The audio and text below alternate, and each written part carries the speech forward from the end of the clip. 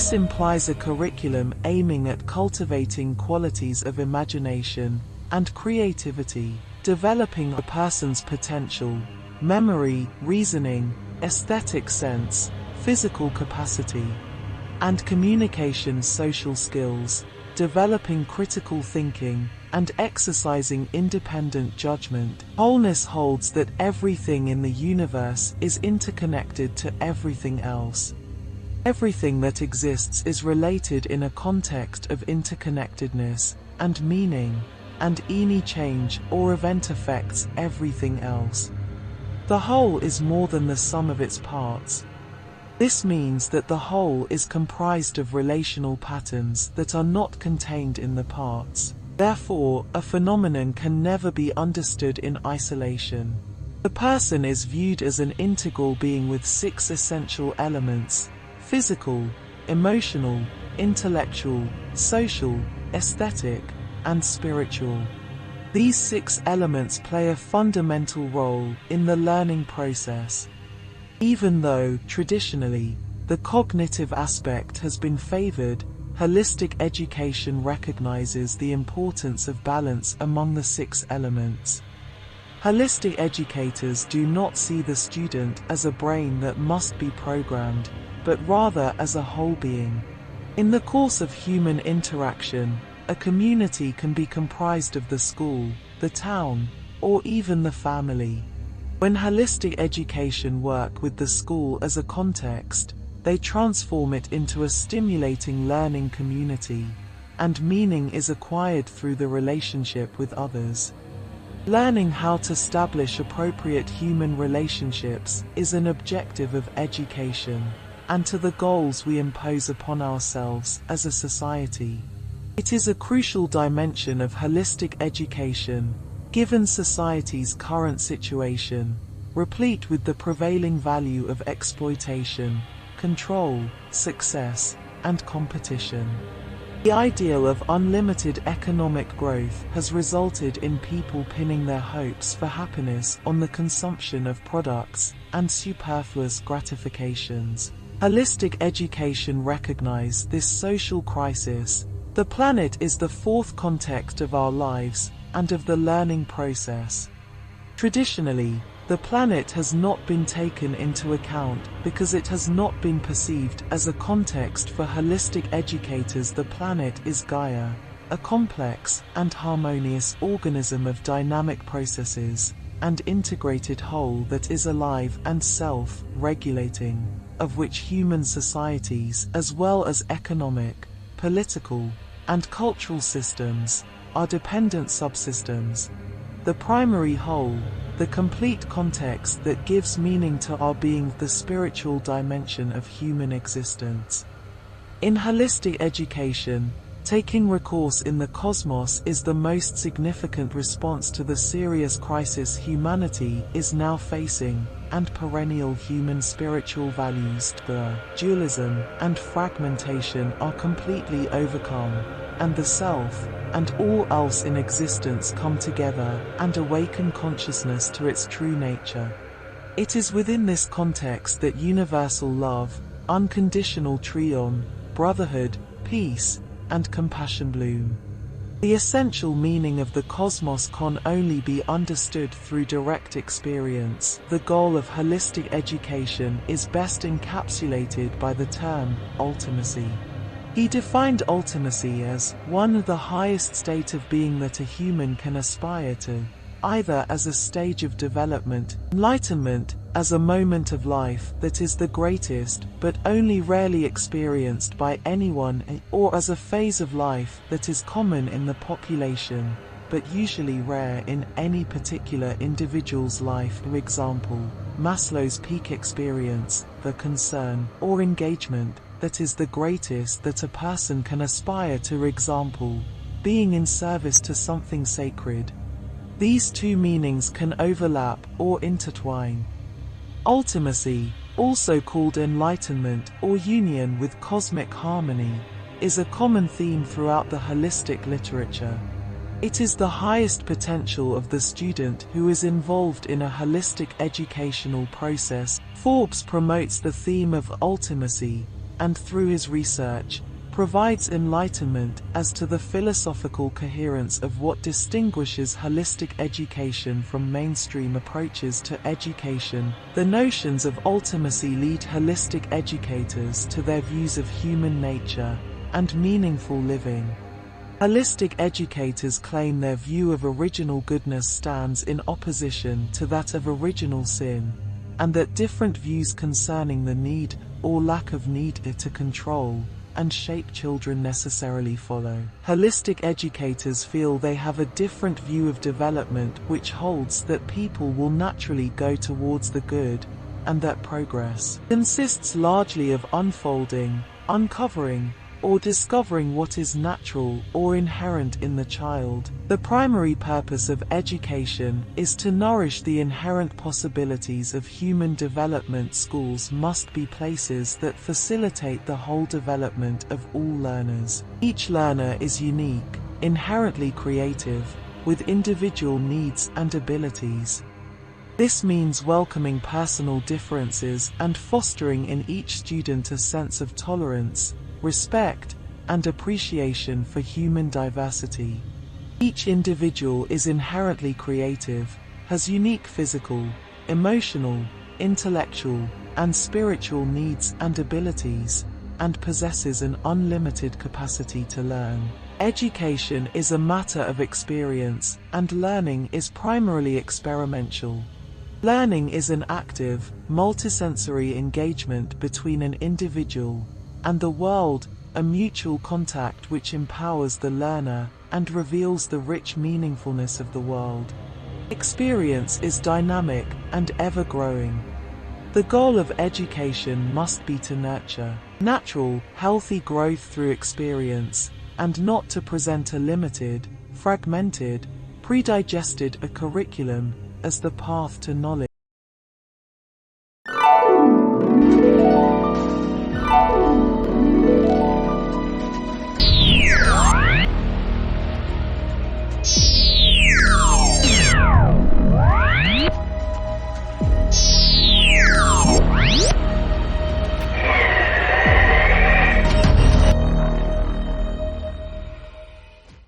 Experience is dynamic and ever-growing.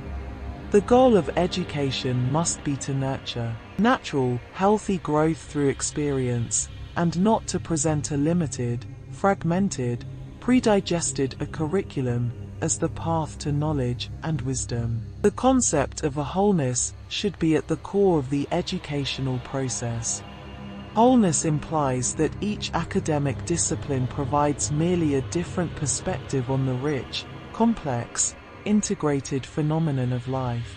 Holistic education celebrates and makes constructive use of evolving, alternate views of reality, and multiple ways of knowing.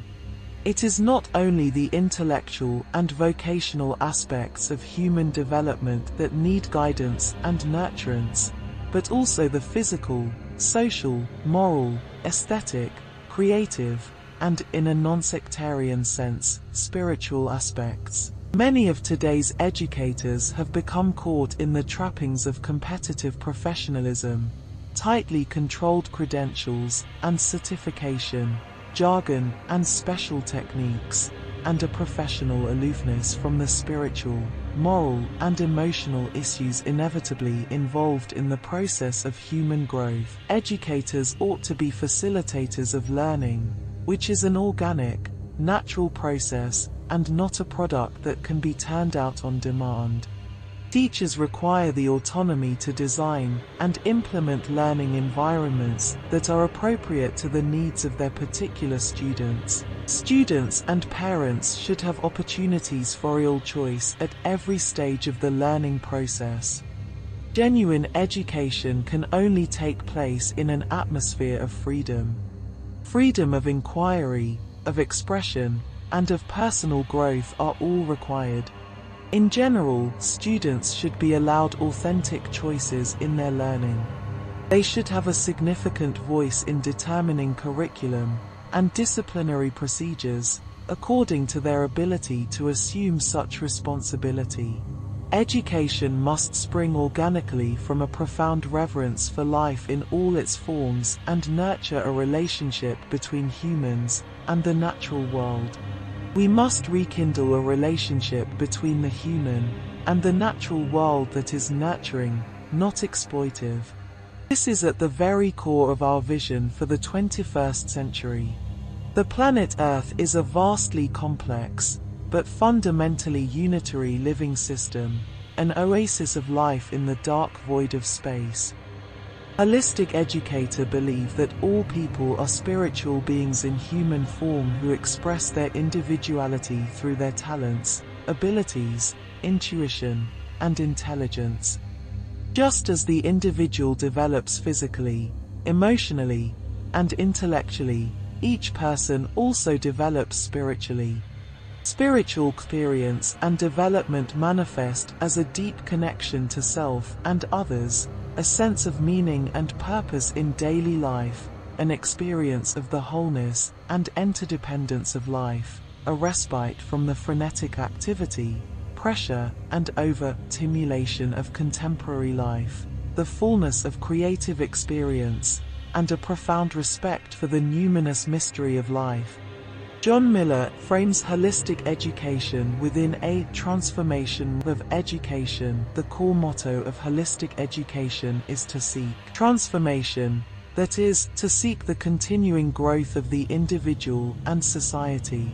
John Miller synthesizes holistic education as an approach that encompasses three main principles. 1. Connection entails integrating school subjects, establishing connections with the community, fostering students' relationship with the earth, and encouraging students to connect to their souls, their deeper sense of selves.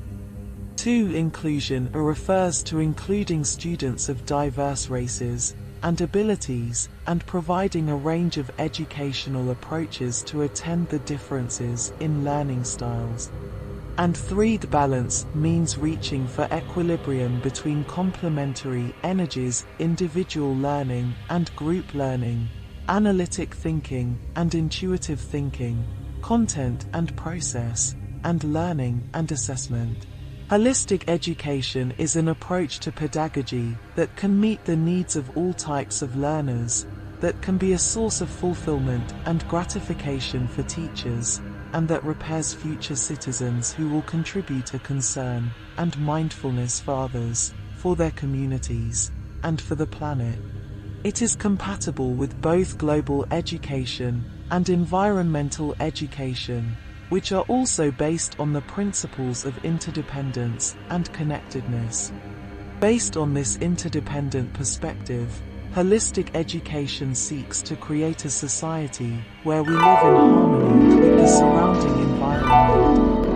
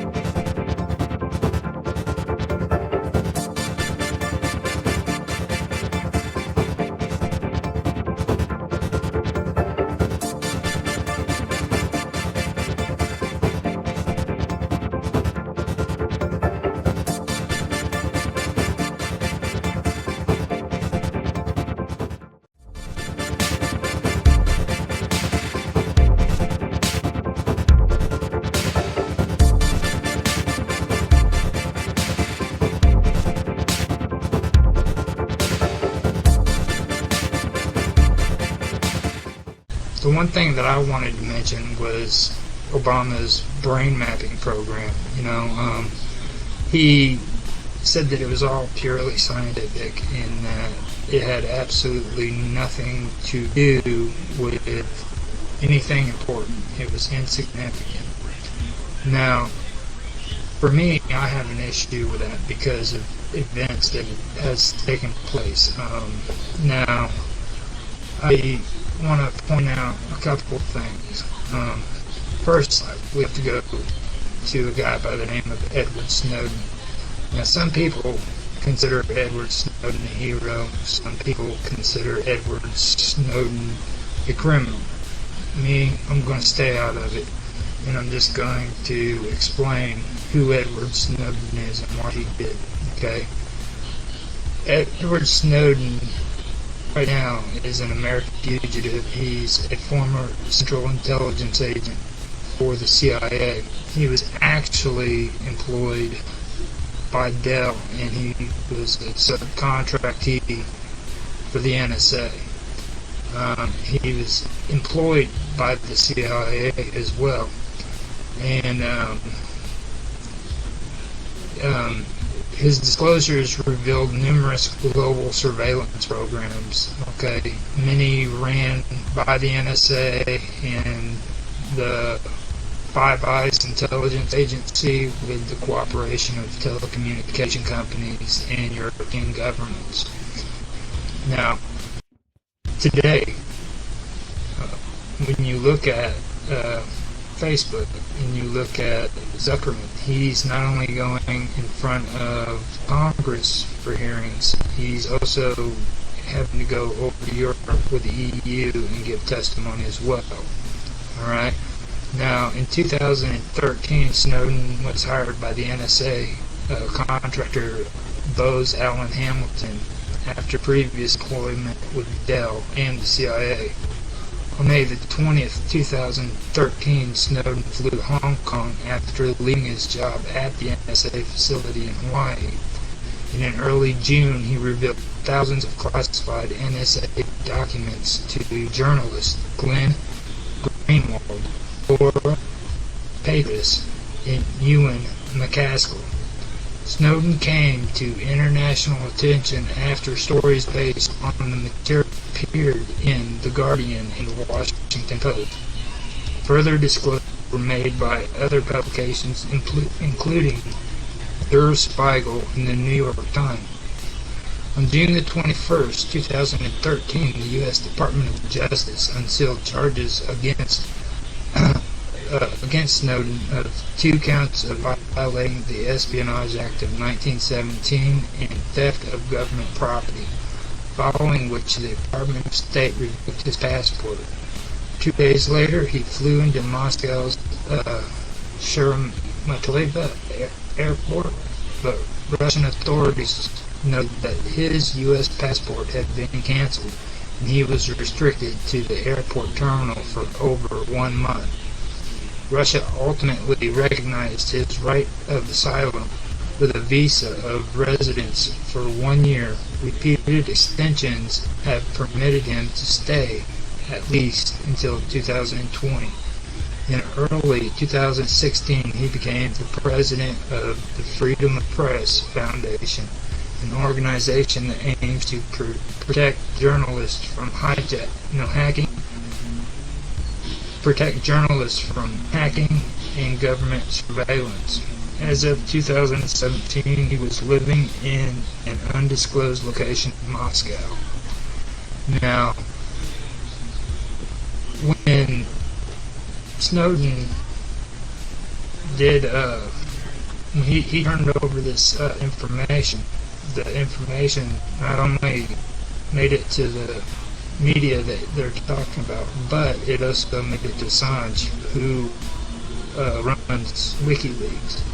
And a lot of the things that are going on today with this Russian probe and the Russian investigation, they have to do specifically with WikiLeaks and the information that WikiLeaks released. Okay, now the exact size of Snowden's disclosure is unknown. Okay, but Australian officials have estimated over 15,000 or more Australian intelligence files, and British officials estimate at least 58,000 British intelligence files. NSA Director Keith Alexander initially estimated that Snowden had copied anywhere from 50,000 to 200,000 NSA documents. Later estimates provided by the U.S. officials were in the order of 1.7 million, a number that originally came from Department of Defense talking points in July. In July 2014, the Washington Post reported on a cache previously provided by Snowden from domestic NSA operations, consisting of roughly 160,000 intercepted emails and instant message conversations. Some of them hundreds of pages long, and 7,900 documents taken, more than 11,000 online accounts. A U.S. Defense Intelligence Agency report declassified in June 2015 said that Snowden took over 900,000 Department of Defense files, more than he downloaded from the NSA. Now, the whole thing about his downloads was he was actually putting out information about the United States doing an international surveillance program, which they were spying on not only our enemies but also our allies, and gaining information off of their computers and hacking. And these were the same people who were involved in Obama's, his brain mapping. Okay, this is the kind of stuff that they're trying to get us to openly accept and tell us that it's okay, that it's nothing but insignificant information, and that we don't have to worry about it. It's okay. Now, Snowden, to me, I believe, did what he thought was morally right. Like I said, I'm not going to make him out to be a hero, but I'm not going to make him out to be a criminal either. And for me, it also brings me back to this thing with Assange, this Russian probe, and accusing the Russians of interfering with the elections. To me, that seems kind of peculiar right there by itself too. First of all, these documents that were supposedly handed over to WikiLeaks by the Russians, I want to know personally, were these files true or were they false? Now, the United States has made it out to be an act that is illegal, and they aren't going to investigate it, I guess. But for me, I don't want to find out if WikiLeaks or Donald Trump or anybody illegally obtained these documents. What I want to find out is, are these documents true? Because a lot of the accusations that came out of those WikiLeaks point blank accused Hillary Clinton of committing crimes. Okay, she literally funneled money out of the United States into the Clinton Foundation, and she got away with it. She had a Middle East, North African organization, which was supposed to go to the Middle East and Egypt, and was supposed to fund women activist groups which were supposed to stand up for women's rights. And this is supposed to be in Saudi Arabia and Africa and Egypt, which none of these things are going on. There's still segregation and stuff like that going on. Not only that, but there were allegations of her selling uranium back to the Soviet Union and things of that nature. None of these things have been investigated to find out if there was fact behind it. Now, me personally, I think that the United States doesn't want this information to be investigated and the truth to be found out, because she had to have authorization to do these things. That means that the government allowed these things to happen. Okay? So, they don't want that to happen. there's a lot of things that our government's afraid for to come out. You know what I'm saying? And I believe that not only did she do these things, but she was authorized by the government to do them, and it was illegal. And now we are having these Russian investigation and fake news and squash on the media and everything because they want to create a smoke screen to have you look over here, don't look over here. You know, you don't need to look at these WikiLeaks. You need to look over here at this Russian investigation, so they can just sweep all of those WikiLeaks underneath the carpet, and we can all forget about it. That's my take on it. Now, the next thing that I want to get into, I want to stay focused on the brain mapping, and I want to talk again about Facebook and social experiments.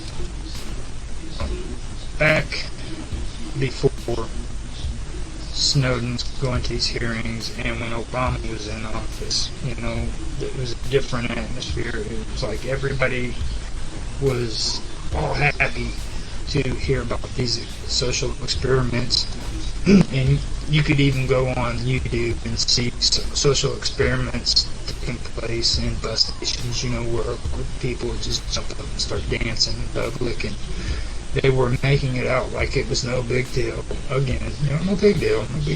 We're just doing the social experiments to see what reactions are going on. And they were doing that, or standing like statues on the sidewalk. And those were a form of social experiments, but that was just the tip of the iceberg. Okay? Now, I just talked to Facebook and Zuckerman going before Congress and going to Europe and testifying to the EU. And, you know, let's take a step back in time on some of the things that he was doing, okay? I'm going to read a little bit of something, and it's called Facebook Tinkers with Users' Emotions in Newsfeed Experiment Stirring Outcry. Okay? To Facebook, we are all lab rats. Facebook routinely adjusts its users' news feeds, testing out the number of ads they see or the size of photos that appear, often without their knowledge. It is all for the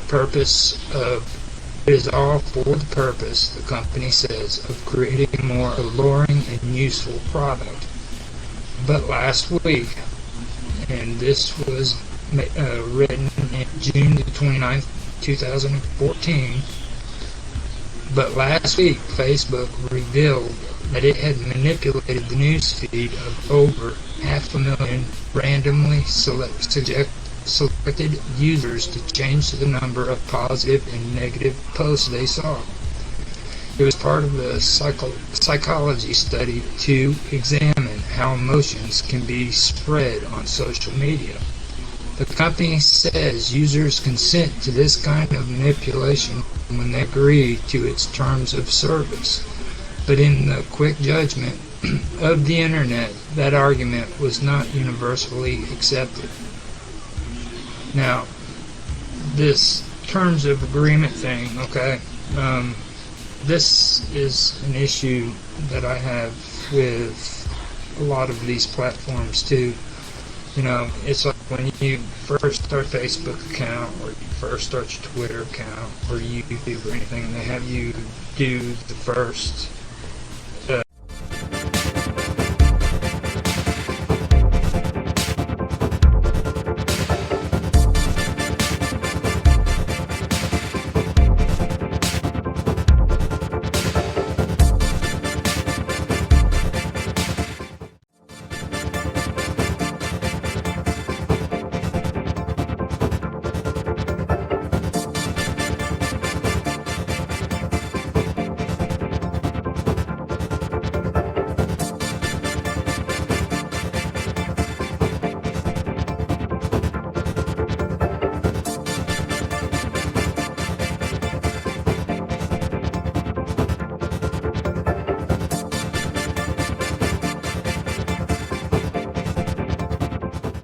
In recent years, the boundary between biological systems and digital technology has begun to blur in ways that would have once been considered purely speculative or science fiction.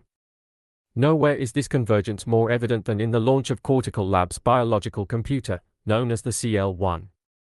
This groundbreaking development introduces a hybrid machine composed not of traditional silicon alone, but of lab-grown human neurons actively interfacing with integrated circuits. Branded as a form of synthetic biological intelligence, this new platform represents a radical shift in the conception of computation and artificial cognition. Rather than being programmed solely through lines of code and mathematical models, the CL1 learns, evolves, and interacts with its environment in ways more analogous to the human brain than to any existing machine.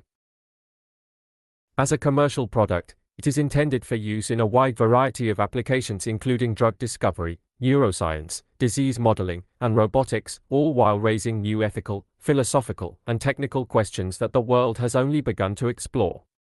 The CL1 is a product of years of work initiated by the earlier dish brain experiments in which lab-grown brain cells were taught to play a simple video game, demonstrating the neuron's capacity for adaptive learning. This early research laid the foundation for CL1's more sophisticated architecture.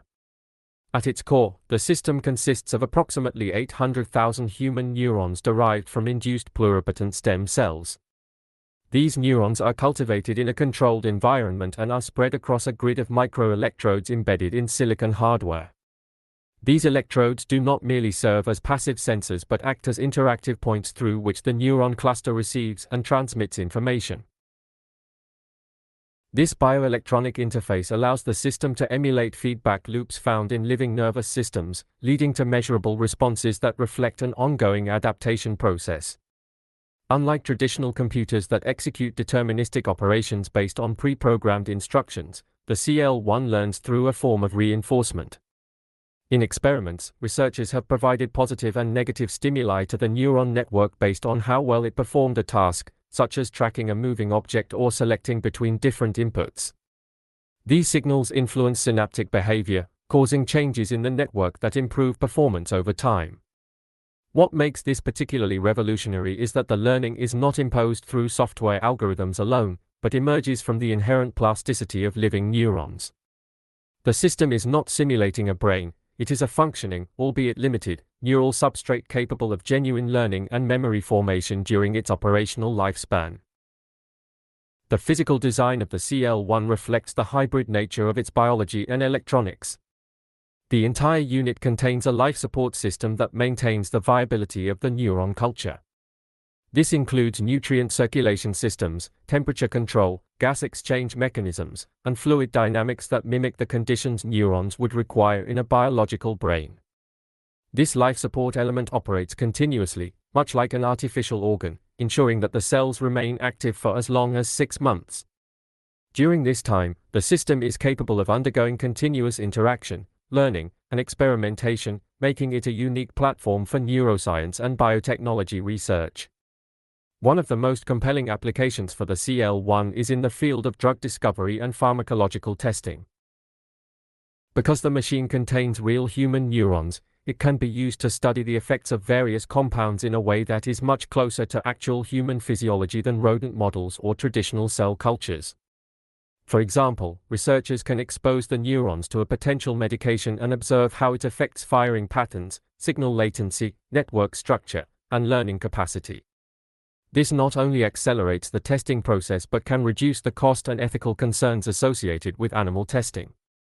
Furthermore, it allows for more precise modeling of neurological disorders, offering insight into diseases like epilepsy, Parkinson's, and Alzheimer's by observing how diseased neurons behave in real time within a living circuit. From a computational perspective, the CL1 represents an extremely energy-efficient model of information processing. Traditional supercomputers and artificial intelligence systems often consume enormous amounts of electricity to perform even basic tasks. In contrast, biological neurons operate at a vastly lower power threshold. The CL1 consumes less than 1 kilowatt of energy during operation, yet it is capable of performing tasks that require learning, pattern recognition, and adaptation, which are traditionally the domain of high-complexity software. This efficiency stems from the fact that neurons communicate using brief electrical impulses and modify their behavior through structural and chemical changes, rather than through external processing cycles or clock speeds. Although the technology is currently in its infancy, Cortical Labs has made the CL1 available to research institutions and private organizations in two formats. The first is a physical unit that can be installed on site, complete with all life support and operating systems included. The second is a cloud-based platform where users can rent access to a CL1 instance remotely. This wetware-as-a-service model is expected to democratize access to biological computing, allowing labs around the world to conduct experiments and run machine learning tests on real neurons without the need to maintain the biological infrastructure themselves. To manage this hybrid hardware, Cortical Labs developed a proprietary operating system called BIOS. Unlike traditional operating systems, BIOS does not interface only with silicon but also interprets and transmits signals to the biological neural network. It translates digital instructions into electrochemical stimuli and collects neuronal responses, integrating these into a feedback system that can be logged, analyzed, and refined. The result is a dynamic and iterative interaction between code and biology, enabling researchers to program the neural activity in ways that are still being defined and expanded. In this sense, BIOS acts as a new kind of language bridge between the digital and organic realms. The implications of such a machine extend beyond computation and biology into philosophy and ethics. Since the neurons are alive, capable of processing information, forming networks, and adapting to stimuli, some ethicists have raised concerns about the potential emergence of rudimentary consciousness or suffering. While Cortical Labs maintains that the CL1 is not conscious and has no capacity for subjective experience, the nature of synthetic biological systems demands ongoing ethical oversight. Organizations involved in research using the CL1 are expected to adhere to strict ethical guidelines, similar to those applied in stem cell and organoid research. These include protocols related to neuron sourcing, experimental consent, and post-use disposal of the biological material. Another set of questions surrounds the rights and responsibilities of synthetic biological systems. If a machine like the CL1 were to be scaled to a level where it could mimic higher-order functions or possess memory continuity, would it qualify for new forms of legal or moral consideration? Some ethicists argue that any system capable of learning, adapting, and experiencing input in a non-deterministic fashion might eventually warrant a category distinct from both machines and animals. While this debate remains largely speculative at present, the advent of machines like the CL1 forces institutions to begin considering such possibilities well in advance. From a research standpoint, neuroscientists are excited by the opportunities this platform presents. Until now, studies of brain function have relied heavily on either static models, invasive observation of living subjects, or digital simulations that fail to replicate the true complexity of neural activity. The CL1 offers a living, interactive neural network that can be experimented with in a controlled and repeatable way. It allows for manipulation of network size, neuron types, connectivity parameters, and response conditions, all while tracking real-time data from a living brain-like system. This could revolutionize our understanding of fundamental processes like memory consolidation, synaptic plasticity, and neurochemical signaling. Despite these advances, several limitations continue to define the CL1's current generation. Most critically, the neurons have a limited lifespan. After 6 months, the culture begins to degrade and lose functionality, requiring replacement. Additionally, the system has no current mechanism for preserving or transferring memories or learned behaviors from one generation to the next. This makes it unsuitable for long-term development or continuity-based learning projects unless a method of data extraction and reimplantation can be developed. Also, the nature of neuron growth introduces variability in performance, meaning no two CL1 systems are identical, which can complicate experimental reproducibility. Nonetheless, Cortical Labs envisions a future where these challenges can be overcome. Plans are already underway to build networked clusters of CL1 units, enabling parallel processing and distributed biological intelligence. Such clusters could be used in robotic control systems, giving autonomous machines the capacity to learn in real time from their environment through organic feedback loops. In artistic or creative applications, These systems might be used to generate novel patterns, music, or visual art based on neuron reactions to different stimuli. In education, the CL1 might one day serve as a teaching tool, allowing students to explore neural networks hands-on in biology and computing classes. While the CL1 does not signal the immediate emergence of conscious machines, it does indicate a shift in how we conceive intelligence, memory, and learning. Rather than viewing cognition as a purely digital construct, this development returns us to the understanding that intelligence is a biological process shaped by constant feedback, growth, and adaptation. It opens the door to new forms of hybrid computing that may one day rival, or even complement, the capabilities of the human brain itself. As researchers and developers continue to refine this technology, the conversation surrounding its ethical use, scientific potential, and societal impact will likely become one of the most important dialogues of the 21st century.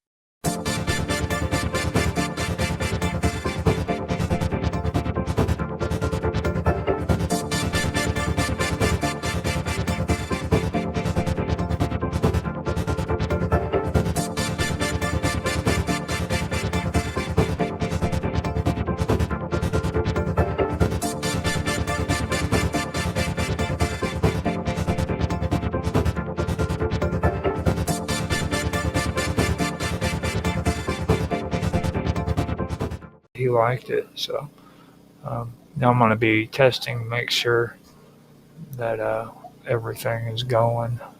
YouTube has been really, really tricky. In what sense? Well, YouTube,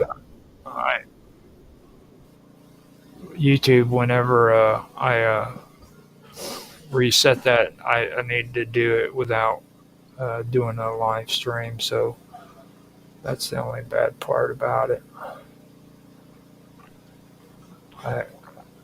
YouTube keeps becoming an issue with me. Alright, it looks like it did fire up. Hold up, let me see. Let's double check. Yes, we got it going. So YouTube's okay, so YouTube's up and ready to go. It sounds good. D-Live is up and going. It sounds good. Go back into the room with you. Well, actually, I am in the room with you.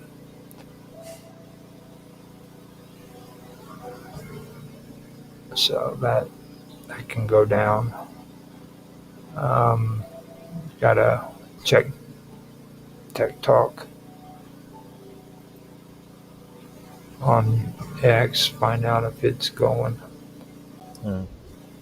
It says it's running, but it's still.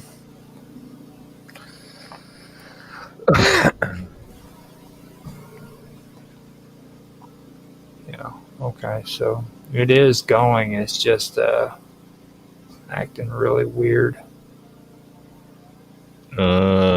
He's acting really weird, a technical term, eh?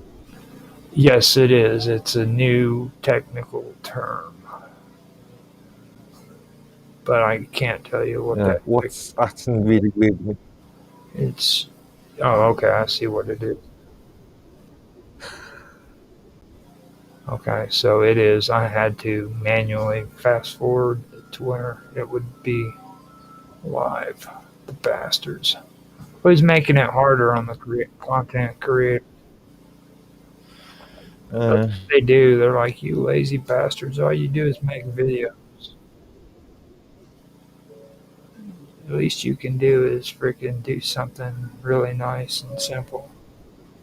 Okay, so X, D-Live, Twitch,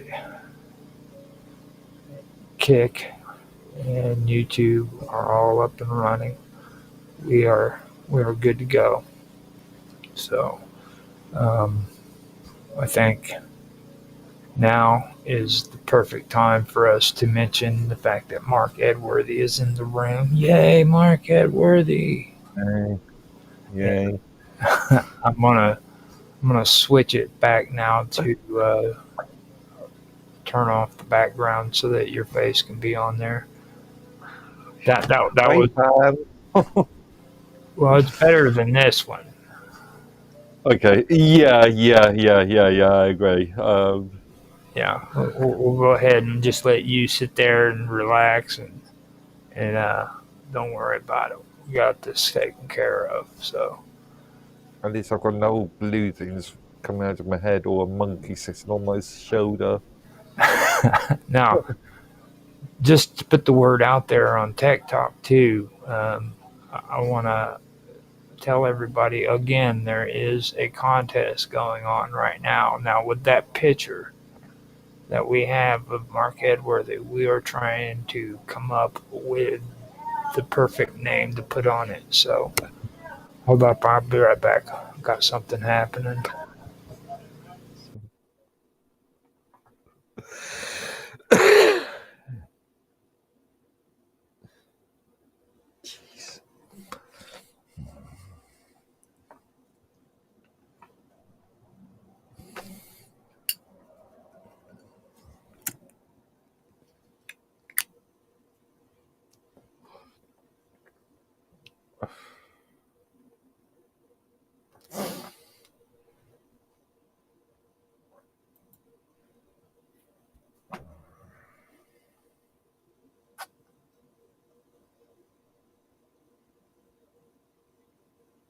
That's where that.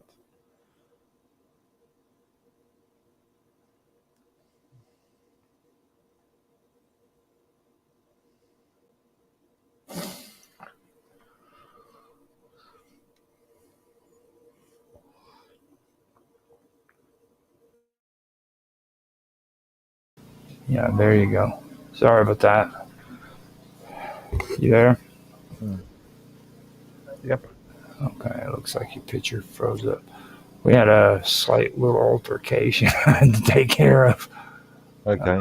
It got a little crazy there for a second in the other room, so I needed to step away for a second. All right. Let me see here.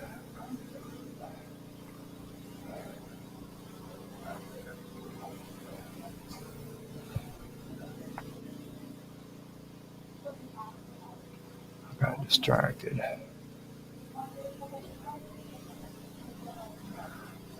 All right.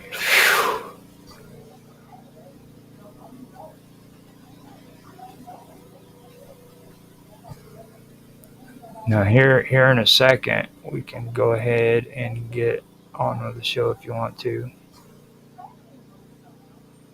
Because Yeah. Looking honestly, like Tans. we're not getting any kind of response from anybody, so we can go ahead and do it. I'm going through. All I'm doing is going through and deleting videos that after they've uploaded. We've got Okay. content all the way up to December the 15th to for Rumble now, and then like all my gaming is caught up to like October, right around October. Yeah, I noticed you in my YouTube notifications. I'm getting tons of notifications from you. Well, I have those up until on YouTube. I have them all, everything scheduled all the way up until I think July, maybe August. Okay.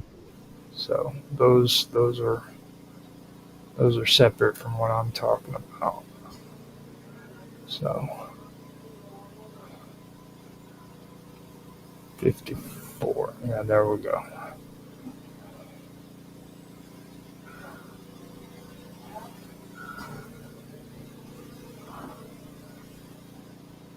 But yeah, here we go. So yeah, we've got it all straightened out. I can do my imaginary countdown and stuff, and we can get into the show.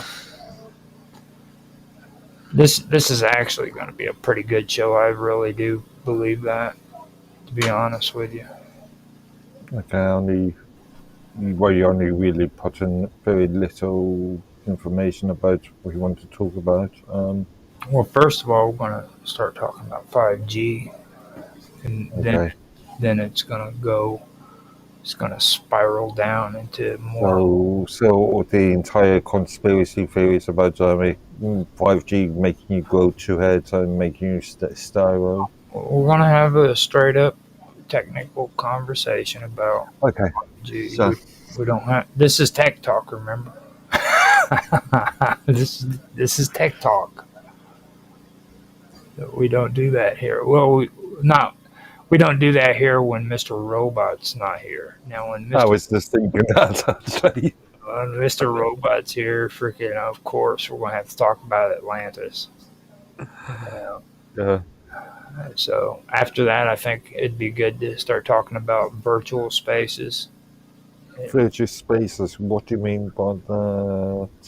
And then meta platforms Okay. after that. Okay, yeah, virtual spaces. You're gonna have to explain a bit. Okay. It What has you mean? virtual spaces. Well, we can get into it. I'll leave it to the show, but yeah, Yeah. you just have Then, to expand on that. that'll lead us into meta, because it'll all make sense about meta once we get into meta Okay. after we talk about virtual spaces and stuff. And um, there's a lot of good stuff that we could talk about. Like there's smart cities. That's another thing. Have you ever heard of smart cities?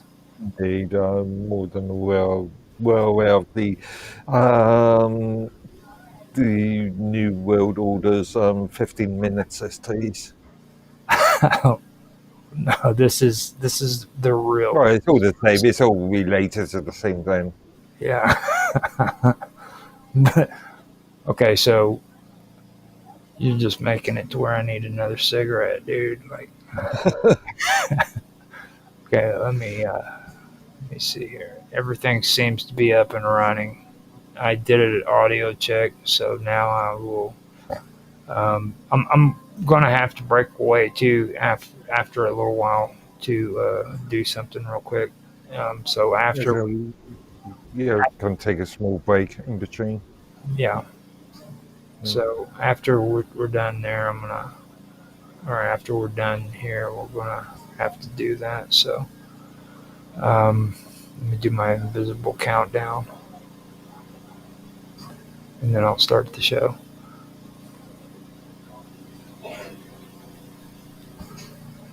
Hello, everybody, and welcome back to another episode of Tech Talk. I'm Roger Hanson here with Mark Edworthy.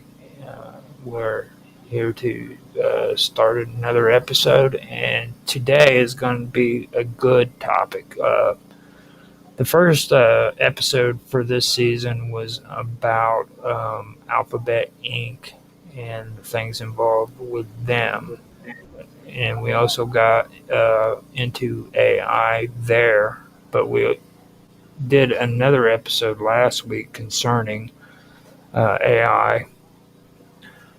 And I figured this week we could go even further. Now, today, what I wanted to start out talking about is 5G. Maybe after we're done with 5G, we could talk a little bit about uh,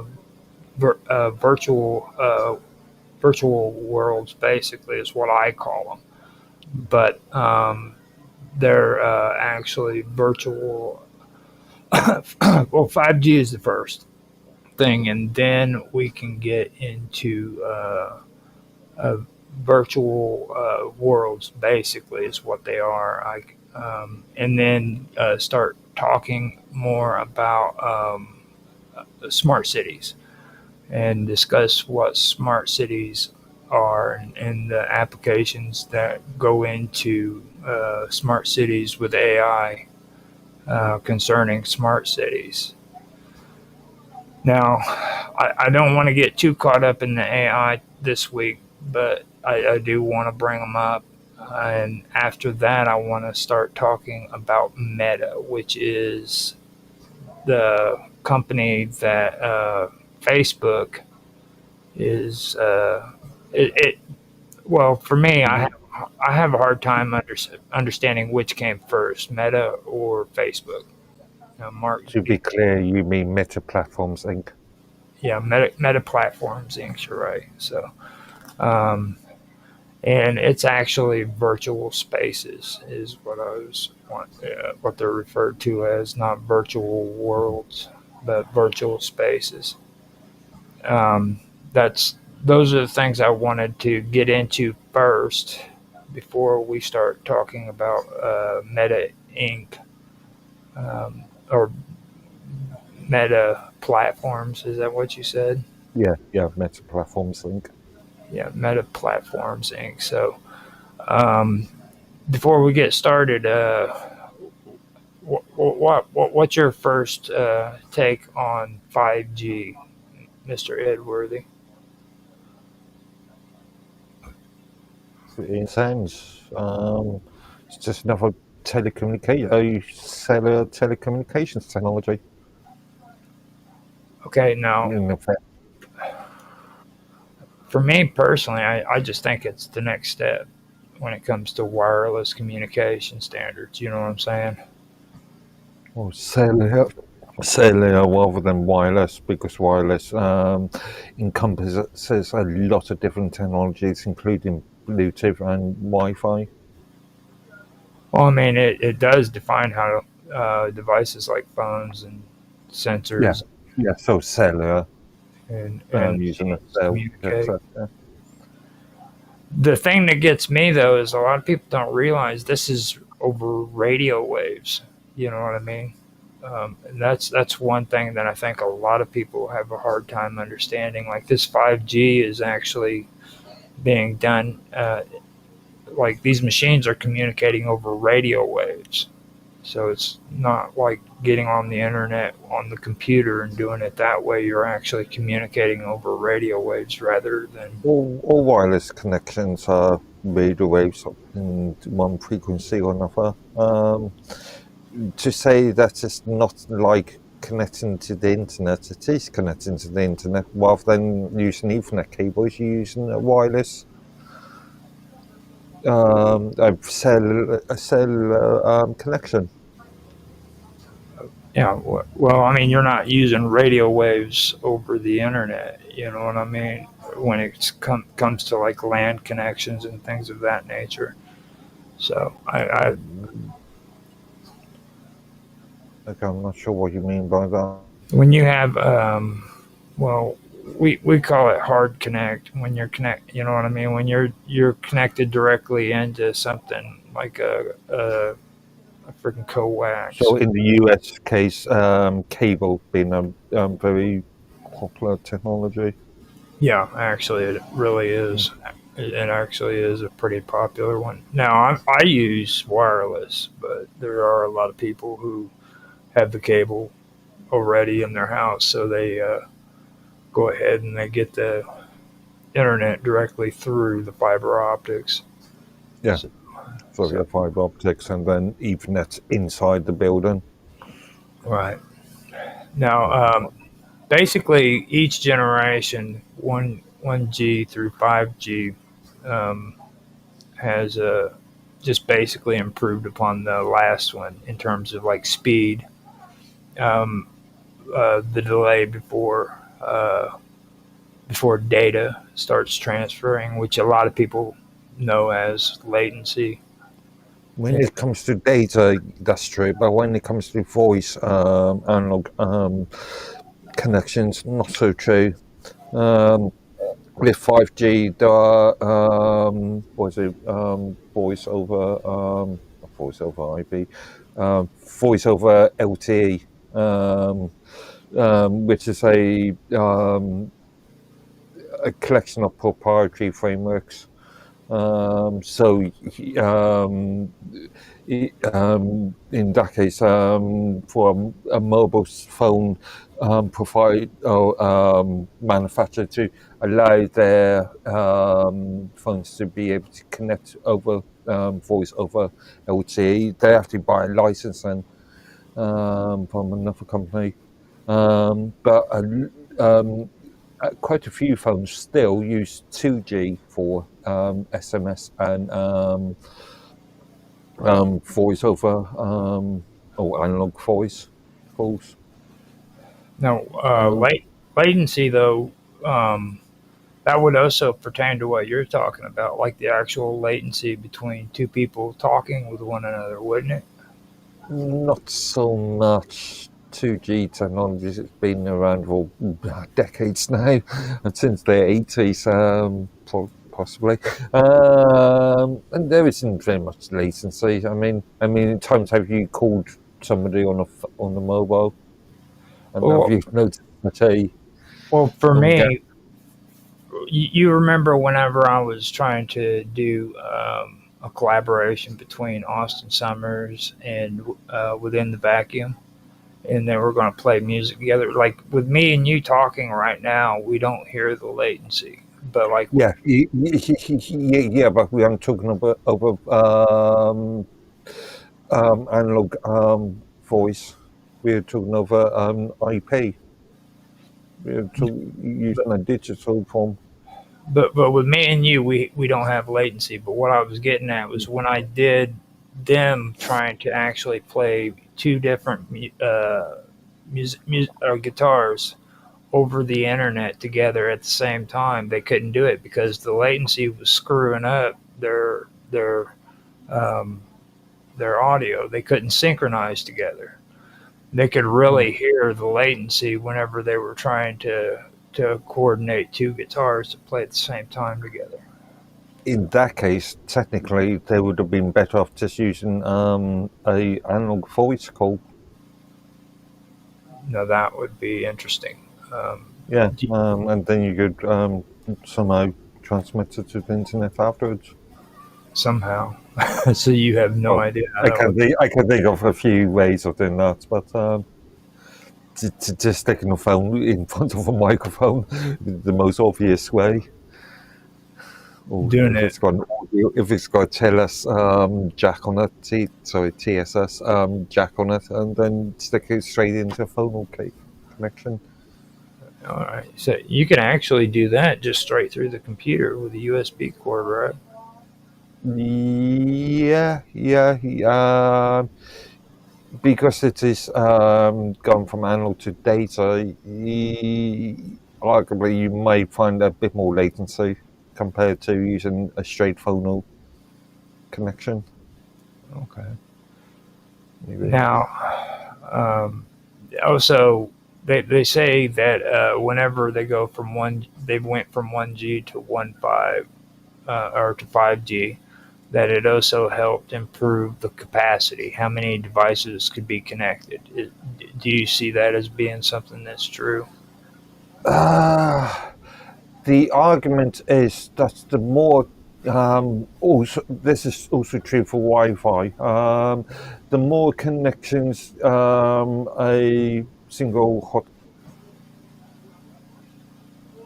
Well, I don't. Hold on a minute. I think you're In theory, okay. I, In theory, the slower the connections to all of them become. If okay. that makes sense. So it all slows down. To be honest, I've never seen any kind of improvement when it comes to how like how many people can actually be connected to the same network on a phone. To be honest with you, like I've seen that there are improvements when it comes to cellular phones and stuff of that nature, but when it comes to how many devices can be connected, I mean that to me is more of a company thing. You know what I mean? They allow, but I've seen some theoretical white papers on this, but yeah, I've not really done the research into the actual physical mechanisms. now another thing that I also found out was that 4G focused on like fast mobile internet, while 5G was designed for versatility. Um, Not just people streaming videos, but also like machines um, talking to machines kind of thing. You know what I mean? I'm not so sure. I don't buy into the so-called Internet of Things theory on this. That's what you're talking about. Your coffee machine being able to talk to your light switch, that sort of thing. Now, the Internet of Things is actually something that we're going to get into whenever I was talking about smart cities. There's actually plans that people are trying to make out. They've brought it in. They've coined it the Internet of Things, and that's kind of what Mark's talking about for anybody who's on here and doesn't understand that. Like, I know the way we were having our conversation, you believe that a lot of that is actually conspiracy theory, and to a large extent, it really is. But the truth of the matter is they I'm not are. sure. I'm not They sure are. if conspiracy theory is a good word for it. But to say, it's one of these terms that have been really overly used, such as artificial intelligence, such as cloud. It's one of these marketing terms that are just abused Well, quite often. with 5G, okay, where they're talking about how it's designed for versatility, they're making claims that it's not just people streaming videos and stuff of that nature, but it's about machines talking to machines. You know what I mean? And things of that nature. So 5G networks are supposed to operate on different types of radio frequencies, um, each with First of trade-offs. all, I don't like the idea of suggesting that one form of network connection is specifically used for this and another network, because I can use I don't know, a 3G.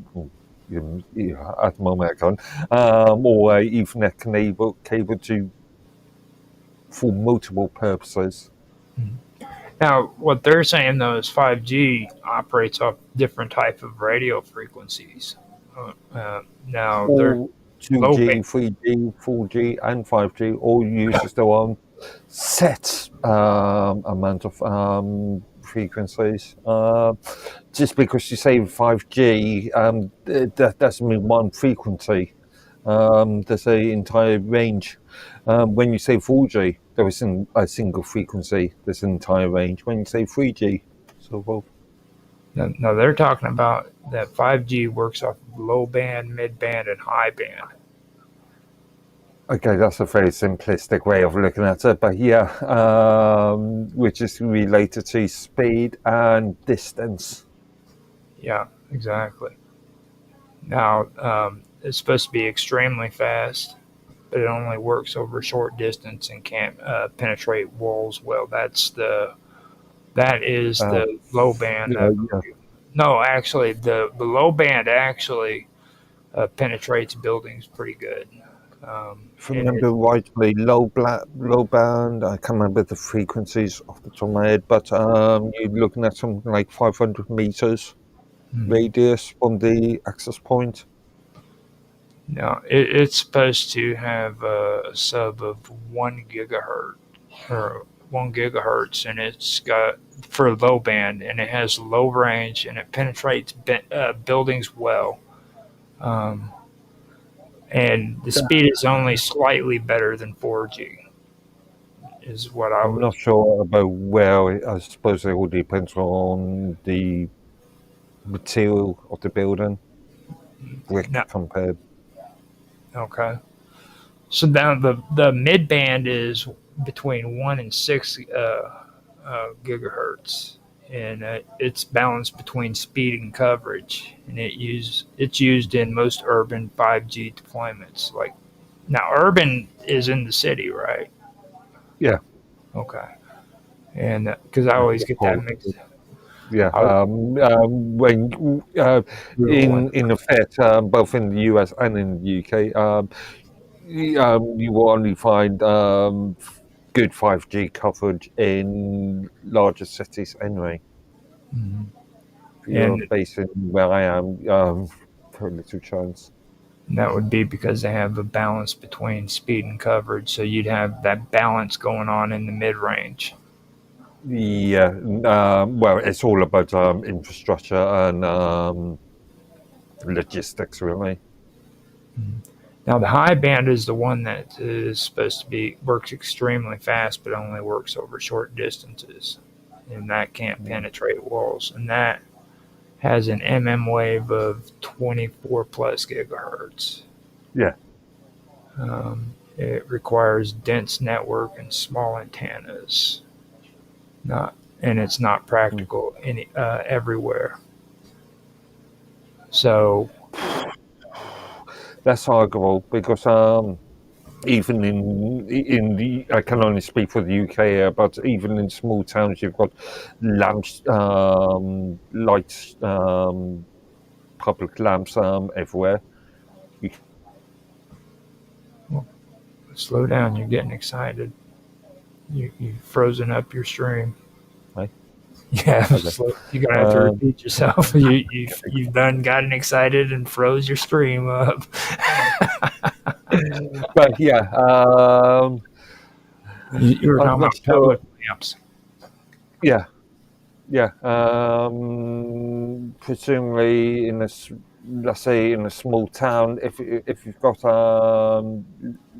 street lights everywhere, then you can, in theory, just slap a access point to those things. Now, after that, I wanted to talk about massive MIMO, or multiple antennas per tower device.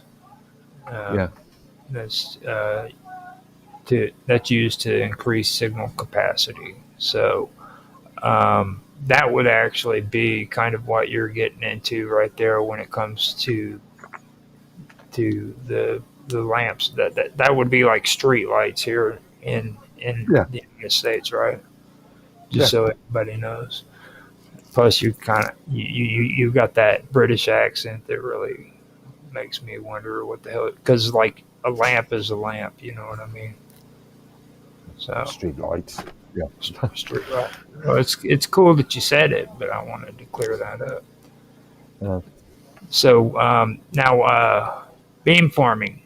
It directs radio signals in specific directions to improve efficiency. What do you think about that, beamforming? It's interesting. I've decided some time ago when I moved into this place where I'm living now, the phone lines are so awkwardly placed. I'm usually on a top floor for story building, and my phone lines are right at the bottom of the thing.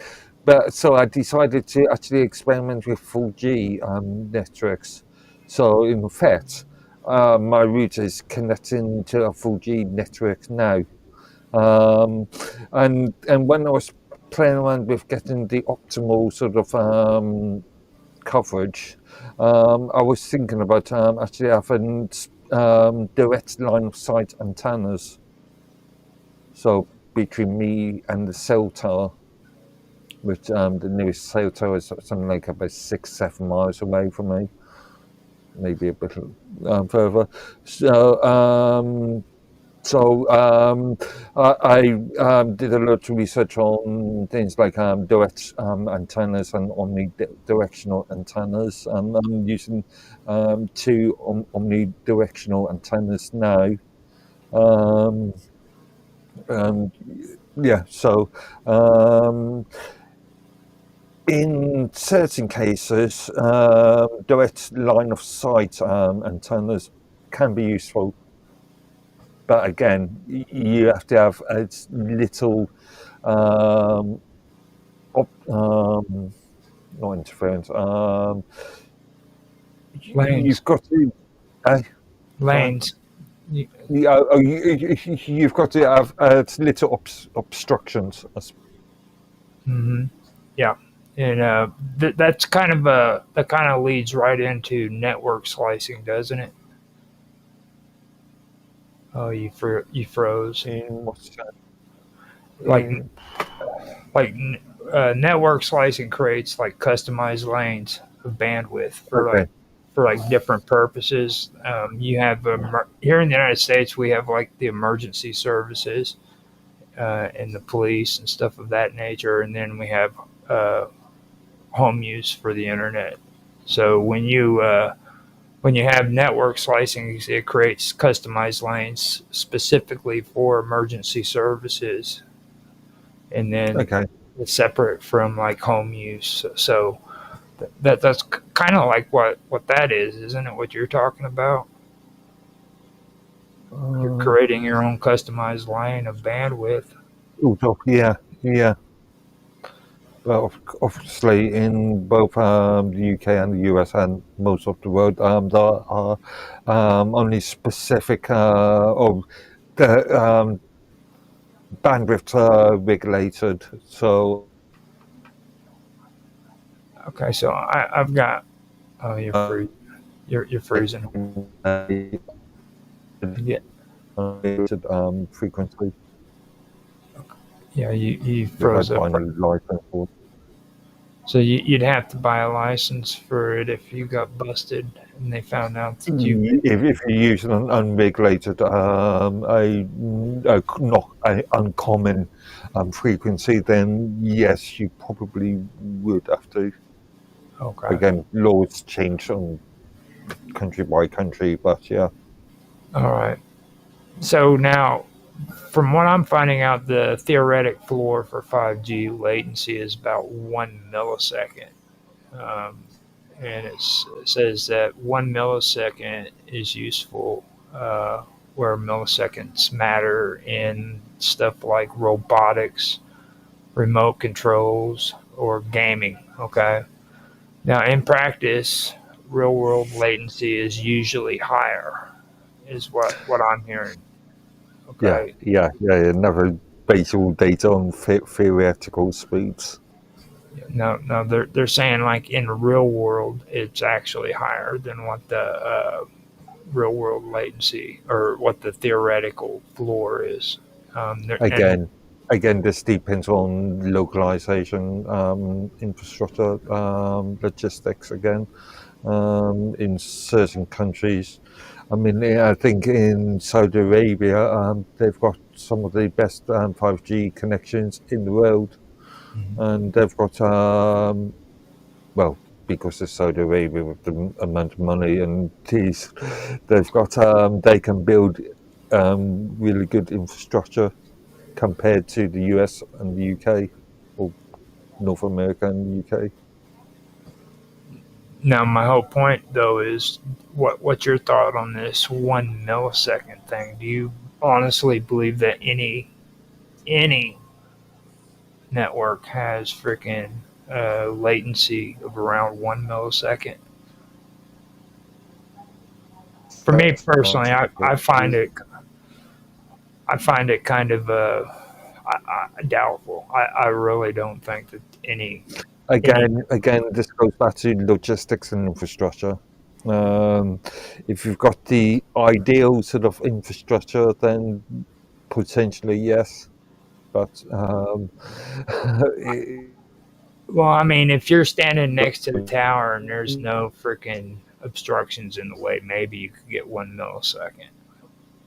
That's my take on it. You know what I mean? I don't see even a block away from any tower, not or and you're still getting 1 millisecond of latency. and that's just solely from the connection from your device to the access point.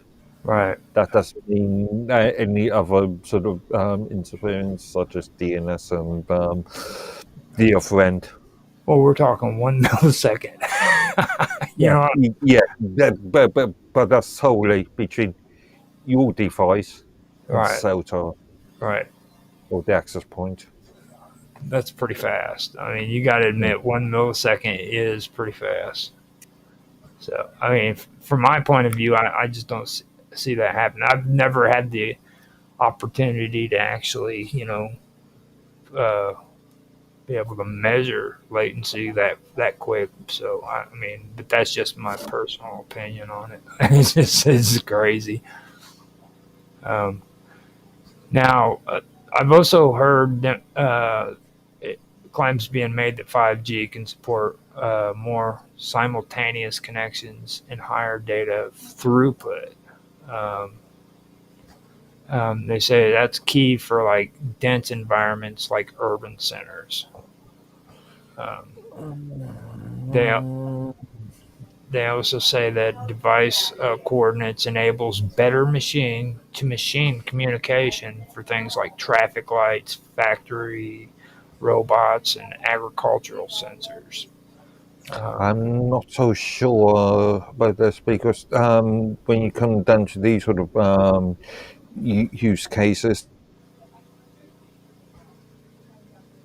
Hold on a minute, you're fading in and out. Hold on a minute. I hope you can hear me. yeah, Okay, your voice kind of went out there for a second. Now you said in these kind of use cases, what, uh, yeah, yeah, it can be a couple, potentially kilobytes worth of data going per device. So Um, you do agree with it? 5G devices enable better machine-to-machine communication. Then, no, no. If you're only transmitting a couple of kilobytes at a time, then speed isn't really a major issue. okay. So what about traffic lights? Again, you only what is the traffic light? What data is it sending or receiving? When to switch on, when to switch off. Yeah, that's pretty much it. And Only a couple I know here in some states here in Kentucky, they're doing lights to where if somebody pulls up to it, like here in Kentucky, they do it, but a sensor will show that the vehicle's there, and if there's nobody else, it'll turn green. So we do have that going on. service sensor, one thing, it just needs a light sensor on the device Well, they want to be cool. They want to. or detection sensor, whatever sort of sensor. It's a localized sensor. Now, like with me, it's like I don't think that you're suddenly going to download movies in a blink unless you're like standing under a high band tower and there's nothing in the way either. You know what I mean? Like if you turn around and you go and you freaking try to download a movie or something like that, I don't see that as uh, happening either. So that kind of for me when it comes to the 1 millisecond thing is just kind of a load. It's a load. I'm Yeah, trying. yeah, it's another PR marketing trick. It's like Mhm. a fan trick. Okay, now before we get into it, I want to also mention that what we're talking about here has absolutely nothing to do with smart cities. It doesn't cause uh, AI or smart cities. So those are separate technologies from 5G.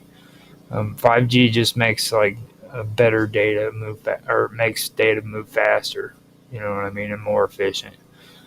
So later on, when we get into talking about smart cities and things of that nature, don't mistaken that for what we're talking about.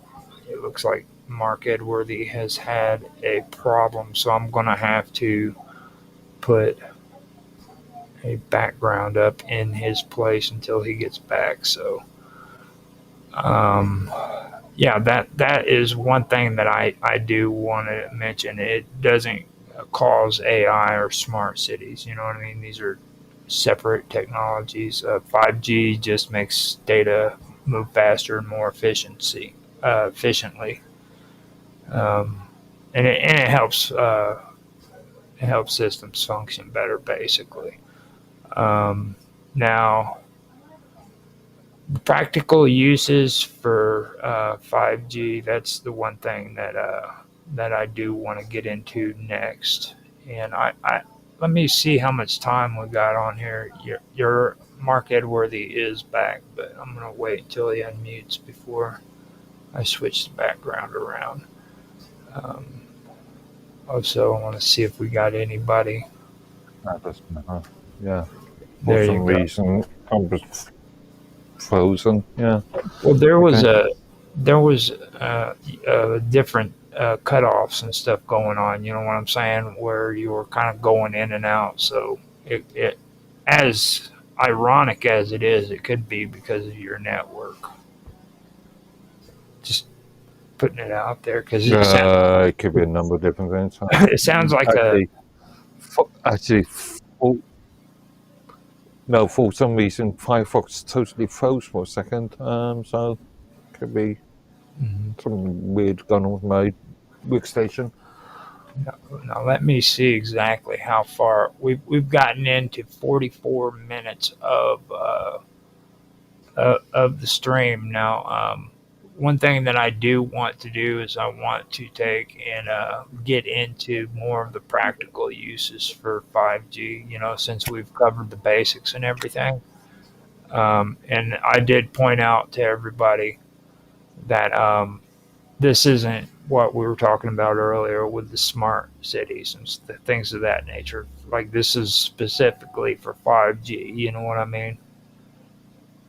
And now I wanna start talking about the practical uses when it comes to 5G networks.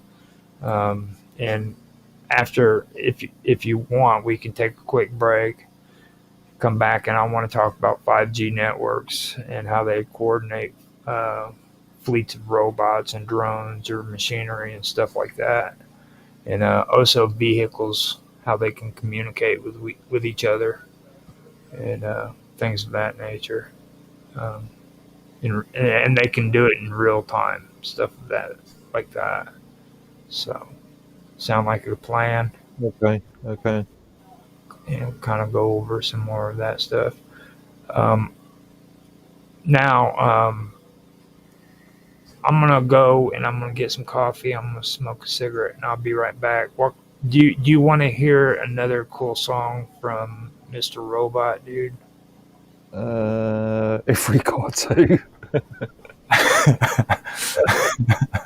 Now, he actually put another song today, and I thought that it would be a good song to do for him because you know he has been so supportive on us.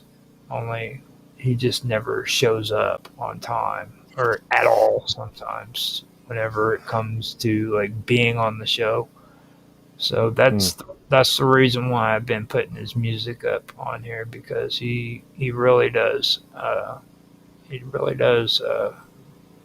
try to make it an effort to give us some support and everything, and that's the reason why I do it.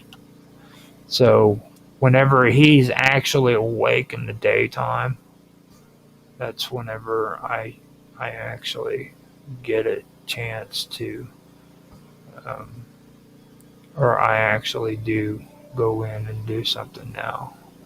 I'm trying my best to figure out where the heck I put his song. So, but most likely I'm gonna have to cancel out on the new one, and I'll put one on, and we can come back later. It helps me waste time so that we can go a little farther. Okay. So, what I'll do is I will put on Celestial Blueprints. No, actually, I'm gonna put it on the Fizzler from Mr. Robot. So the best thing for you, Mark, is to mute out. Maybe turn the volume down because I know Mr. Robot's music is going to drive Yeah, it would drive me mad. Yes. Indeed. So I will be right back out, and we'll start this up whenever I get back. So. Theophilus Thistler, the thistle sifter is sifting a sieve full of unsifted thistles, plus 3,000 thistles through the thick of his thumb. 3,000 thistles. through the thick of his thumb. 3,000 thistles through the thick of his thumb. Theophilus Thistler, the thistle sifter, is sifting a sieve full of unsifted thistles. 3,000 thistles through the thick of his thumb. 3,000 thistles. Mr. Robot rolled around a rolled round, and if Mr. Robot rolled around a rolled round, where is the round roll? Mr. Robot rolled round. Where is the round roll? Mr. Robot rolled round. Mr. Robot rolled round. Mr. Robot rolled round. And if Mr. Robot rolled a rolled round, and if Mr. Robot rolled around a rolled round, where is the round roll? Mr. Robot rolled round. Here is an exercise demonstrating the union of in at the end of words. Dividing and gliding and sliding and falling and brawling and sprawling and driving and driving and striving. Dividing and gliding and sliding and falling and brawling and sprawling and driving and driving and driving. Theophilus Thistler, the thistle sifter, is sifting a sieve full of unsifted thistles. 3,000 thistles through the thick of his thumb. 3,000 thistles through the thick of his thumb. 3,000 thistles through the thick of his thumb. Theophilus Thistler, the thistle sifter, is sifting a sieve full of unsifted thistles. 3,000 thistles through the thick of his thumb. 3,000 thistles. Mr. Robot rolled around a rolled round, and if Mr. Robot rolled around a rolled round, where is the round roll? Mr. Robot rolled round. Where is the round roll? Mr. Robot rolled round. Mr. Robot Mr. Robot rolled around a rolled round, and if Mr. Robot rolled around a rolled round, where is the round roll? Mr. Robot rolled round. Where is the round roll? Mr. Robot rolled round. Where is the round roll? Mr. Robot rolled round. Where is the round roll? Mr. Robot rolled round. Where is the round roll? Mr. Robot rolled round. Where is the round roll? Mr. Robot rolled round. Where is the round roll?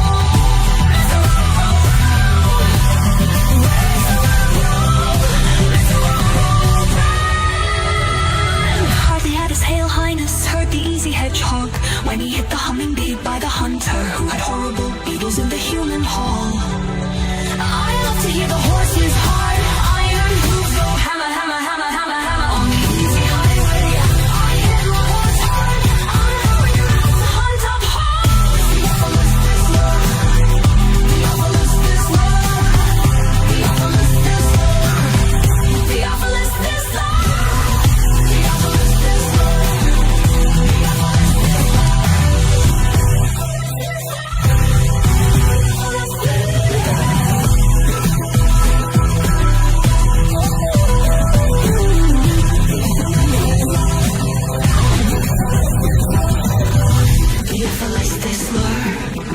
Theophilus Thistler, the thistle sifter, is sifting a sieve full of unsifted thistles. 3,000 thistles through the thick of his thumb. 3,000 thistles through the thick of his thumb. Theophilus Thistler, thistle sifter. Theophilus Thistler, the thistle sifter, is sifting a sieve full of unsifted thistles. 3,000 thistles through the thick of his thumb. 3,000 thistles through the thick of his thumb. 3,000 thistles through the thick of his thumb.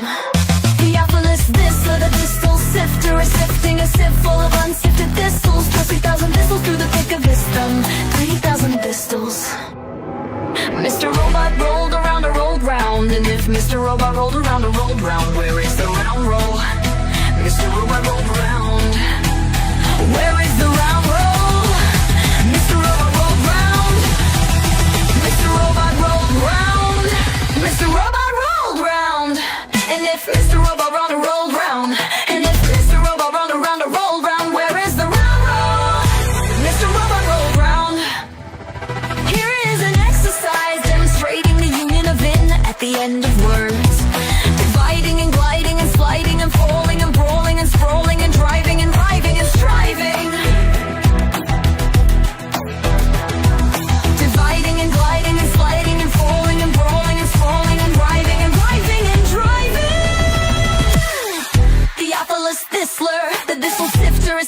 sifting a sieve full of unsifted distils, plus 3,000 distils through the thick of his thumb. Plus 3,000 distils through the thick of his thumb. Plus 3,000 distils through the thick of his thumb. Theophilus Thistler, the thistle sifter, is sifting a sieve full of unsifted distils, plus 3,000 distils through the thick of his thumb. 3,000 distils. Mr. Robot rolled around and rolled round, and if Mr. Robot rolled around and rolled round, where is the round roll? Mr. Robot rolled round. Where is the round roll? Mr. Robot rolled round. Mr. Robot Mr. Robot rolled around and rolled round, and if Mr. Robot rolled around and rolled round, where is the round roll? Mr. Robot rolled round. Where is the round roll? Mr. Robot rolled round. Where is the round roll? Mr. Robot rolled round. Where is the round roll? Mr. Robot rolled round. Where is the round roll? Mr. Robot rolled round. Where is the round roll? Mr. Robot rolled round. Where is the round roll? Mr. Robot rolled round. Hardly had his Hail Highness heard the easy hedgehog when he hit the humming bee by the hunter who had horrible beetles in the human hall. I love to hear the horse's hard iron hooves go hammer, hammer, hammer, hammer, hammer on the easy highway. I hit my horse hard. I'm going around to hunt up hogs. Theophilus Thistler. Theophilus Thistler. Theophilus Thistler. Theophilus Thistler. Theophilus Thistler.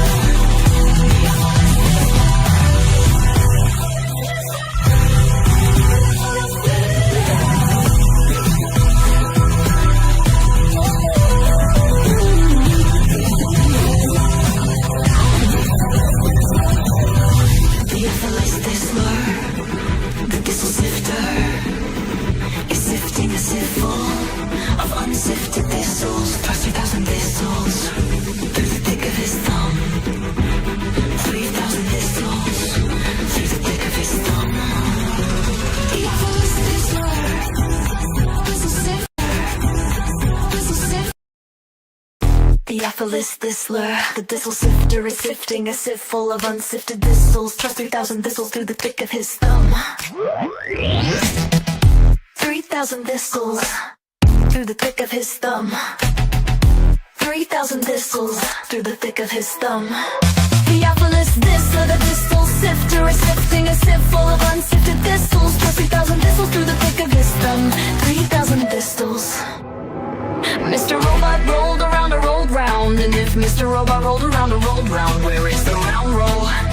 Mr. Robot rolled round. Where is the round roll? Mr. Robot rolled round. Mr. Robot rolled round. Mr. Robot rolled round. And if Mr. Robot rolled and rolled round, and if Mr. Robot rolled around and rolled round, where is the round roll? Mr. Robot rolled round. Here is an exercise demonstrating the union of in at the end of words. Dividing and gliding and sliding and falling and brawling and sprawling and driving and driving and striving. Dividing and gliding and sliding and falling and brawling and sprawling and driving and driving and driving. Theophilus Thistler, the thistle sifter, is sifting a sieve full of unsifted thistles, plus 3,000 thistles through the thick of his thumb. Plus 3,000 thistles through the thick of his thumb. Plus 3,000 thistles through the thick of his thumb. Theophilus Thistler, the thistle sifter, is sifting a sieve full of unsifted thistles, plus 3,000 thistles through the thick of his thumb. 3,000 thistles. Mr. Robot rolled around and rolled round, and if Mr. Robot rolled around and rolled round, where is the round roll? Mr. Robot rolled round. Where is the round roll? Mr. Robot rolled round.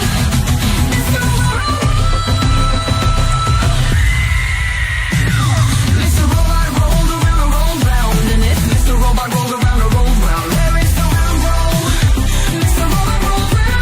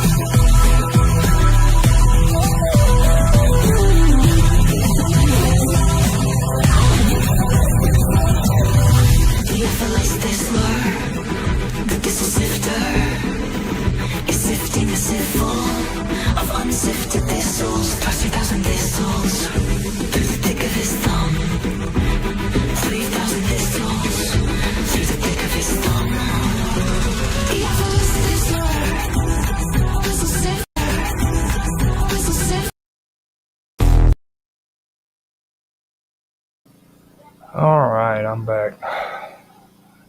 Okay, let's get this off the thing. Can you hear me? Can you hear me, Mark?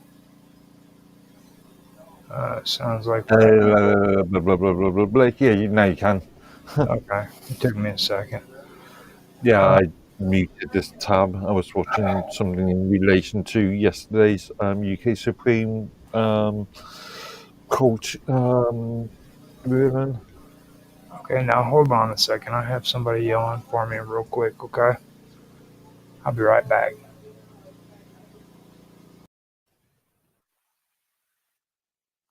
Okay.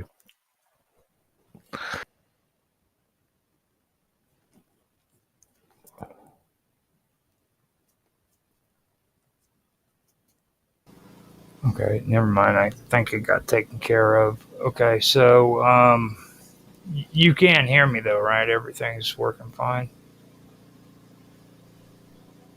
Yeah, you okay? Okay, so I went and I checked out everything on the chats.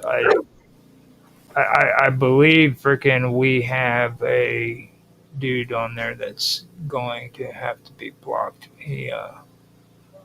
I'm gonna go ahead and delete Okay. his comment, but we that was on Kick, but we have a guy on there that also said that he his name's uh, Blinks Bunkley. He said he had a Discord. He's on. He wants to know my Discord, which he always does. It seems like he's spam, but he says he has a tech problem. Um, and I shared the information on there and let him know that he can come on if he has any questions and stuff. But anybody who's on the stream that has any tech problems that they want to ask and come on to the thing, the links are posted. You're more than welcome to join if you want to. Any tech issue? Yeah. Um, Yeah, okay. just if they want to bring it up, you know what I mean. Especially when it comes to 5G, because I know a lot of people have issues with 5G and really do have issues with their phones. I personally don't use phones. I don't see a real purpose when it comes to the internet for it. I know everybody loves it, but when you're sitting on a computer system and you're having to deal with other people on a phone, you see a lot of headaches involved in that. But it I don't seems know. If you're out remote and you need to use a portable workstation. I'm talking about using it for serious stuff. You know what I mean? Yeah, Not, yeah, yeah, yeah. I collect all my emails and various notifications through my phone. So if I'm out away from my workstation, I've got something there to keep me informed.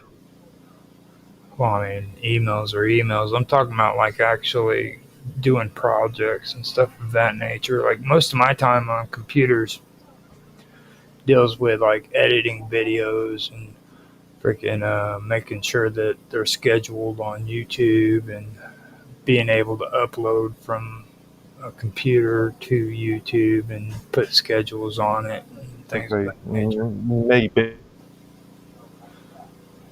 Hold on, you're having some issues. videos might not be practical, but other administration sort of tasks. Yeah. Okay, so before we get into the administration stuff, because I know you like doing that. Now, it says when it talks about like practical uses, what I was wanting to talk about. It claims that private 5G networks can like coordinate fleets of robots, drones, and machinery. Okay, and that it can also help vehicles communicate with each other and infrastructure in real time.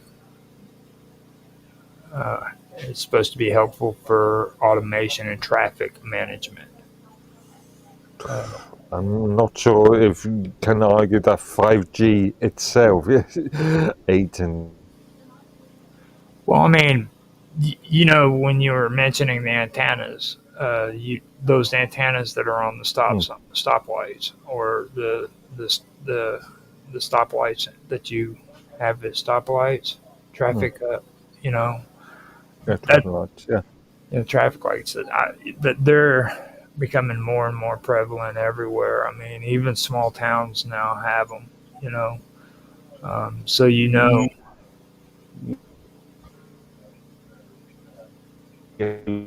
hold on. Versus any other cellular technology is an improvement because again you're talking about very small amounts of data. Mhm. Now that when it comes to high bandwidth too, that would be perfect in my opinion for tasks like traffic lights. Would And it? yeah, because it's Would it? just, well, it wouldn't actually too, because it would be a short distance. Now that would be an issue right there. I don't know, because because high bandwidth is actually supposed to be for short distances, right? I mean, Mm, when you say high bandwidth, you high band. mean You got uh, your high, low band, mid band, and then your high. you're talking about more data going through the so-called pipe. Hmm. Um, Again, we are only talking about very small. Yeah, you're Options. you're bouncing out now. What did you say right there? You're talking about very small amount of data. All right. So why do you need such a why the as a, to give an analogy, why use a 10 millimeter pipe if you're only streaming through a trick of water? Well, for low band, it has a longer range. You know what I mean? And it does penetrate buildings and walls and stuff. But the only thing is, I mean, Theory, a low band. low band is, I mean, it's just slightly better than a 4G uh, band. Whatever you want to call it. There is a danger of also conflating bands with these definitions because I remember back in the early days of 4G, and you still find it now. People claiming they've got 4G connections when they've got HSP connections, which is a high form of 3G. Yeah. Well, I mean, So yeah, that's kind of the thing you'd want to know though when it comes to like traffic lights and everything for me. And when they say short range, what exactly are they talking about? What do they consider short range? well, like I said, in the highest band for 5G, it's on 500 meters, meters. But again, if you're talking about such low data, why do you surely a low band, high radius network would be better, So or wouldn't be better? It would um, high band in this usage would not give out any real significant sort of improvements. well, I mean, neither would low band actually if you Yeah. stop. So, oh, yeah. Well, means less transmitters, Mhm. less access points, therefore less money needing to be spent on placements and stuff. No, the whole thing with like vehicles, they're coming out with Teslas and things like that.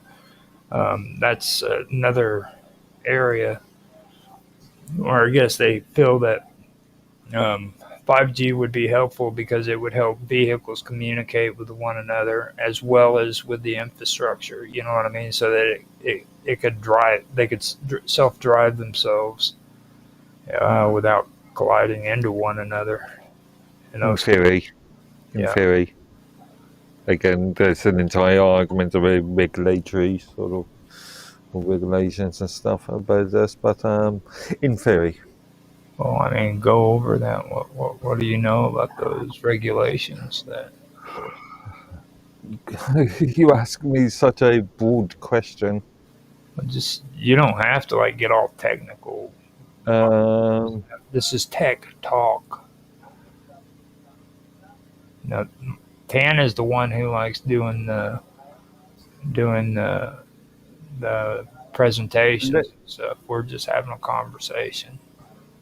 okay, well, I could, regulations can be in form of many different aspects, but as a simplistic viewpoint, if you got a self-driving automobile at the moment, um, the technically in the UK, technically the driver or the person behind the steering wheel is still in control of the vehicle.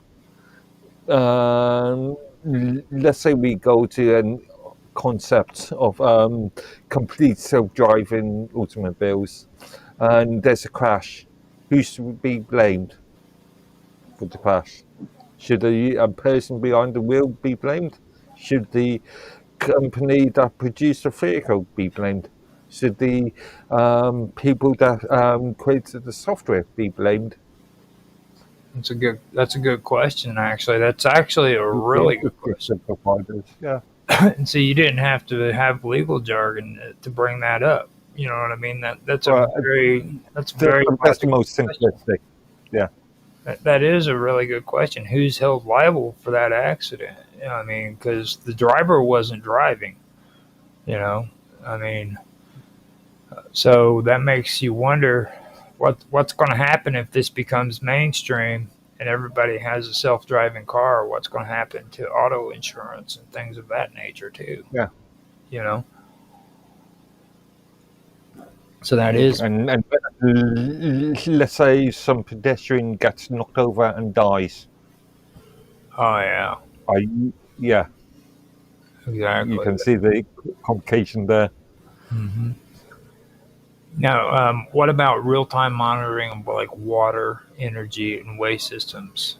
Um, do you think that these systems will become more feasible for that, for like monitoring the water and the energy and waste?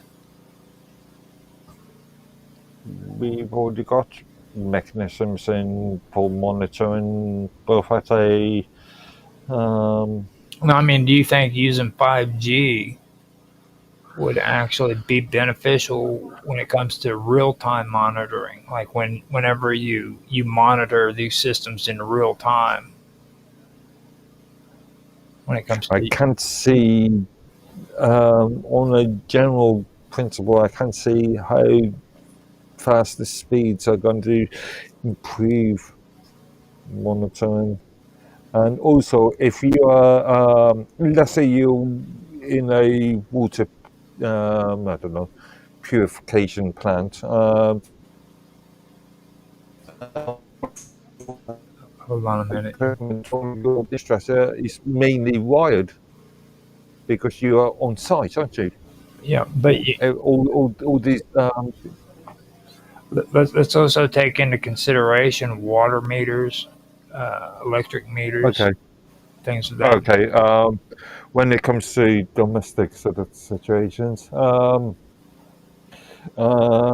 we've seen so-called smart meters being used at the moment, and they're Right. all using mainly, would imagine now, 4G technology, 4G cell to connect to whatever data center. No, that according to what I'm hearing, they're wanting to upgrade that now to where it would also be better not only for real time but for volatility and stuff. You know what I mean? To where it's I'm not sure if the speed of the connection would make that much difference. Well, I know, like whenever we had that water leak in this last winter time, man, we had the water company at the front door knocking. You know what I mean? They were right there telling us, well, from what we're reading, it looks like you have a water leak somewhere. So, I mean, in that aspect, it's good. But then at the same time, if you're in the middle of the winter time and you freaking most people let their water drip when it's below freezing, you know.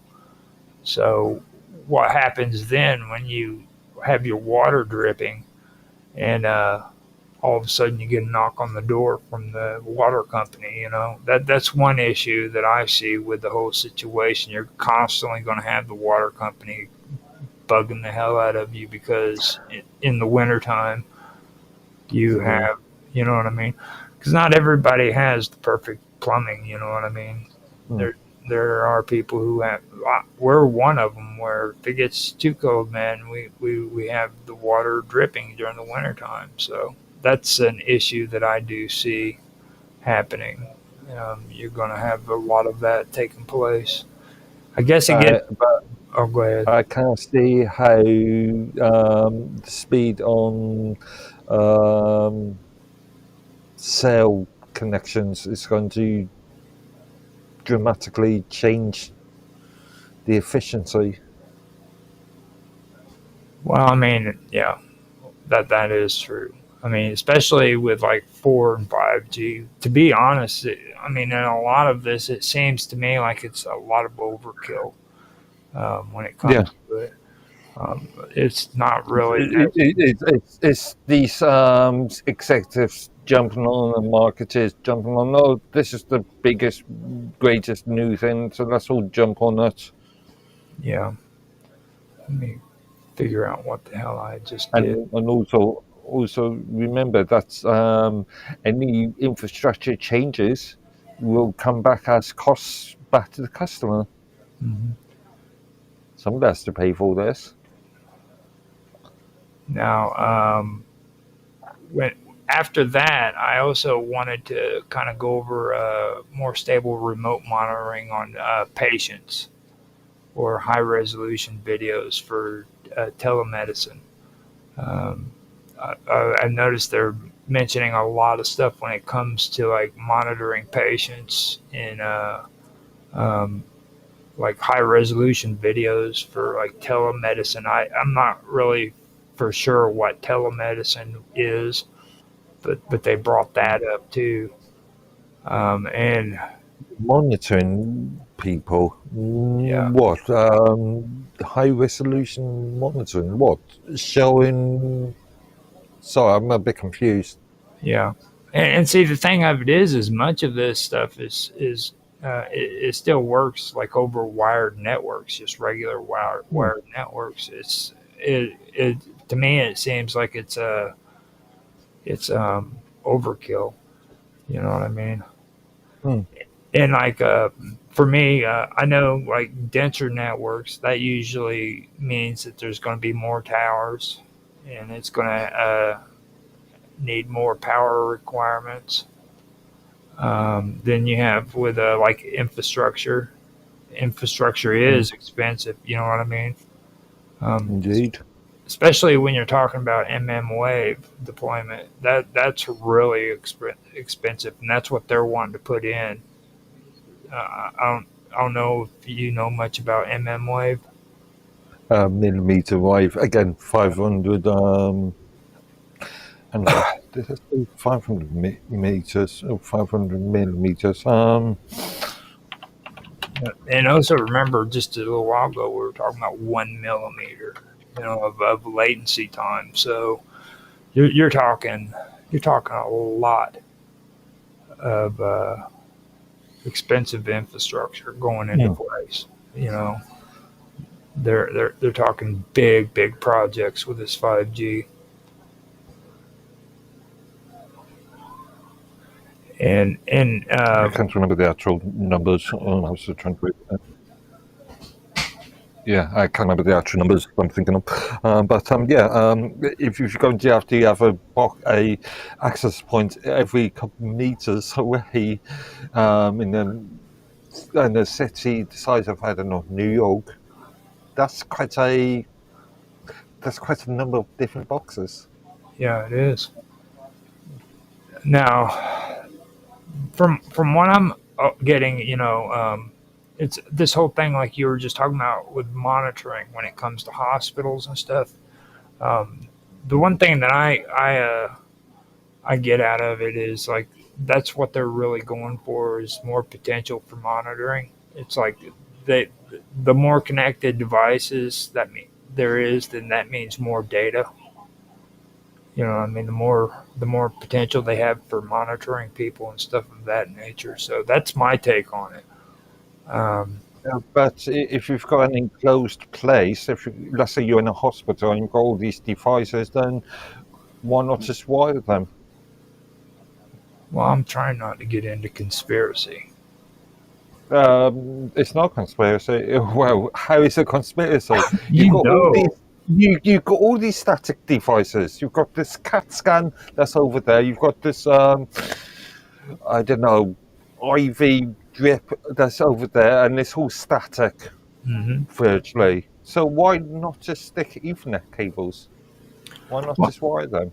I agree with you. Many applications don't need 5G speeds or latency. 4G or Wi-Fi still does the job. I mean, it really All does. wired. Yeah. Hell.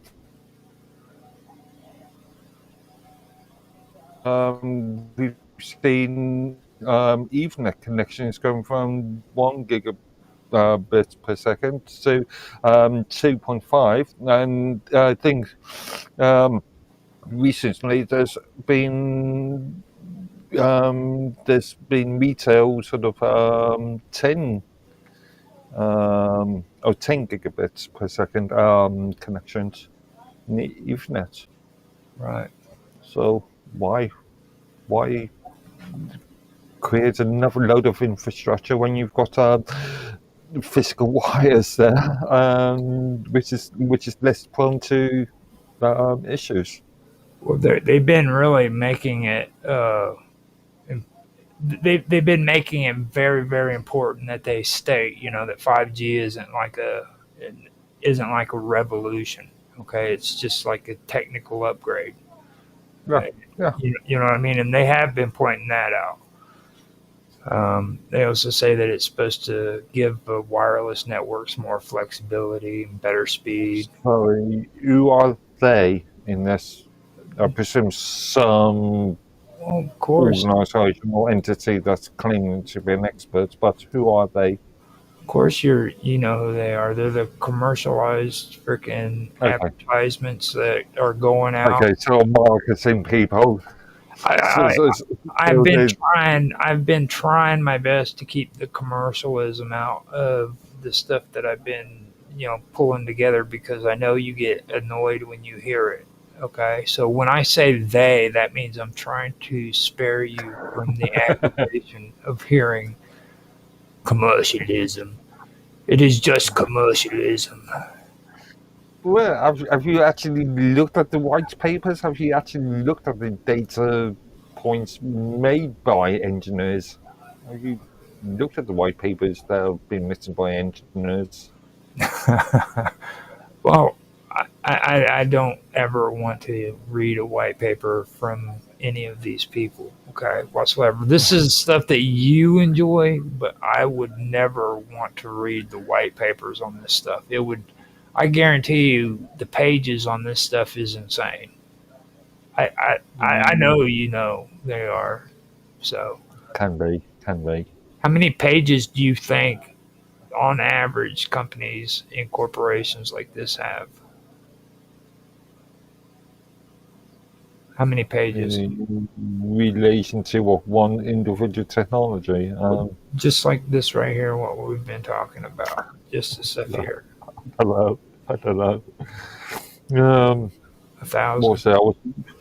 I was reading a last year. I was reading an interesting white paper on raindrop theory.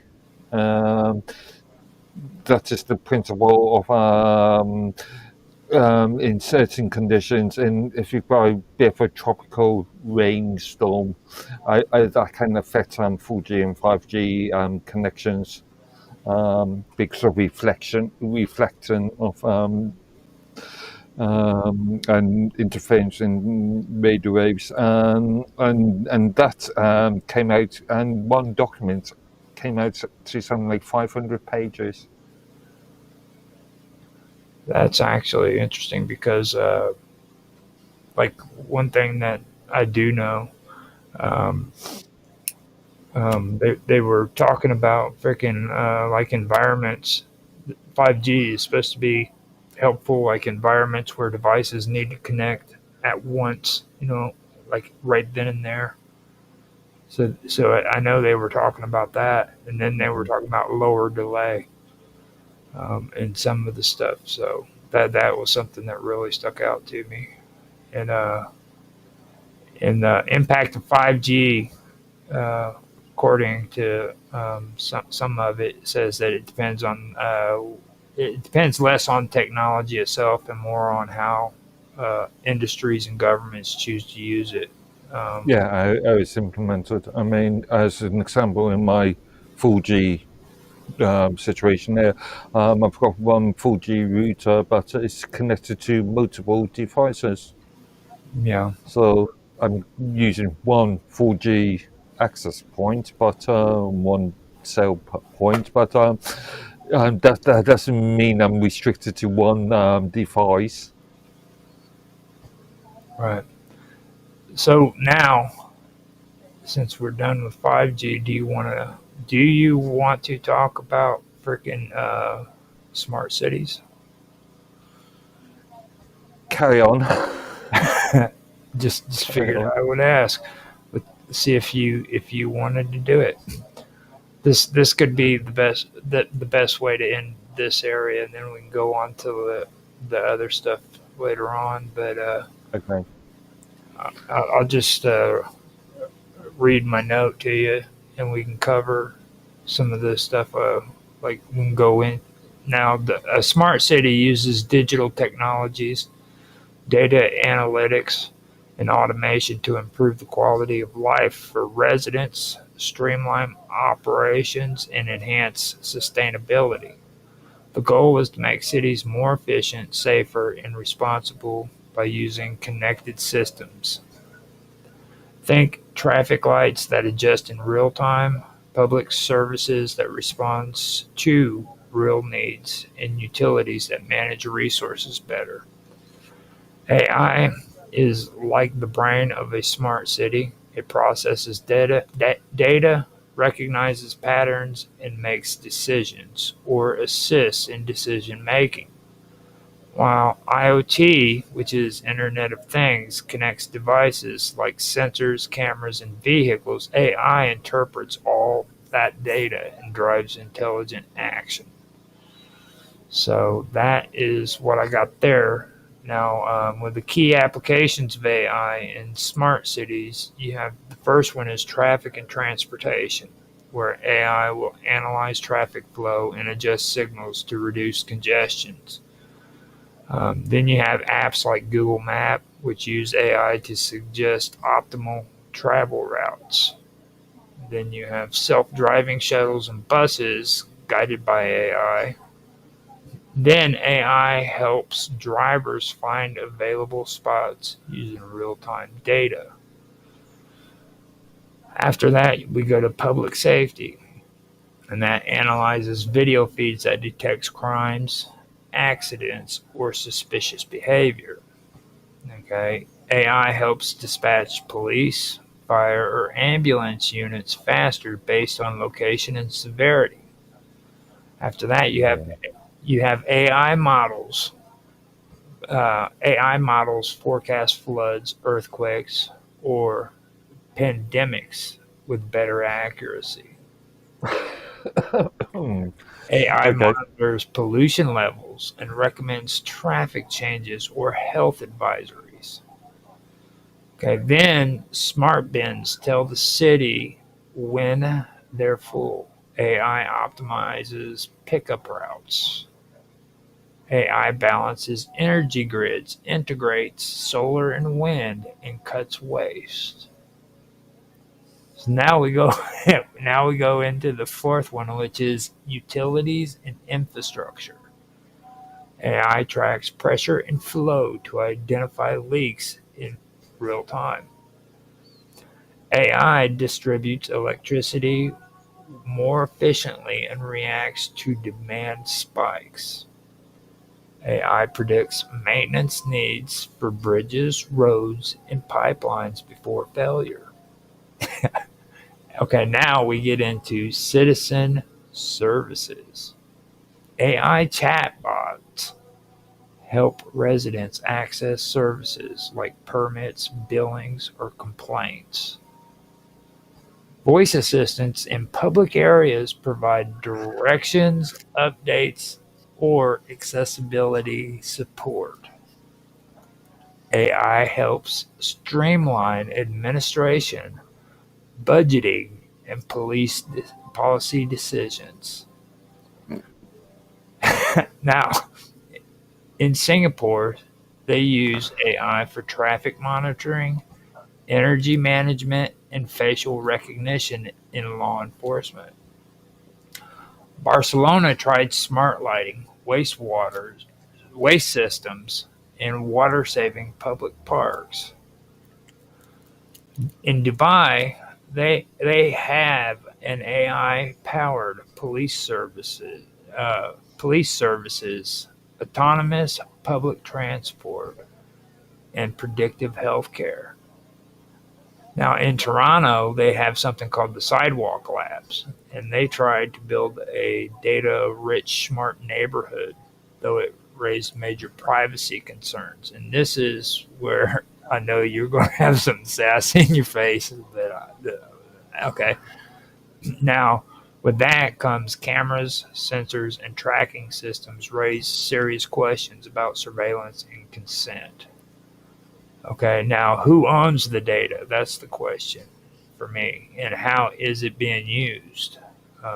Is it being sold or misused? That's something that I personally want to know about. You know what I mean? When it comes to that stuff, if it's, I really don't want any of that, to be honest with you. I would argue that it's already being misused just by the fact that we're using it in these tracking everyone where they're going all the time, predictive policing, all this kind of stuff is already like we didn't ask Okay. for that. You know what I mean? Okay. Couple of points. I agree with you, Mr. Wells, on some of this. I mean, the UK is the most surveilled country in the world, I believe, with more cameras Even per before square AI. mile. Yeah. But also, you're talking about predictive policing. Do you want to be Yeah. accused of a crime that you've yet to be that has yet to be done? Reminds me of that. What was that film about? Yes. Minority. No, the SIS. Yeah, yeah, That's yeah. that's Minority. I actually made a freaking stream about the SIS and nobody watched it. Yeah. You know, that's what Also, blows my mind. also directing organisations, so police force or I don't know, rubbish collection, to do these jobs on time. Let's talk about what's been happening, especially in the UK, in relation to police forces not bothering to investigate crimes, or what's been happening in Birmingham in relation to the rubbish collection strikes. So yeah, just because you got all this technology that could, in theory, get services to these issues doesn't mean that these services are going to be directed to these issues in an efficient time. Mark, you were around in Britain before they had all these like cameras everywhere and stuff. Would you say it's safer now since they've implemented mass surveillance and AI policing and what? In the last couple of years, I would say no, because again, we've got this entire issue about the police not doing the job, and police more being directed to check people's Facebook feeds for one fault, rather than actually dealing with actual physical crime. Well, I mean, you also have to take into consideration too England, especially with England. Now they have always had. At one point, they had this standard where police officers didn't walk around with weapons. You know what I mean? If they needed a weapon, there was We usually still don't. well, Yeah, except for maybe the junction and the pepper spray. well, you guys have super cops now. You know what I mean? So, and you know what they are. These super cops are freaking Do just they wear capes? well, come on, I know. It's funny. It is funny, but I the know what you reason mean why by they're named that. that is because they're allowed to wear guns. You know what I mean? Basically. Yeah, but that's in very, very rare occasions. Sure, if you're outside of Westminster in London, yeah, more than likely. But if you are in my neck of the woods, walking around doing your general grocery shopping, you're not going to see a. Yeah, hey, you'd be very lucky to see a copper, even though, funnily enough, I've got a police station right next door to a supermarket, and it's very, But that's very, because very you don't rarely need a seen. physical presence anymore. They're watching you on camera, and you But, only see them when they but, rock up but at your door. also, yeah, you are going to see a officer with a gun unless it's in very special sort of circumstances.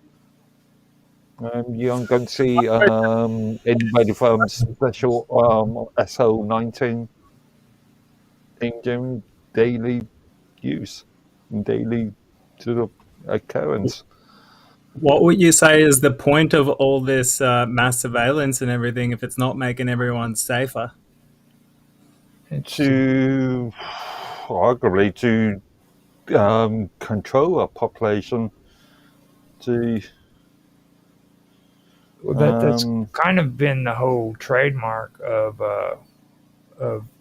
England's for quite a while before even computers were set I would in. say the UK rather than England per se, because Scotland is just as bad, if not worse, in some areas. I mean, you guys do have that freaking that surveillance freaking what would you call it? It's that little freaking area right there in the square. I forgot which town it was, but you could actually go in there, look down at a mirror, and you could see different areas of that town because they have a mirror system set up to where you can literally see different areas through a mirror system.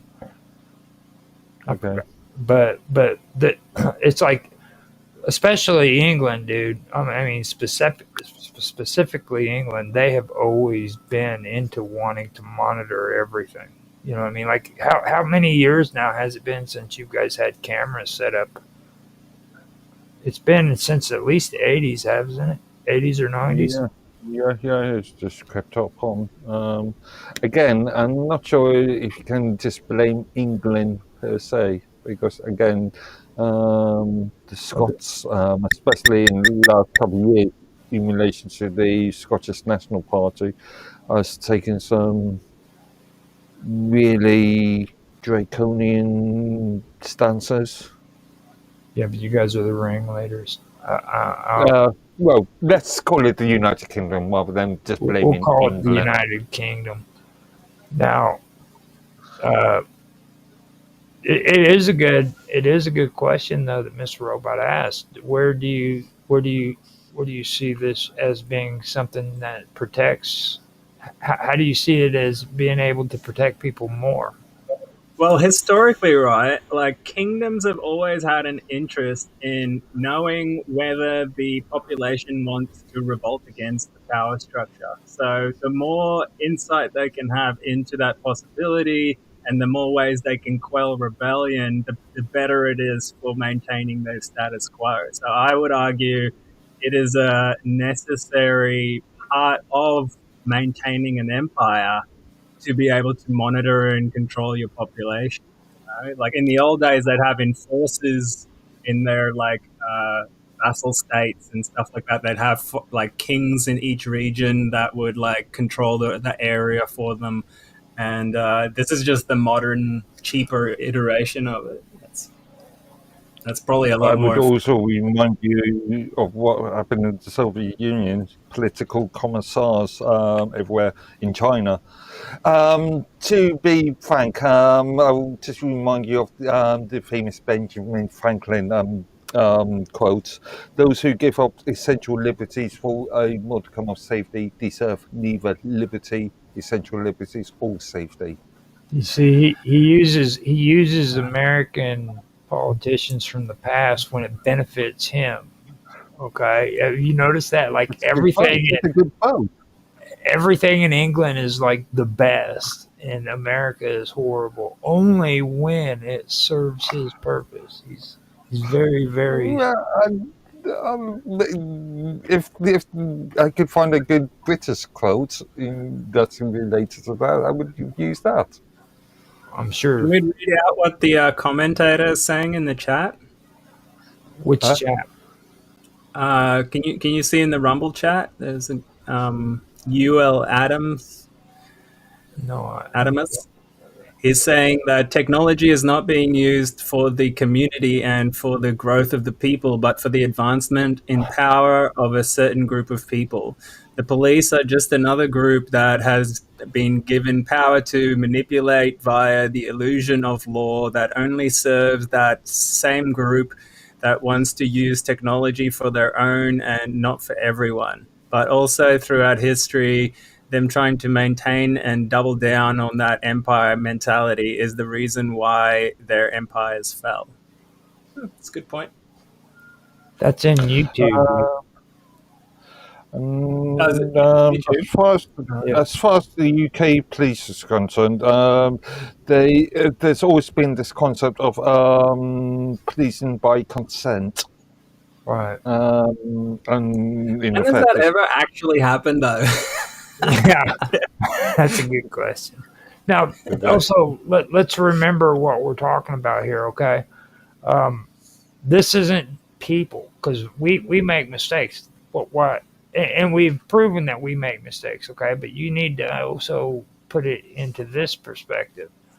AI, artificial intelligence, is supposed to help dispatch police, fire, and ambulance units faster based on location and severity. And then it goes on to say that freaking AI is supposed to forecast floods, earthquakes, or pandemics with better accuracy than what we can.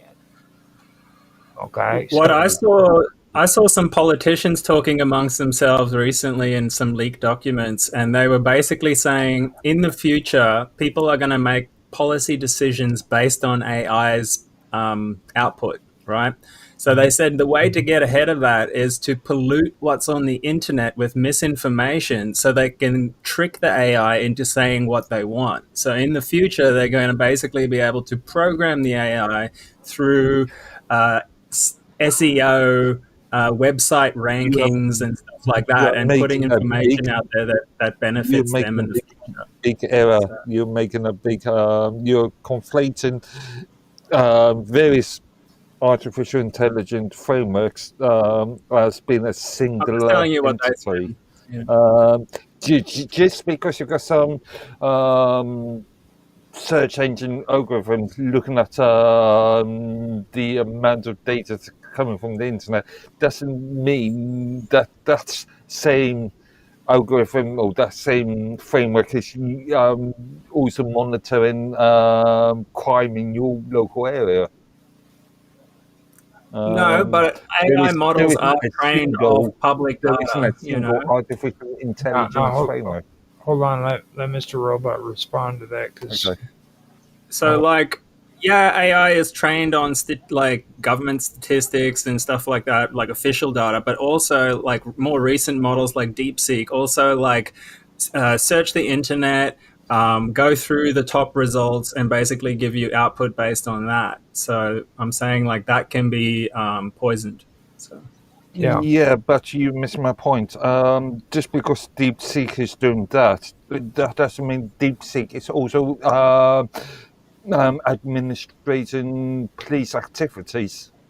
There could be a I'm not totally saying it different is. framework that has got no I'm not connection saying it to is. I'm saying DeepSeek. in the future, government officials will use AI to make decisions on policy, because people will become more reliant on AI rather than search engines You, to I go think through the internet.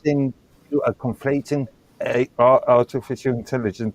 In fact, you should be using the term artificial intelligences, plural, rather than a Sure. Yeah. singular in Well, this of course. term. I mean, there's different models and so on, but as Sam Altman said, in the future, he's predicting that there will be only a few big models that we'll use that are like highly trained on lots of parameters, and other people will build apps on that model.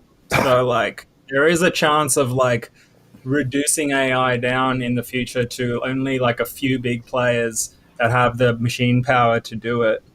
So, yeah, I'm just saying that's a risk So in the you future. are so you're saying at some point in the future, whenever that may be, that could be tomorrow, that could be next week, that I, could be next look year, what's that could already be happened. How in reliant 2 have we billion already years become on time. it?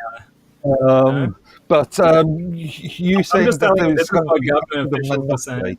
So, You okay. were saying that there's going to be some sort of monopoly on this technology, Well, there's a on risk of this. that. I think we should definitely work to make that not that happen by keeping it open source. now And that is actually going to be one of the things we're going to be discussing. So the Yeah. monopolies is actually a real issue that a lot of people are discussing. And before we get there, though, I want to point out something again because when it comes to freaking detecting crimes and accidents, these AIs are also going to be analyzing video feeds and they're going to be detecting suspicious behaviors. So, what they're going to be doing is they're going to be detecting they're going to be monitoring these video feeds, and it doesn't really matter if it's uh, plural or singular because whoever's using that AI is going to choose what program they want to use. So, some form of AI is going to be monitoring these video feeds and determining what is suspicious behavior. You are saying going to. I they love your already, usage. I love your usage of going to, not the possibility, not that it could happen, but it's going to. You're making it's already been an happening for a assumption. long time, but they use our mobile phones and our metadata and stuff like that. But in the past, it wasn't so easy to go through all this mass amount of data. But now they got AI that can condense it down and make decisions on whether it's suspicious or not. And they already have files on all of our names, and it just keeps adding to it over time, especially if you use your regular apps like Google and Facebook and stuff like that. They just compile a big repository of like your habits and your thoughts and your beliefs and everything like that. And like one day when the So government you decides that that's a risk, you'll get a knock on the door. Like, so you're saying that it doesn't matter which organization, as an example, it doesn't matter if you're Google or using Facebook, that data's all merged into one. No, they work together with the same You say that objective. they in the UK, we've got in the EU, EEA, we've got things like the General Data Protection Regulations, which limits data flowing from one organisation to another organisation. Right. so there's no such thing as two-tier policing, and there's no such thing as the government not obeying its own laws. I mean, look at the US. They said they're not going to spy on US citizens, and what's happening now? They've been doing it the whole time. You know, Okay. as if technically they're going that to would be obey those fine. laws. I don't believe that one Yeah. second. So with all this, with cameras, sensors, and tracking systems, they do raise serious questions about surveillance and consent. Okay, Granted. now the big question I'm wanting to know is who owns the data, okay, and how is it used? That's the thing that gets to me when it comes to this information, and is it being sold or misused? You know what I mean? Are Who they? polices the NSA? Who polices the police? You know what I mean? And you know, they just found like in the NSA and a bunch of those top spy agencies, employees were passing around child porn on these government servers. So, you know, there's always going to be a chance of like rich players buying their way into these like powerful structures, you know, and the public doesn't have any insight into that or any control over it. So, And another thing that really gets my attention is like AI systems. They can actually unintentionally reinforce like social biases with things like policing or public services. Now, they can create social biases now. You know, look at these Elon Musk protests and stuff like that. You know, it's just from the media pumping out a narrative over and over again, and people believe it, or enough people believe it to create a bias, create a reaction. You know, well, see, and then of course the government's always there to provide the solution, which is increased laws, reduced freedom. You know, every time. But see, me and Mark's had this conversation too whenever I brought up Chat GPT about it lying to you. And that the thing of it is he mentioned it and I agreed with him that somebody had to program that in there, had to teach Chat GPT to intentionally lie to me. So whenever they're talking about this bias, they're saying that whoever is programming the AI can literally just program it to be more conservative, more woke, more Democrat, whatever, and they will be trained to think that way. Okay, and it'll. Well, yeah, I mean, I say it all the time. You can't if someone is like censoring an AI. I get that there needs to be some kind of guardrails against really malicious stuff, maybe, but the real value is in uncensored AI that can give you trustworthy intelligence. You know, because when you're always having to question or like, you know. Argue with the AI to try and get the information you want, or when it's always like polluting the data that it gives you, it's completely useless in my mind. Right. It's no better than watching the mainstream news or something to try and get truth. Exactly. Now, also with that, another thing that really gets me is the more connected devices. And that equals more potential hacking targets. You know what I'm saying? So with all of this going on, where everybody's getting connected into freaking AI, they're getting connected with 5G, and maybe one of these days we'll end up having this smart city. You know what I'm saying? Type setup. If everybody's connected into that, that means that there's more potential for hacking targets. And the riskiest of all is hacking our own nervous systems, I would say, because like especially like just like the Neuralink for one, you know, imagine if that gets hacked by an AI and it's trying to convince you to do something against your will. It could just like subtly release little bits of dopamine when you think about a certain thing over time until you actually feel like this is a good thing.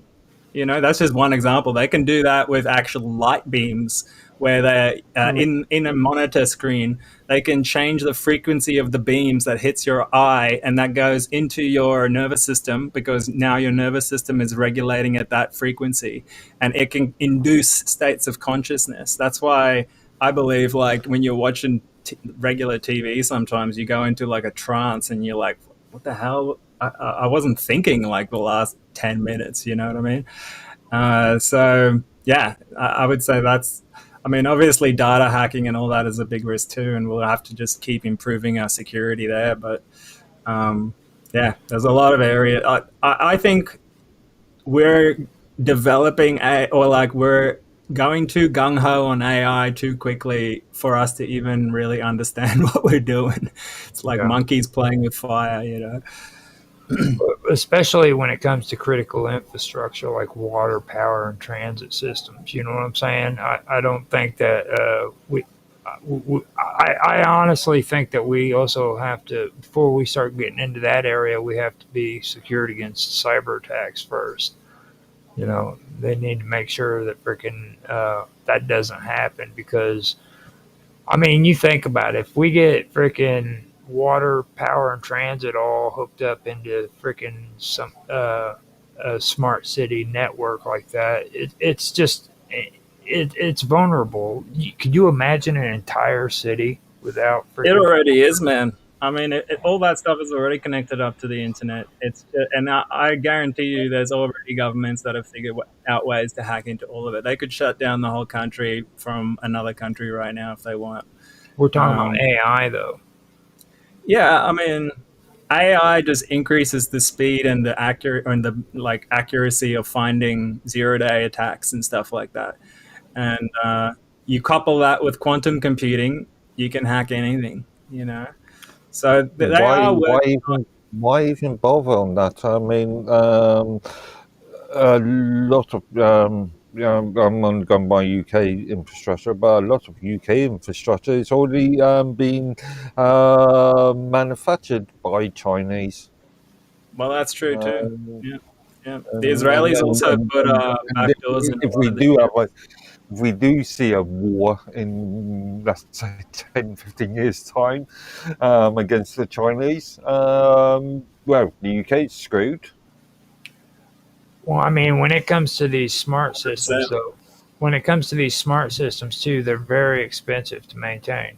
So the next question that would most definitely be important is, will all parts of the city benefit, or will only the wealthy areas benefit from it? You know what I mean? Like, who's going to benefit from this supposed smart city?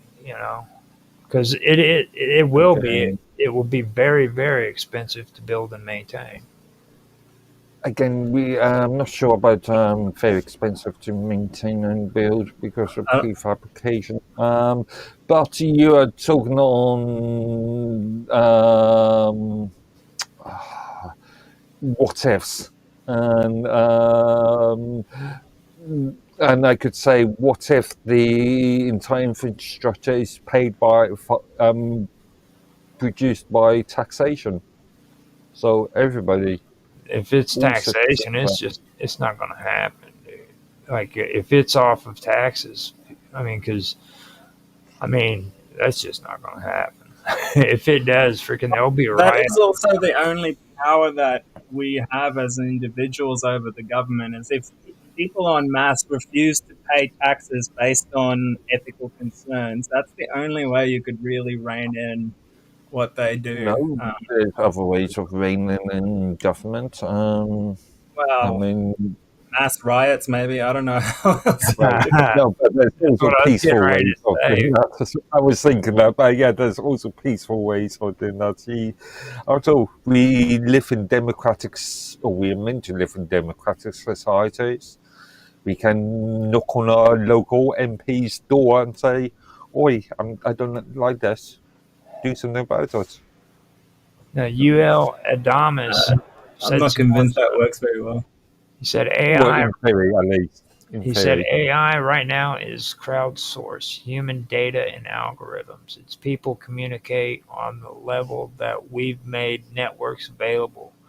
People would still be at that speed. They consider AI processes. And then he went on to say, yeah, AI will probably be broke out into different sectors and branches, likely like a network, but still overseen by government and corporate system Mm. algorithms. Useless, no, unless they are open source. And then he goes on, it's just training environments. Basically, what people are interacting with is just an algorithm agent using some of their personal data and the training data that it was given to produce conversation. Uh, All these natural language processing artificial intelligence, which I still disagree that they are artificial intelligence, but that's a matter of opinion. Still use public available data, so they will still go to places like Wikipedia to collect the data. okay. And obviously, those data points are written by humans. He says it's no different than right now how you can get a whole bunch of people to do a certain type of dance, listen to a certain type of music, or believe in a certain type of politics. They're already trying taxation too, is what he says. That's what the tariffs are about. It's just another word for tax, just like they used to call it stamping. I'm So, not sure if the tariffs are directly related to artificial intelligence or that sort of technology. Really, that's the US tariffs is really just trying to um, create a level playing field, sort of thing. now, this is something that I wanted to bring up is now the thing that really sticks out to me is like you get a lot of these people who are into this whole smart city idea, and they're always talking about equity, okay, and governance. Have Uh, you actually heard someone that is pro smart city? Because I haven't. I've never heard you someone like know, that. I've actually heard them. They're a lot of them are from Canada, believe it or not. Me and Mark was playing around, and I was talking to him about people who are voluntarily wanting to chip themselves, and they've actually got like people selling freaking chips to people, and they would put them in their system like a tattoo. I mean, you could in some places and this is Good. all. Round those people up, put them in a smart city. Don't let them ever come back out again. And we can It's just keep them safely over there, out near Alaska somewhere, and just forget about them. now, now that's one issue that I have, and then like they always get into this thing on saying that it would be okay if citizens know how systems work and can influence them. So if you have the ability to frickin' influence it and make it not do certain things, then it's okay. You know what I mean? And this is kind of rationale they've got. We've got a wealth of Things like what? information at the moment about all kinds of subjects. I mean, a simple example is how many people will go to the supermarket and start reading the ingredients on what they buy. Well, okay. Just because you've got the ability to find out this information, how many people are going to actually go out of the way and find this information? I do, for sure. Otherwise, that's really bad for you. I'd say most Yeah, things have compounds in it that's quite bad for you. I but saw today a guy still on has average, how many McDonald's from people are? 2014 and it hasn't even molded. It Okay. looks perfect. Now, now this is actually something that is important because like Windows 11 just came out with with Windows 11, and they have it set on default to where freaking Windows 11 can track your location. Now, if you go in and you manually turn that off, you can do it. But like Mark was saying, I mean, how many people are even aware of the fact that they have that on their computer and that they have to check those settings to make sure that that's Check turned this off? out. I just set up an Android device today, and like I had to do a factory reset after it's done an update because it Uh-huh. like old machine. So I did a factory reset, and I couldn't even log into the device until I agreed to their terms of service. You click on it, and it says, "Oh, we're just going to monitor what apps you have on your phone, how frequently you use them. Oh yeah, and we might take your geolocation and like some personal information and stuff like that." And I'm like, there's no opting out. You can't skip it. You can't, it's built into the core of the machine. So yeah, it Yeah. frustrates the hell out of me. That's why Linux Again, this is is all down the way. to consumer knowledge, consumer want, and choice at the end of the day. I mean, when you talk about phones, you've got the two major operating systems, the Apple iOS and the Google version of Android. And how many phones, Android-based phones, off the shelf can you buy with a Android open source project Well, version see, of Android? Well, that's all great and pretty and everything, okay? But like, what's going on is even more in depth than that. Like, they put out this portrayal that everything is warm and fuzzy, and that these services are going to be designed for everybody, not just the tech savvy or the or people who are affluent with what they're doing. Okay, it's going to be for everybody.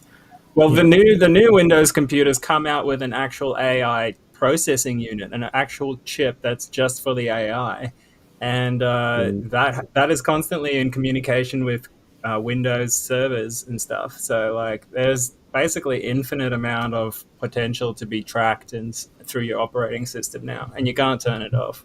And then I like with what actually, you're just to go back to the Microsoft Windows points, I believe with a recent update, now it's impossible if you've got okay, he's gone. He just died.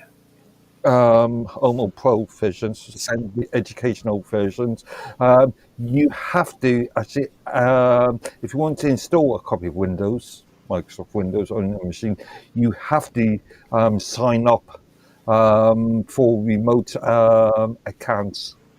So you have to provide a a Microsoft email address. Now, well, Mr. Which is Robot often was saying- connected to your phone and everything as well, right? Yeah. No, Well, what- in theory, that's up to you, but yeah, in all, theory. all what you were saying right there, Miss Robot, also goes into another thing that I've been hearing a lot of, and they're saying that this is all supposed to adapt to like future technologies and social changes, and they use that as an excuse. You know what I mean? So that they can go in and they can make changes on your computer and stuff like that. So we're only doing it so that we can adapt to future technologies and social changes that are taking place so that you get all the stuff that you deserve. Oh man. yeah, it's always Yeah. for convenience and for your own safety. Yeah. Or Again, those who give up essential safety or essential liberty for safety. Again, that's which is a need to finish that one. Stuff for a long time. They're just making it more efficient. They're just upgrading it. yeah.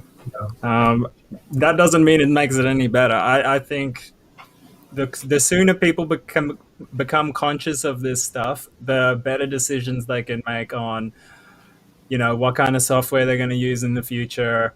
Because, using a closed source operating system that openly gives your information out to untrusted third parties is no better than living in a smart city, is my argument. Now, do you guys believe that smart I've, cities I've done help? quite a lot of retail support in the IT industry, and as far as the average consumer is concerned, they'll just buy a new machine with a copy of an operating system on it with the applications they need mostly already on it. The average end user is not going to spend hours trying to work how to install an alternative operating system. If they want a new up-to-date operating system, then just go out and buy a new computer. Okay. So So, yeah. let me ask you this. This is important. Okay. I want to ask both of you this and see what your takes are. Do you guys think that freaking smart cities helps, and specifically in making like urban life more efficient, responsive, and sustainable? We haven't got a specific. We haven't got. Smart cities are not really a thing at this present moment, so you can't really make a judgment on something that isn't actually there.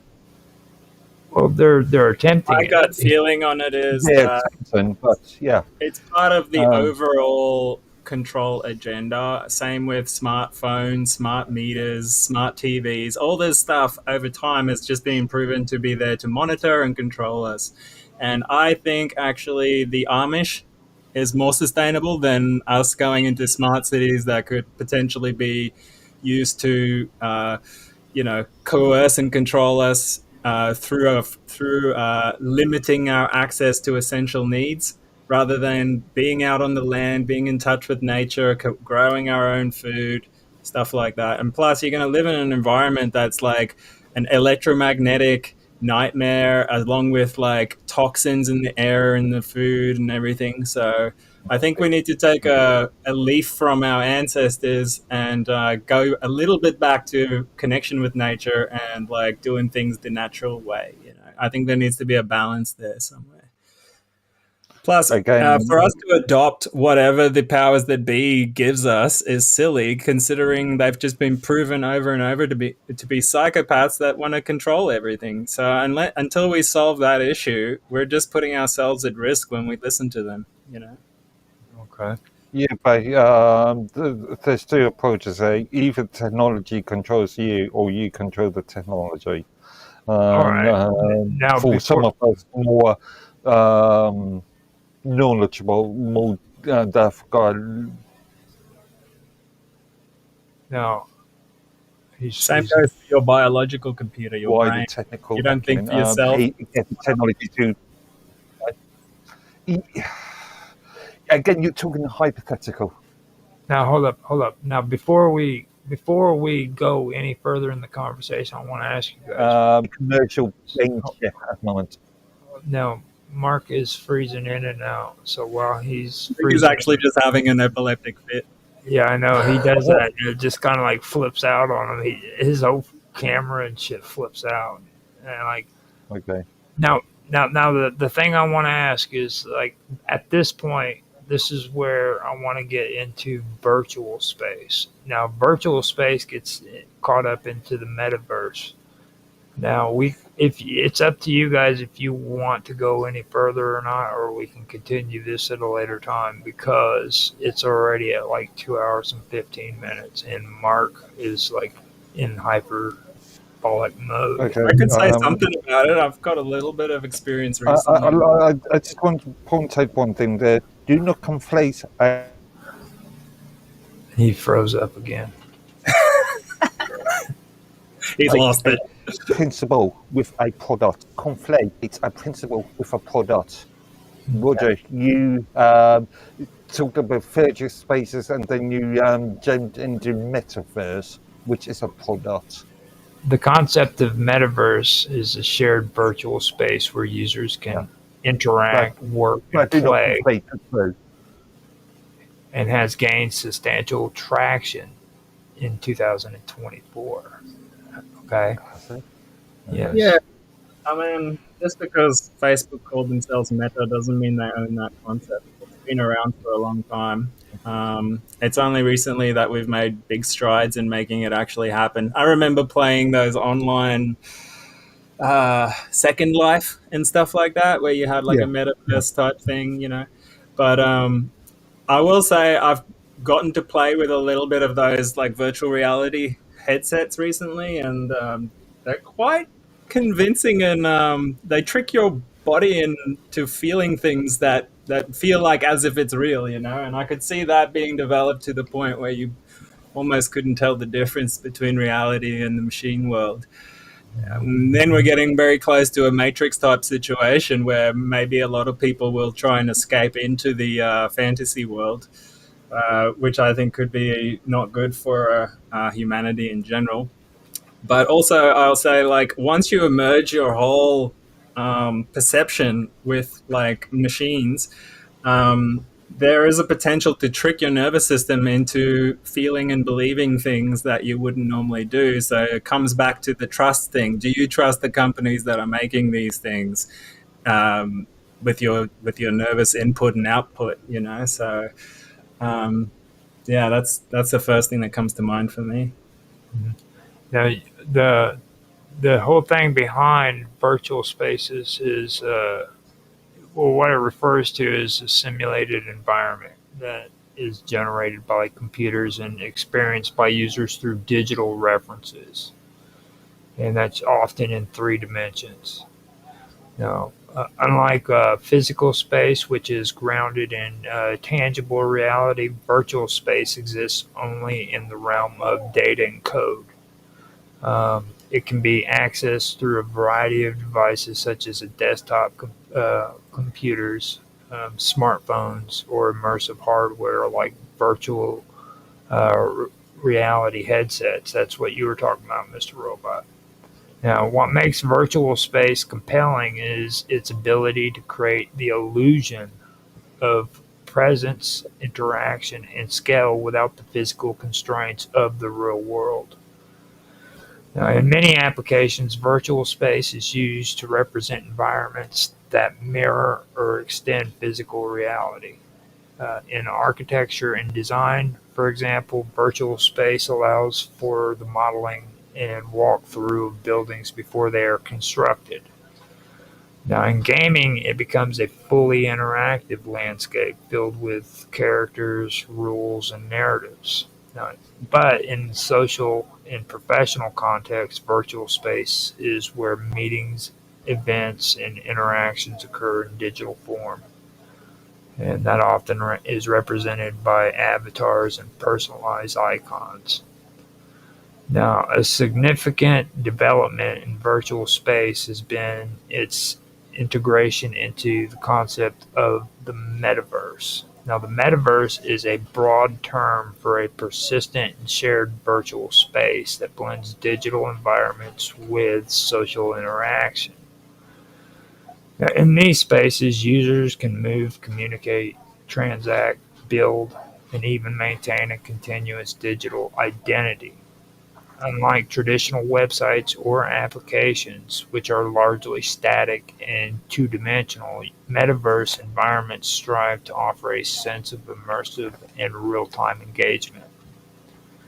Technically, virtual space relies on a combination of real-time rendering, networked systems, data synchronization, and artificial intelligence. These components work together to simulate realistic physics, lighting, motion, and interaction among users and digital objects. The more advanced the simulation, the more convincing the virtual space feels. Some systems incorporate haptic feedback, voice input, and motion tracking to enhance immersion. Virtual space is also being explored for its potential in education, medicine, remote work, and therapy. It offers ways to recreate the dynamics of in-person experiences without requiring travel or physical presence. Virtual classrooms, operating room simulators, and digital twin environments for industrial training are all examples of this. While virtual space has enormous potential, it also raises questions about privacy, data ownership, identity, and blending of real and synthetic experiences. As people spend more time interacting in these environments, especially with the rise of virtual commerce and decentralized assets, the line between real-world activities and virtual behaviors begin to blur.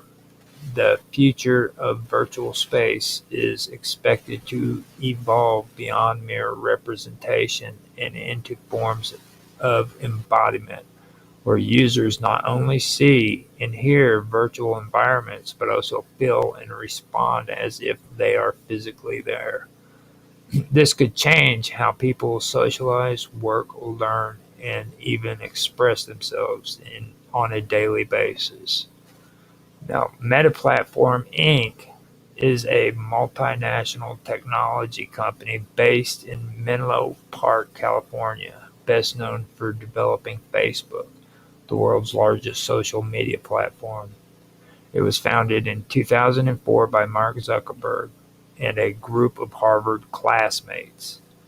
In October of 2021, the company rebranded itself as Meta, signaling a strategic shift towards the metaverse, a virtual immersive future version of the internet. So, with all that I just read, is there anything that sticks out to you guys that you want to talk about? Um, I think one of the, like I just want to quickly mention two of the best movies that sort of show where this could go is Ready Player One, Steven Spielberg. It's quite a good one. And Free Guy, that other one. It's more like an augmented reality where they play the Words games. in that one. But Yeah.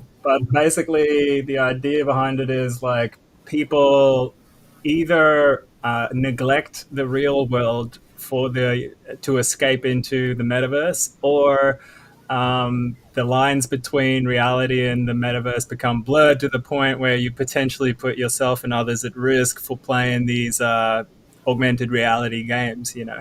And I played a few of these games in the past recently, and I tell you what, it is super damn fun. Some of them, I was playing one where you're like a cyber cop with these like futuristic guns, and you're shooting robots in the streets and shit. It was incredible.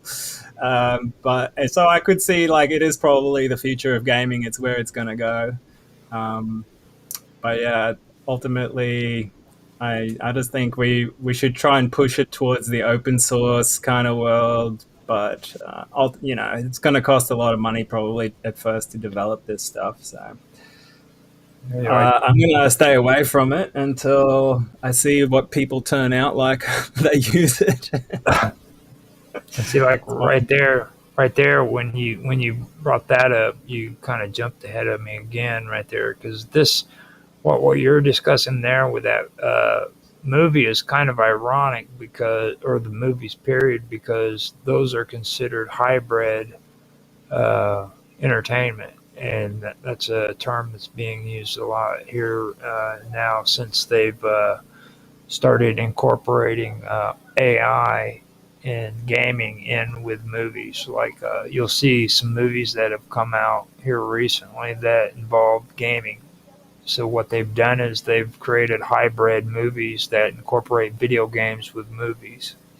You know, so, and that is true. It's kind of ironic that movie is about the same thing that people are talking about. It's because it's a hybrid movie. You know what I Yeah, mean? I've seen one of those where you kind of choose your own adventure through the movie, and you get to make choices at like pivotal moments and stuff like that. Well, it's not really that complicated. They have what The Last of Us, I believe, is a movie that came out that is also a hybrid movie. You've played The Last of Us, haven't you? It's a video game. I don't really play video games that much. I've seen it. I haven't played it. They've actually came out with a movie or TV series maybe for it. I don't remember for sure if Yeah, it's a, I've seen. I think I've seen the TV series. I can't really remember it that well. so it is pretty interesting how all that's playing out, and that's something that I really. It's strange that you brought that up because that was something that I was really into learning about too. It's really strange how everything's getting kind of hybrid or becoming a hybrid where it's intertwining with one with the other. You know what I mean? So Yeah, I think it's going to be pretty useful for some things. Like augmented reality glasses with maps and stuff like that. I think will be pretty common. Shopping aids and like, even just navigating the internet, stuff like that. I think that'll be the way to go. Like people probably use that over phones, carrying phones around. So yeah, I see that could be used as something that can improve efficiency and like usefulness of data for us. But at the same time, yeah, I think we just got to be careful on who we trust with it, who we like, who we fund basically with we vote with our dollars. So I think people just need to do their own research before they just buy the first thing that comes up. now, That's the problem. People do their own research. Yeah, people, consumers tend, as a general rule, consumers tend to be fairly lazy. yeah, That's true. There was the latest, biggest adverts. There was, it's the old Ford joke, isn't it? You can buy any car in any colour as long as it's black. People will see these pretty adverts, buy the latest mobile phone, buy the latest, I don't know, consumer good, and then if they want to question why they're buying it, they will just purchase it. And on top of that, You- I would say they're also unusually loyal. Like once they get stuck on a certain platform, they won't want to leave it because it feels uncomfortable. They won't like switch it up to try something new once they've been using the same thing for a while, even though the same thing gets more and more expensive over time, less and less efficient. Like Windows is a classic example where like people have been using Windows for 10, 20 years. They don't want to switch, but it just keeps getting worse and worse and worse. But or Facebook. And we need to get out of that mentality and try new things, I think. I we'll was just see. thinking of the Apple sort of arguments that a lot of the so-called fanboys play around, use. Yeah, yeah. Now, let me before we go any further, I wanted to say the comments that UL Adamas has. He said, "Even your idea. This is about smart cities. He says, even your ideas will be part of the city's data." Now, after that, he goes on to say, track your location and all data that is processed by their operating systems. And after that, he goes, there it's in all operating system agreement now. So I'm guessing he's saying with the agreement terms of service and stuff that you were talking about, Mark. Hmm. So it's actually all operating systems agreements now. Then he goes on to say, think about how many programs you are no longer able to access that will no longer run on systems, even if you want them to run because of upgrades. Indeed, indeed. And then he says, more technology, integrated cities are coming.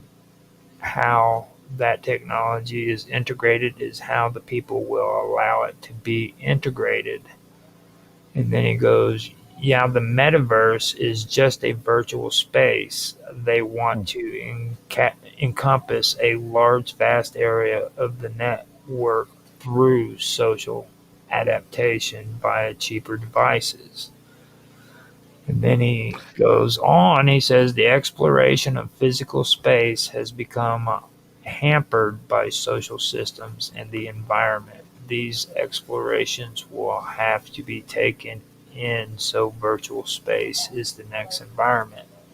The brain likes to perceive that it's right in the choices that it's made in the past. People usually will then seek out confirmation bias that helps to produce those chemical rushes for the feels.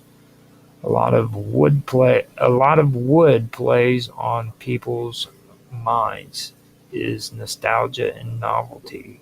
Marketing has learned to use a lot of marketing has learned to use a lot of these as their tools for social integration, and we can be called manipulation. Now, the one thing that really stands out to me about these visual or virtual, uh, this metaverse or the virtual spaces is the fact that we were just talking about smart cities. Okay, now they're turning around and they got all of these devices set up that's going to monitor you and everything. And where do you think that data is going to go? Okay, we're getting into this whole thing about these virtual spaces and creating freaking games that are set up virtually. Um, and it's easily, I mean, everybody knows that Meta Platforms Inc. has been involved in social experiments. So to me, I don't see it too far of a stretch that they're going to take this data and they're going to apply it to actual uh, virtual spaces, to where when you go in there, it's going to feel like you're actually in a real world. So that was Yeah, I wouldn't be surprised if they already have that kind of technology behind the scenes. What do you think is the risks of when it becomes virtually indistinguishable? when you start feeling the effects of what's being done, like if somebody touches you or Yeah, yeah, but what potential risks or what detriments could you see from something like that? death. If somebody shoots you in a virtual space and you feel it, you could die. Do you die in the real world, like in the Matrix? I wouldn't. I mean, it depends on how far in you are. You know what I'm saying? If you're, because I know a lot of people who are internet junkies. Okay, I know a lot of people who are hooked on freaking VR. They're hooked on metaverse and they're hooked on freaking cryptocurrency, and that's all they think about all day long. Now, if you turn around and you give them this kind of technology to where they can just go into this world and be immersed in it and they die, there's a good chance they'll die from it. It just depends on how far in they are, how hooked on it they really Well, are. here's another one to think about is definitely going to be used for like virtual girlfriends and virtual Oh, prostitution. that's going to be great. I'm going to love So, that. yeah, of course. But will you then be motivated to go get a real one and have kids? Hell no, dude. Yeah, exactly. So I'm End not. of imagine what that will do to the humanity. human population. Let that I don't know. The year reminded me of Huxley's Brave New World.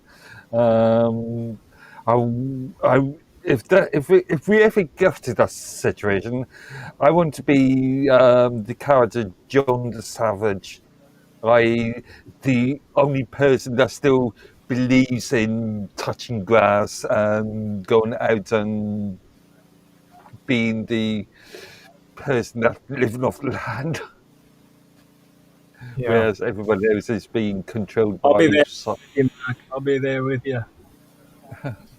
Okay, so now, just so we can let people know about Meta. Meta owns and operates Facebook. Okay, and they also own and operate Instagram, WhatsApp, Messenger, which is on their own Facebook chats, as well as Reality Labs. Now, I believe Reality Labs is the one that does the division for virtual augmentation and stuff. Yeah, they're closely turned into trying to with you- They're the ones that do the Meta Quest, which the glasses people.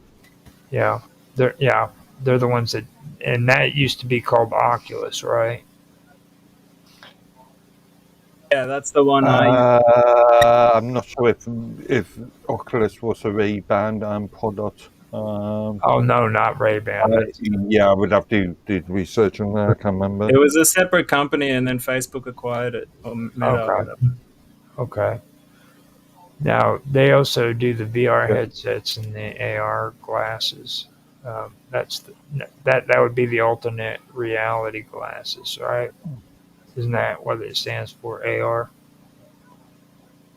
Yeah, yeah. I used one of the older ones, and even that was quite good. Alternative. Now Reality Labs also builds the infrastructure for the metaverse. Just so you guys know. Augmented, sorry, not alternative. Like a real Augmented.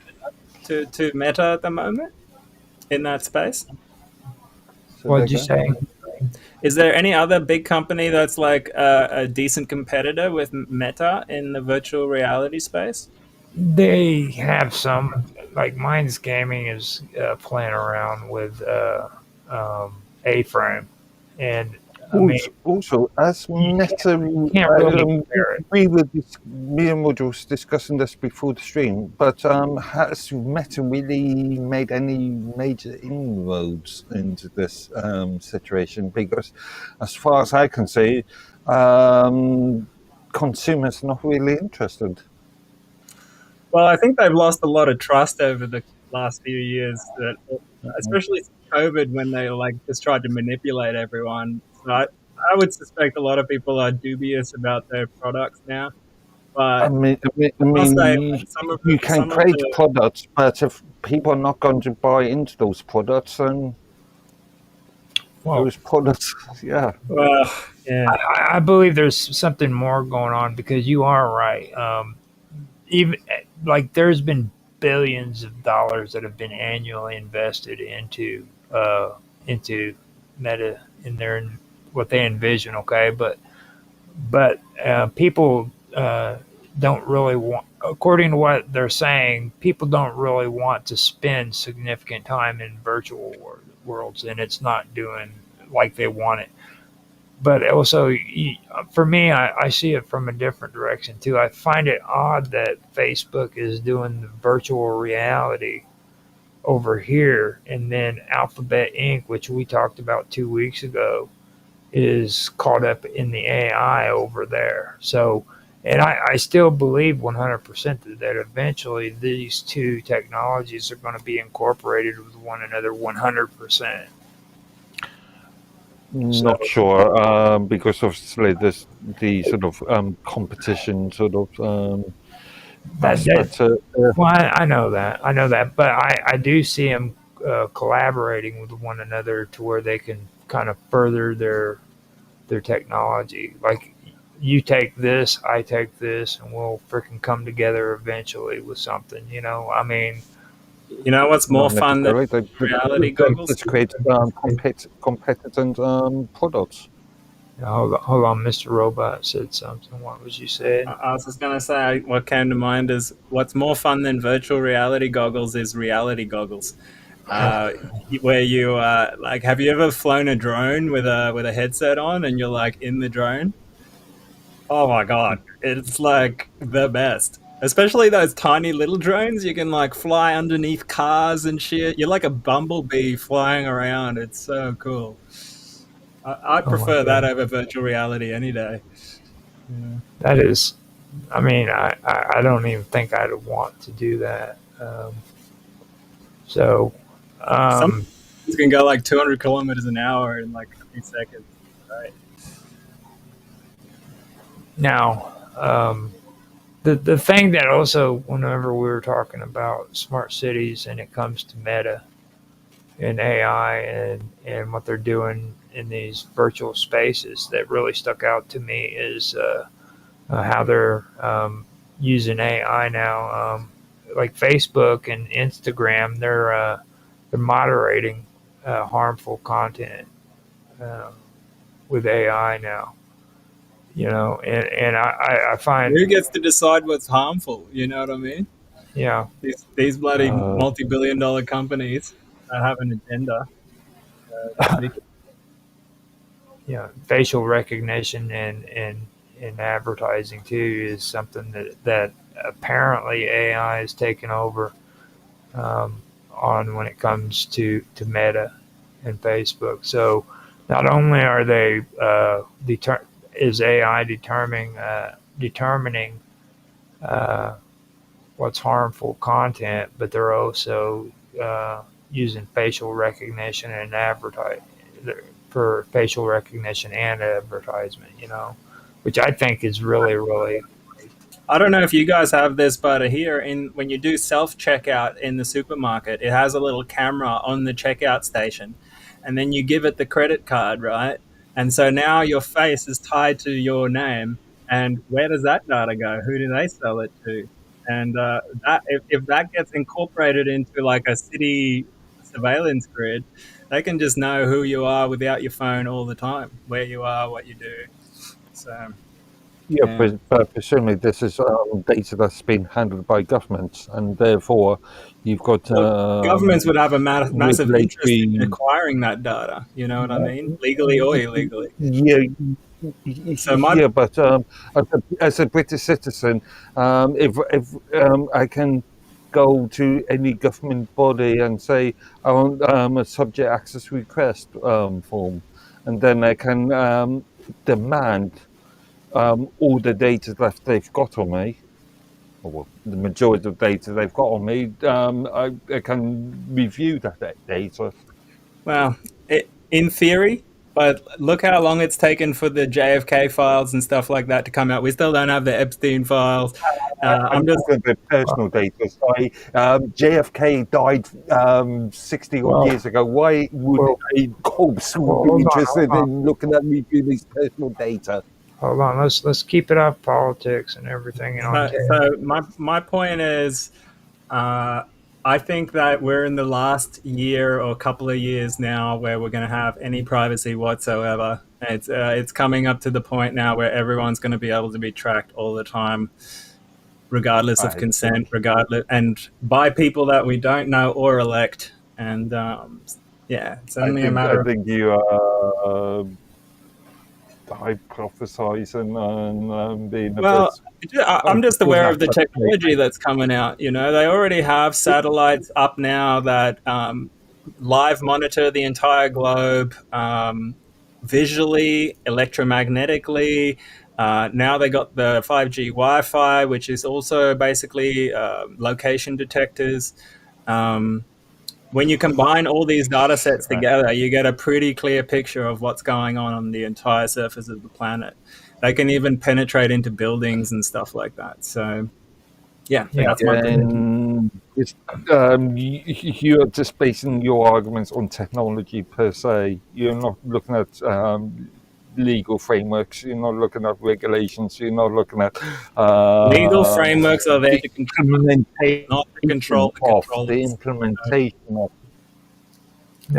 now hold on. technology. Let me also point something out too. They are also Meta is also not only using uh, their AI for facial recognition and advertising, they're also using it for um, tracking or gesture tracking. Okay. On Metaverse, they're doing it to where they can track gestures, language interactions, and world generation. And then it goes on to where they're actually uh, using Meta's revenue, uh, okay, and with AI, and that revenue usually comes from targeted advertising based on user data. Small businesses, marketers, and large brands buying ad space. Also, they make their revenue off of personalized ad systems driven by AI and user behavior tracking.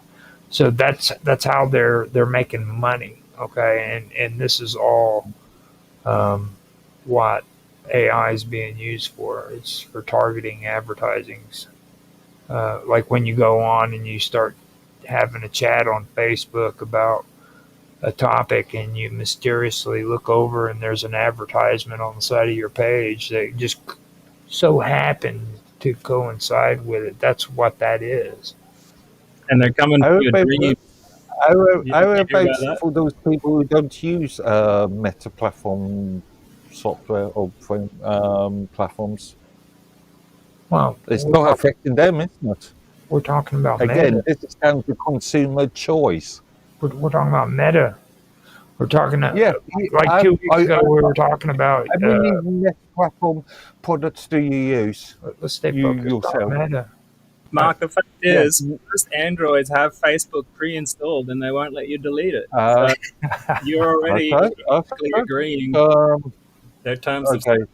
I'm in this list. I'm in a bit more of a unique situation. Say, install my own operating system, or my chosen operating system on my phone services, though, Mark. personally. People don't So I think about don't these have things. all They this just load. buy a phone. But So okay, let's just ask this: where do you guys think Meta is heading? I think it's already dead, to be honest. Like, I go on Facebook and I check it out. It's just a wasteland of, like, chicks shaking their booties and freaking random crappy posts. There's no substance to it anymore. And anything that was good has been censored off, or, you know, uh, it's just terrible now. Like, I don't know why people are still, I think people are still just on there because they have everyone else on there. There's no other real use for it, to be honest. I don't know, it's still a good platform for the purpose of marketing. It's still backed by the intelligence community, so it's going to stay around. It's not going anywhere. And corporate But entities, and yeah, they're so rich enough to stay around. who cares But if it's backed by I think there's a lot of that's not really their opportunity for thing. new upcomers to get into that space, but they definitely have a massive head start in just how much money they've thrown at it. Um, yeah, I would like to personally see more social media platforms integrated with open commerce. I think that's a really, like, Zuckerberg was going to do that at one point. He was going to bring out like a Facebook coin, but then the banks like quelled that. But if you did something like that, like merge cryptocurrency with a social media platform, I think it'll take off. Yeah, that kind of thing. That is if consumers wish to use cryptocurrencies, and for the majority of consumers, fiat currency is still sufficient enough. After all, Give it a few, you try give it a few months. you We try got a lot of buying. No, what was that? Okay, you're freezing up. Slow down. Slow down. Slow down, wild man. I'm slow. Okay, now, Who's now, wanting me now, today? Have another cider, Mark. re-say what you just said because it all. Okay. Where was I? You just totally made me lose my track. Okay, so let me just go ahead and say this now. Now, where I believe it is like with billions that are annually invested into AI and the metaverse and infrastructure. That's not even talking about custom hardware and stuff. I don't really think that it's going to progress any further because even though they say that freaking they're going to be putting focus on creator economies and like they're also talking like you guys said about digital identities and virtual commerce and good stuff like that. They do pretty much have dominance in social media, but they also have to face competition like TikTok. Okay, now you've got that going on. So I don't really see them really doing very much. And you also have to take into consideration that they're not any longer just Facebook. You know what I mean? They're like a really really huge tech empire, and they're really pushing like the AI, VR, and alternate reality stuff, and the metaverse as well. Which it hasn't hit off, but there's a lot of people who think it will eventually hit off sometime. So Maybe.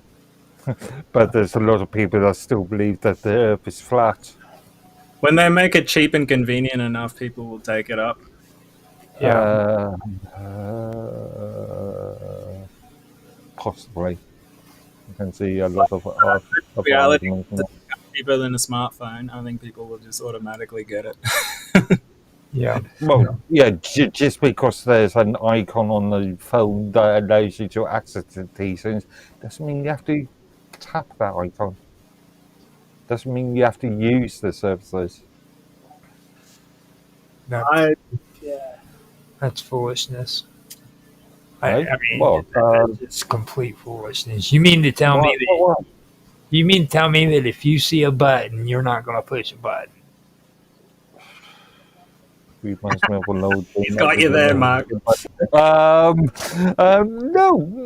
If people do not wish to use products, and even if the product's in the face, then they won't use that product.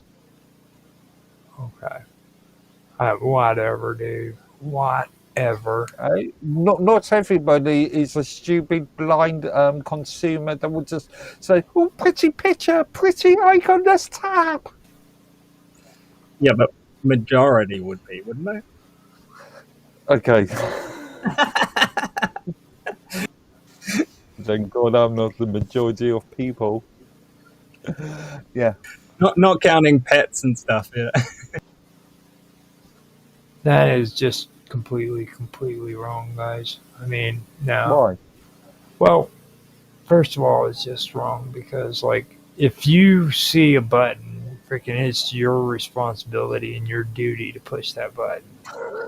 Your duty. As a member of society, you have to push the button because that is what Going to make it. Are they? The city doesn't just put a button out in the middle of town and just leave it there without freaking the understanding that if you walk by and see that button, you need to push it. Just to bring it back to AI for a second, guys. Okay. What really concerns me the most is we have this like AI Cold War situation going on right now where each country is trying to develop the most advanced AI the quickest, right? And my concern is when it gets to the point where it's smarter than humans and improving itself, and they get put onto servers, like let's say in space, that can't be shut down. That's when we get into a dangerous, like existential threat situation. And I think like we're only a couple of years away from something like that. And so at what point are the people going to actually stand up and demand some kind of like public oversight over the creation of these things, especially in the military, because I feel like they're the first ones that's going to abuse this technology. Yeah. Well, I'm not so sure if I can agree with you in the next couple of years then. Now, I would say 2 to 4 years, maybe, now if it's not already there. the thing that gets me is I think that the general public is actually being freaking hypnotized into thinking like stupid people. You know what I'm saying? And when you take a look at a lot of things that got out, especially in this virtual stuff, okay, you have like virtual concerts where you can go in and you can freaking listen to music performances and stuff. This is stuff that's supposed to hypnotize you with how great and how beautiful everything is when you go in there, because they make like an entire area that looks like you're sitting in a freaking, you know, in a freaking, well, I don't know what they would call it, freaking where they do the singing and shit, auditorium, you know, and you're listening to a performance and stuff, listening to a virtual concert, and these are real people who are actually doing it, but you're in that room with all of these other people and you're watching it together, but you're not really there. You're just in a virtual space. Wow, that's But something for don't people you do that into a with real concert, and Well, the real thing's always better. Well, more people are getting involved in this stuff too, though. You know what I'm saying? And then plus the idea of using digital avatars. You know, that's another big thing that people are really getting into. They like the idea of creating this personality or this character that freaking they created. You know what I mean? So they're getting sucked into this world. You know, and there's a Yeah, form of and the risk is that narcissism. they lose touch with their real identity. You know, and Yeah, there's a form of narcissism in that concept. you know. Well, Um, Well, I mean, you think about it. If you get people hooked on that, then they won't be looking at things like AI being in control of the nuclear bomb. You know what I mean? So let's not worry about all that. You know. Now, all we've got to do is worry about trading our cryptocurrency and getting into the VR chat, and freaking hanging out and creating mischief and listening to fine music and I think I'm going to skip it all. I'm going to keep using fiat currency and sit here with a old gramophone and listen to 33 speed vinyls for the rest of my life. well, there's a lot of hurdles we're gonna have to like overcome in the next couple of years as humanity if we're gonna survive. And I would think the most immediate threat is not only AI, it's all these wars we're getting all these nuclear powers into right now. I And think I think you in danger of expecting these things to be faster than they probably will be. well, I mean, I think if we can use AI to create more unification amongst humans and to settle disputes, I think that could be a good thing for us. I don't think AI is necessarily bad. Like it's about how you use it, and I think there's Great. potential for us to. Court cases. to Instead of having a human judge, you have a computer. Yeah, that does raise a number of significant concerns. well, I mean, it's fine and dandy to talk about AI and everything too, but I mean, there's also things that you also have to take into consideration when it comes to these virtual spaces as well. Like when it comes to freaking concerns about like what's actually yours. When you go onto these platforms and you start creating content, does it really belong to you? You know, what about Again, you were you talking know about my identity, answer. You know my answer to that, you know? and it's related to users being aware of what they're signing up to. I and actually reading prefer. the contractual agreements. I think the concept of ownership is leads to conflict, and I think a better model would be to allocate resources where it's needed and to give things out for free because everyone lives for free. And For I free. like the cooperative model. Resources are there for free. Hold on. How the hell are those resources gathered in the first place? Oh, hold on. Well, through volunteers that take them out of the ground and process them. How else do you think? Thank you, comrade commissar. No, it's Yeah. been done before, Mark. People have lived in it's cooperative communities yes, since the dawn of it's been done time. before. Look at what Only happened to the It's only Soviet since the Union. Brits have taken over look half what the world that happened in they've sold China. us on this slave money system that that you're promoting. Well, I mean, okay, look at NFTs. Okay, now that's something else that needs to be discussed there too. You guys are talking about ownership and stuff like that. NFTs, if used properly, could be a freaking form of your own personal possession, nobody else's. You know what I mean? It's like a off like a proving ownership to a painting. You know what I mean? If you turn around and you create an NFT, that's exactly what that is. That is yours. So It's it goes same with Bitcoin, you actually, know, like actually, decentralized cryptocurrency. that reminds me of a conversation that Okay, you're using NFTs as a form of receipt.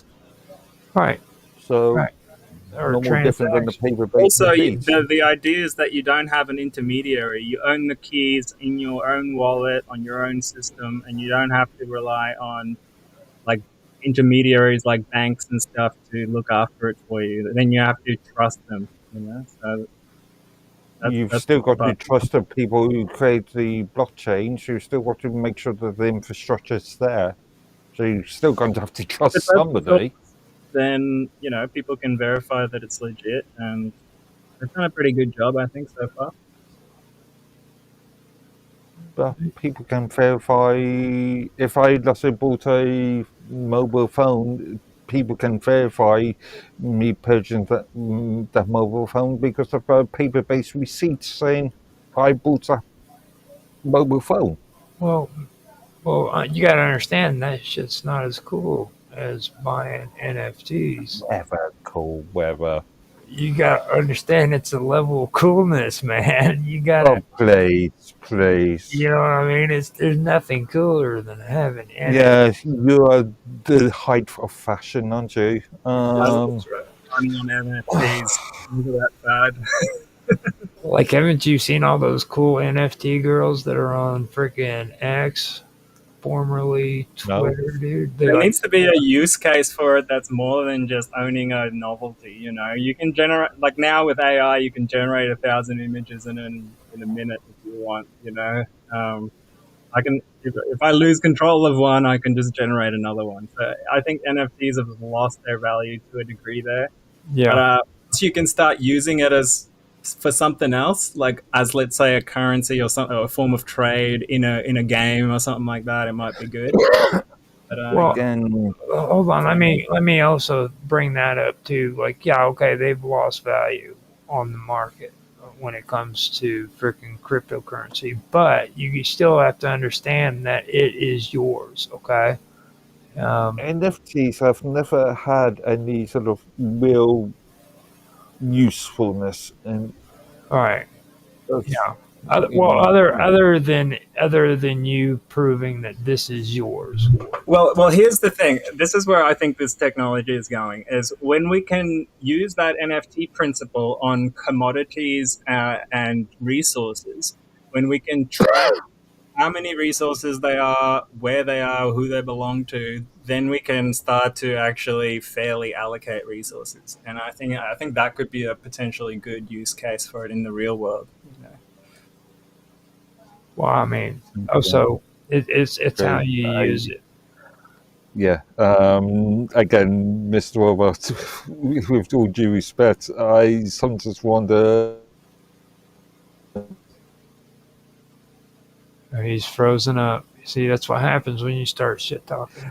I sometimes wonder if Mr. Roberts he's an extreme communist. I'm censoring him in Because, real time.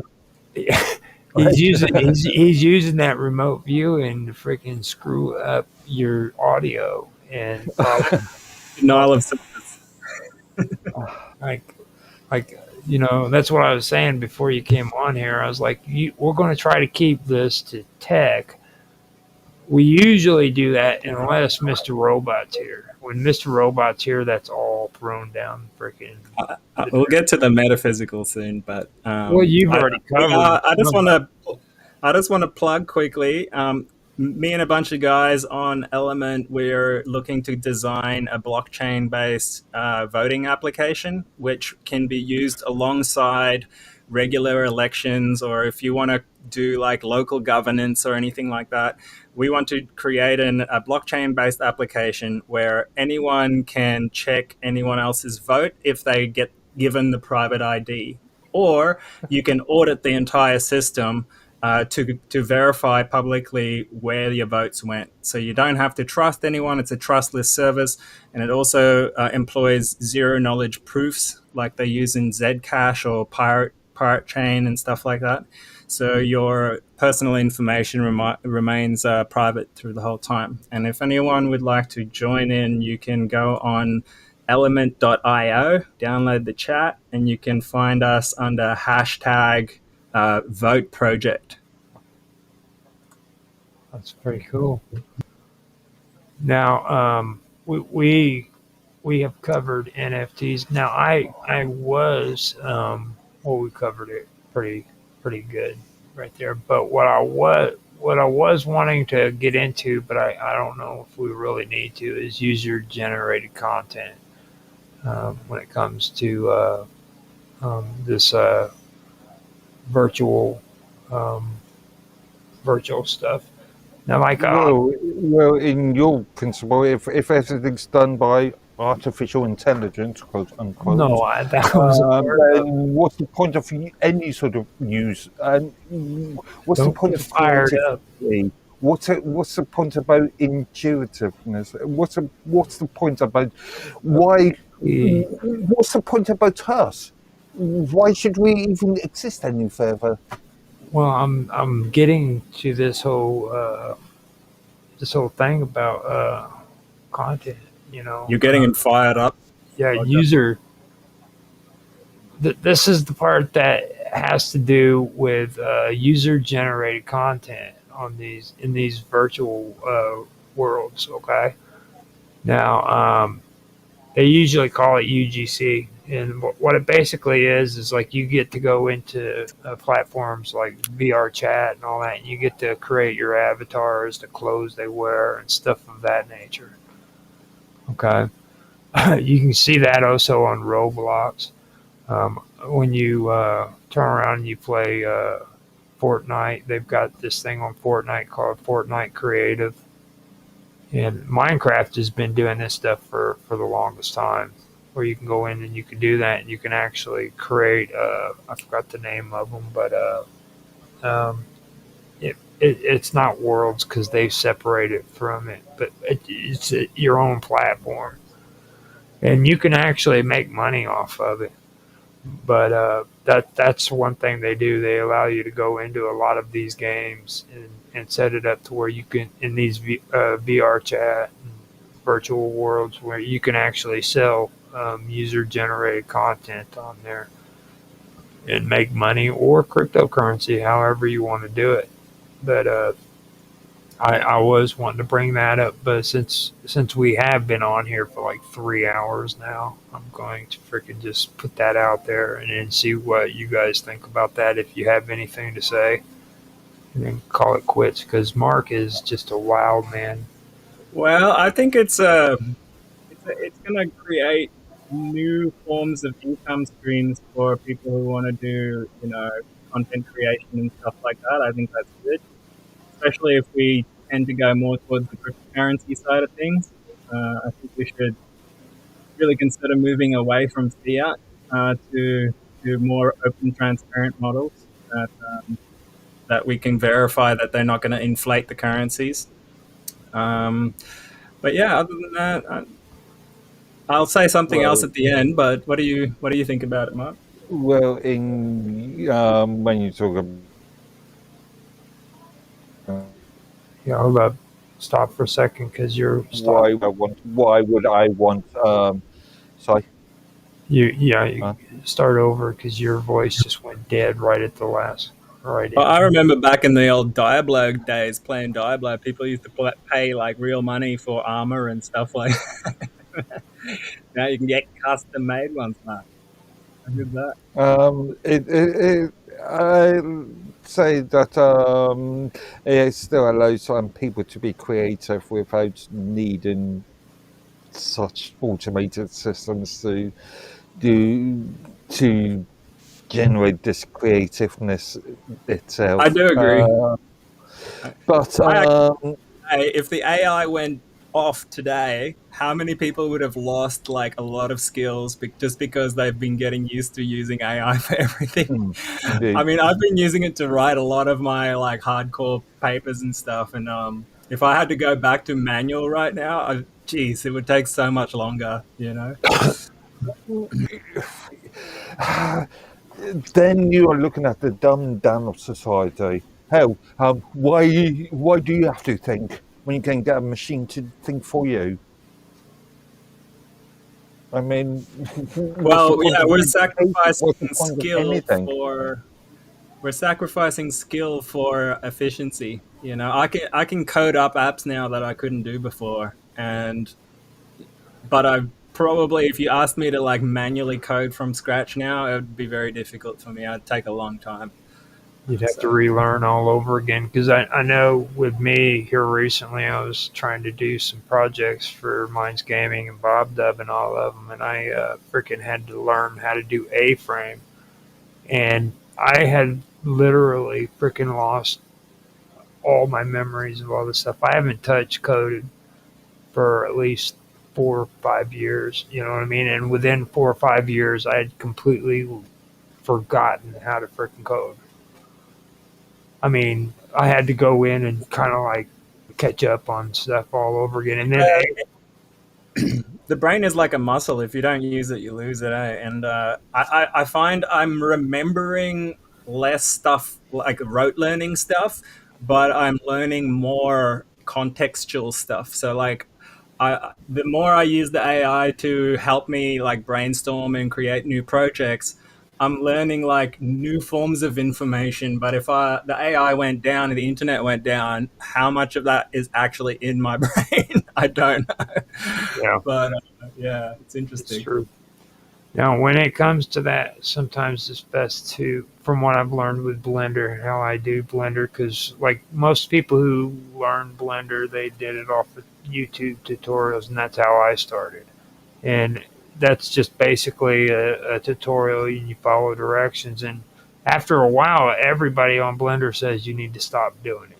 And my best advice is like use it for that kind of instructional purposes, but after a while, just take a break from it and see what you've actually freaking acquired from the time that you started doing it. You know what I mean? Kind of let your brain work on its own without using. We are getting to a situation where people have to learn to be creative. And there's so much reliance on automated systems. You can call them artificial intelligence if you want, but there's so much reliance on automated systems that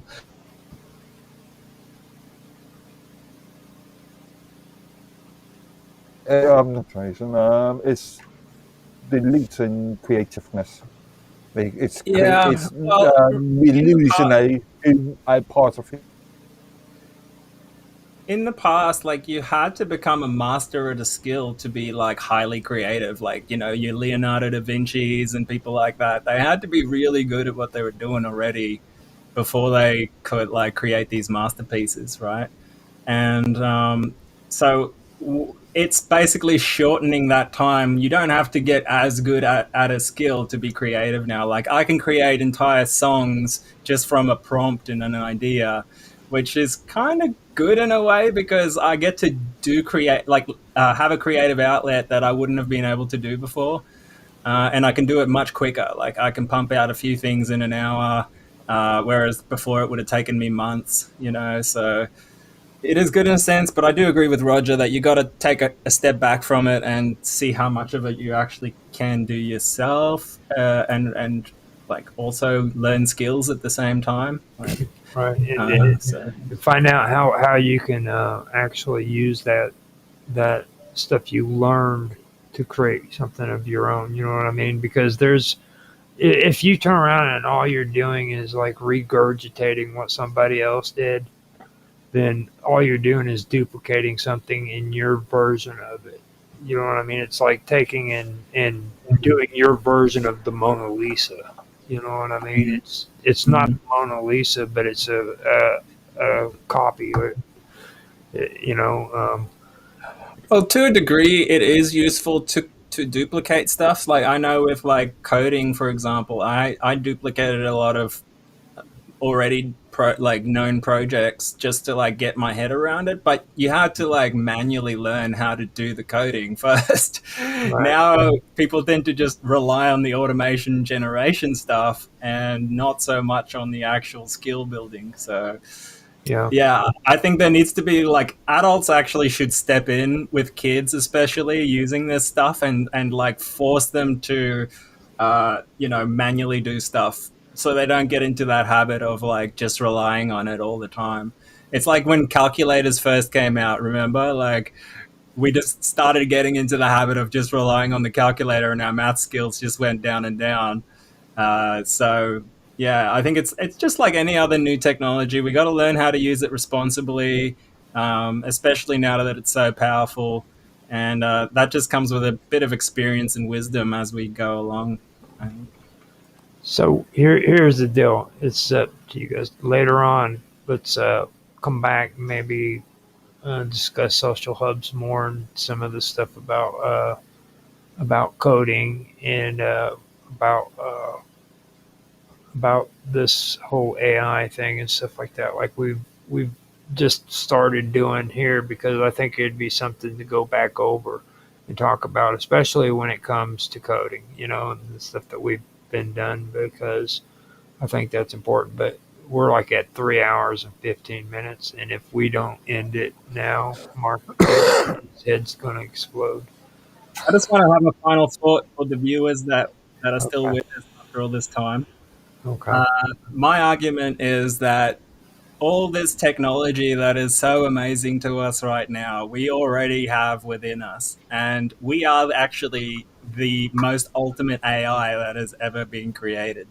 And it's well known throughout the ages that our greatest thinkers like Nikola Tesla, people like that, could go into virtual reality worlds in a sort of semi dream state where they can actually design things in a three-dimensional space, make it work, and then like save it, come back to it later. So like I've experienced this kind of stuff myself where, either you can do remote viewing, look at things outside of your body, you can go into internal dimensional worlds, there's like telepathy and all sorts of crazy stuff that is within our capacity to use.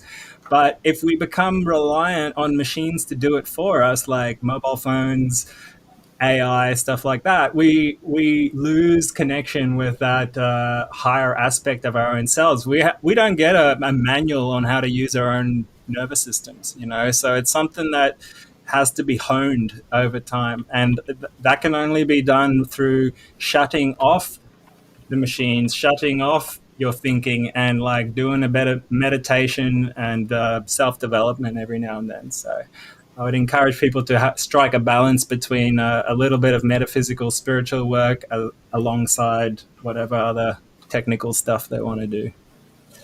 See, we allow just about anybody up in here, dude. It's just like we let Mr. Robot come in and we're talking about metaphysical and remote viewing, and I'm surprised he hasn't mentioned Atlantis yet. Just saying it. It's Got to save something for next time. that's right. At least I saved it till the end this time. I didn't.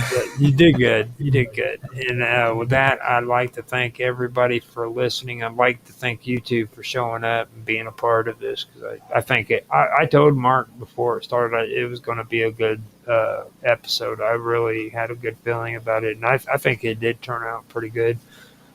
We actually had a serious conversation about 5G, and thank goodness we did that before you came in here because I knew if you showed up, it was Yeah, on. it's probably divine intervention.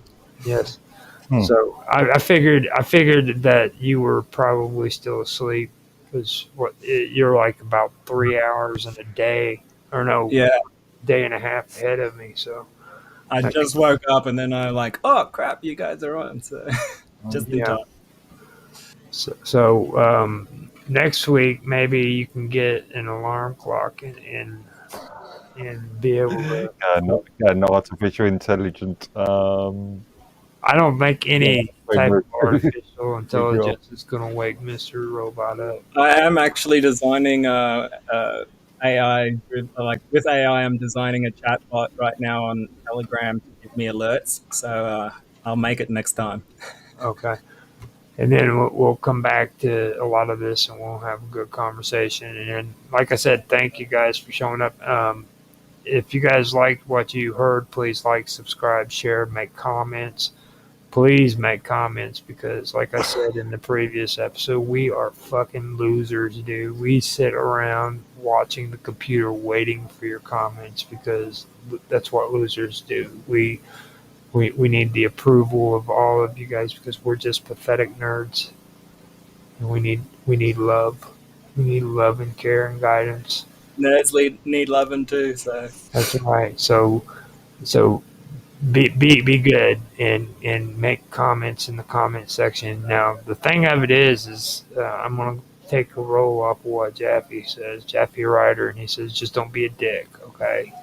Just don't be a dick. Be nice and take care of each other. And thanks for showing up. And I hope everybody has a good night or day or whatever you're having. So thanks, guys. Appreciate it.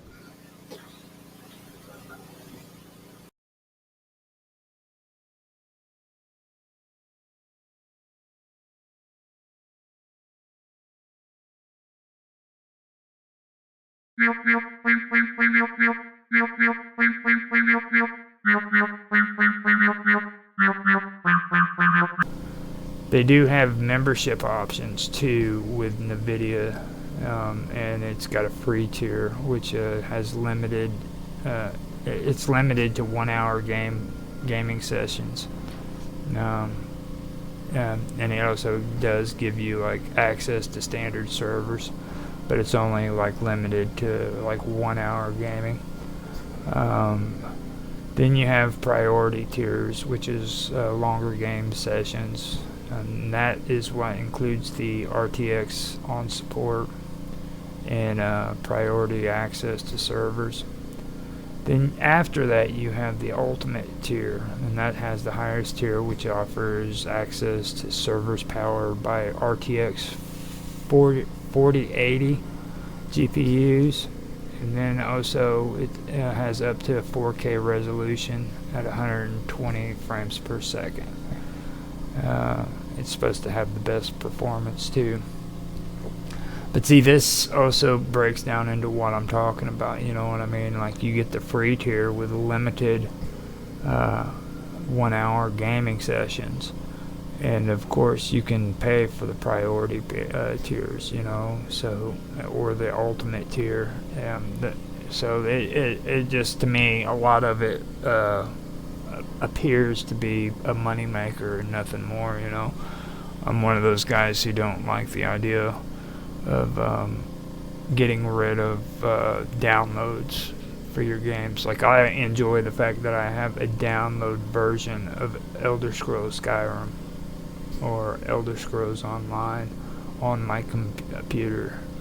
I don't. It's cool that I have it on Steam, you know, but at the same time, I'd like to have a copy of it on my computer so that I can play it whenever I want to, and I don't end up getting in trouble on any certain platform and get scolded for it and end up not being able to play a game that I've been paying for to play, you know. So it's just, for me, that's a thought when it comes to that. Now, when it comes to cross-platform saves, games support cross-platform saves if the game itself offers that feature, okay? Which also allows you to switch devices seamlessly, so that might be something there. I also don't know about all that either, because like on Minecraft, I like to clone shit and there's certain games where it's kind of cool when you can get two people on two separate devices that can clone shit back and forth.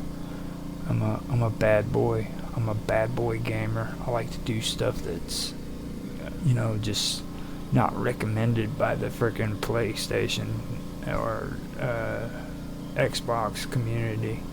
Things that bad boys do. My name's Infamous OG 1973. You see, that's the way we roll up in here. So, killing is my business, and business is good. That's right. That's right. I said it. So with low latency too, they're also supposed to be, or GeoForce now uses advanced technology that is supposed to minimize input lag for the games. It's supposed to be providing a response gaming experience, a responsive one, to where freaking, like if you're in a competitive game and you have to make quick decisions and the other guys have to see what you're doing and you have to see what they're doing, then the response is quick, so that's basically what it's supposed to be. We went over this before, and like the latency and stuff like that is something that cloud gaming is supposed to be really supposed to be good at doing. Now the part that really gets me is when they start talking about benefits. Like, they've been putting out this thing where it's cost effective, with the benefits.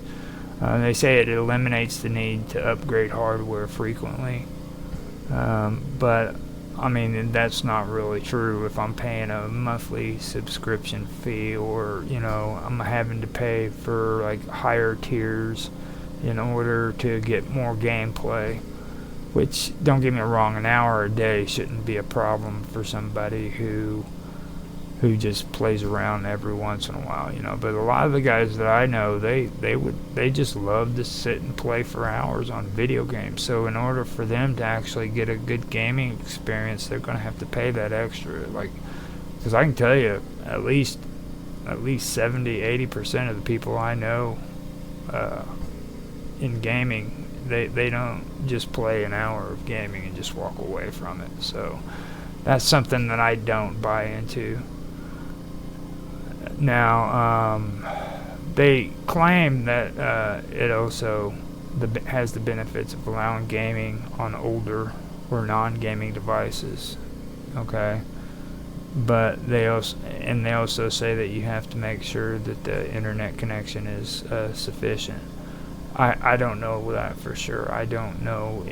I know that like Steam is starting to be more emulator friendly when it comes to games that are not necessarily out in the stores or nothing anymore. I know that they're more emulator friendly, but I don't know for sure when it comes to like platforms that are cloud gaming, if they're emulator friendly like that or not. And plus, I mean, I don't like the idea of freaking sharing with these platforms that I'm using emulators to play games, because that goes back to what I was saying in previous episodes about the VCR. And I know that sounds cheesy, but like with the VCRs, when we had those, you could record stuff off TV, and those were untraceable because of the tape. Okay, now they phased that out, and they gave us digital. So now you have digital, and everything can be traced according to copyright and all this shit. Whereas before they couldn't do it with the VCR. Now they're trying to get everybody to where they're freaking using emulators on these platforms, and it seems like another gimmick to where they could get a little bit more management going on with the emulators. So, I mean, even though I could probably go on to cloud gaming and play emulator games with one another, I don't know if I would want to do that, because let's just face it, some of these ROMs are done illegally. I know that for me, if I wanted to use a ROM with an emulator, that would be fine if I created it myself. But if I went on a website that freaking was selling it, and I or not selling it, or just giving it away, and I downloaded it onto my computer and then played it, then I'm breaking the law. You know. But if I paid for that disc and I burned it and made my own ROM out of it, then that's perfectly fine. I can do it that way. You know, so, and you don't know who it is that or what's going on with those ROMs and stuff with the people that you're playing with. I mean, so you really will be taking a big chance. And that's just my take on it. You know what I mean? I'm not going to like get more into all of that other than what I've just said. Now that is the one thing that I do have a problem with. And then they also talk about instant access. You know, the benefits of being on cloud, this is, what is it? I keep saying cloud gaming, and it's actually more precise. It's NVIDIA or GeForce now. You know, it's instant access. Now, the thing about the instant access thing is the fact that there's no need for downloads or installation. You know, you can just start playing almost immediately. That's what I just mentioned. You know, I actually like the idea of downloading and stuff of that nature, so I have no problem with it. Now, with NVIDIA, now the internet requirement, or the requirements for that is you have to have at least 15 millibytes for 720p at 60 frames per second, and 25 millibytes per second for like 1080p at 60 frames per second. Now for 4K, a higher speed connection is required, so you're going to have a higher speed connection as well for anything that's above 60 frames per second. So if you have 60 frames at 720, that's going to be 15 millibytes per second, and if you have a 60 frames per second at 1080, that's going to be 25 millibytes per second. So, and then the 4K goes up even higher than that. So that's something that you should know ahead of time. Now, according to them, their challenges that they're having with this is they have internet dependency. You know, a stable high-speed internet connection is crucial. You know, but any interruptions or latency issues that can affect game quality. Now, that's one thing that you need to understand too. Like with any kind of latency or any kind of interruptions, like the internet going off or something of that nature. That's gonna affect it. Now, that is true. Your internet connection is crucial when it comes to this. So if you have frequent internet outages or something of that nature, it's something that you might want to think of too. So not all games are supported on the platform when it comes to game availability either. And we are talking about the NVIDIA now, so that's what I'm talking about. Just understand that not all games are supported on the platform. Now, and the library depends on publishers allowing their games to be streamed, basically. So if they don't allow NVIDIA now to or if they don't GeForce now, if they don't allow GeForce now to stream on the game on their platform, then they're not going to be able to do that. And I've been doing a big thing thing on that too, with all of the things that took place in Europe when it came to Xbox and their transactions when it came to modern warfare and all of that. And that was one thing that they said that they had issues with when it came to Xbox taking priority over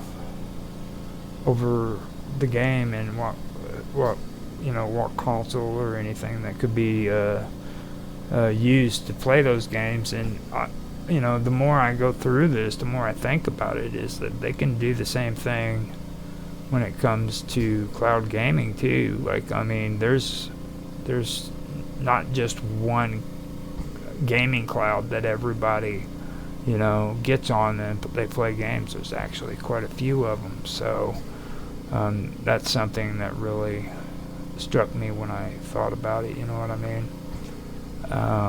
Now also there's issues with hardware as well. Basic devices can run the service, but for the rest of the experience, a wired connection or 5 gigahertz Wi-Fi is recommended. So that is one thing that needs to be understood. Also, there is session limits. The free tier limits session link, like what I was saying.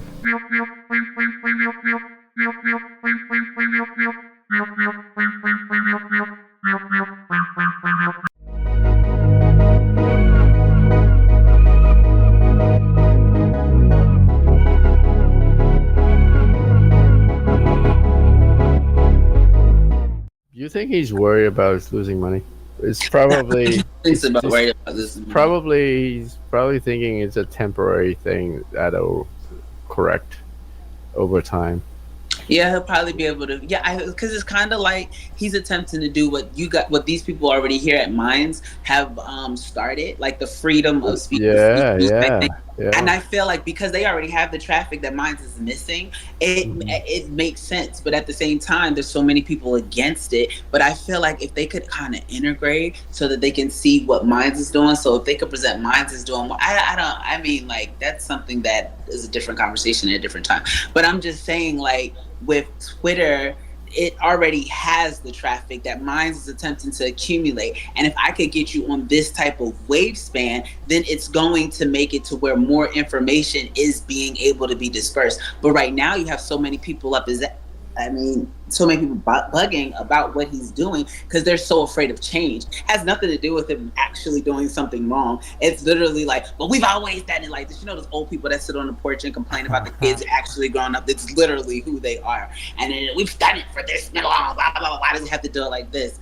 But it makes sense what he's attempting to do in regards, but he gets a little cocky in his ways. So I get why people get annoyed because, like, yo, bro, I would like to support you, but don't make me feel like I should not support you. Like, make me feel like supporting you always. And I get it. Who cares? Well, you should care because then that's the whole point. Why have freedom of speech just to listen to yourself talk? Like, it should be freedom of speech because you want to hear everyone talk. So you like people to care about what you're doing to the extent, but at the same time, your means, you have to make sure, like, you do it. Like, well, you... See, with Elon Musk, you got to understand this whole freedom of speech thing with him, okay? The reason why he even jumped on that boat was because he got pissed. All right, that's where it all started. I mean, Who was he mad? He was mad at Twitter. Twitter was freaking like censoring him. But that's him. He said, you know what, screw you. I'm gonna buy the freaking company. Yep. He bought the company and he fired every single person that was censoring him. Yep. I think kind of cool though. Like, and it's like a real big flex. Like, yeah, you don't like what I say, watch this. You're gonna have to listen to me. As a matter of fact, I don't even want you to listen to me. Get out. And like, that's kind of a dope flex. But then I know he's probably like, dang, what did I get myself into? Because probably a lot to fix. Like, I can imagine they argued where it's with coming him from. Constantly. Like, Twitter argued with him over and over again, and he just said to hell with you and started firing people. But I know. I saw the guy trying to sue him or something like that. Like they want to sue him, one of the guys that he fired or whatever. But I know he has just cause, and I'm sure he could figure it out if he has yet to. In regards to, especially if there was unethical practices that were happening in regards to the company and the direction that it was projected. Exactly. And so, and the projection of the way I would like the company's directions ahead, I just did not feel as though they would be a proper fit. They were giving options to be able to turn around and change, but they were not given an option. They were just had to believe, oh, well, in that case, they might just have to not align with the company's values, and that's okay.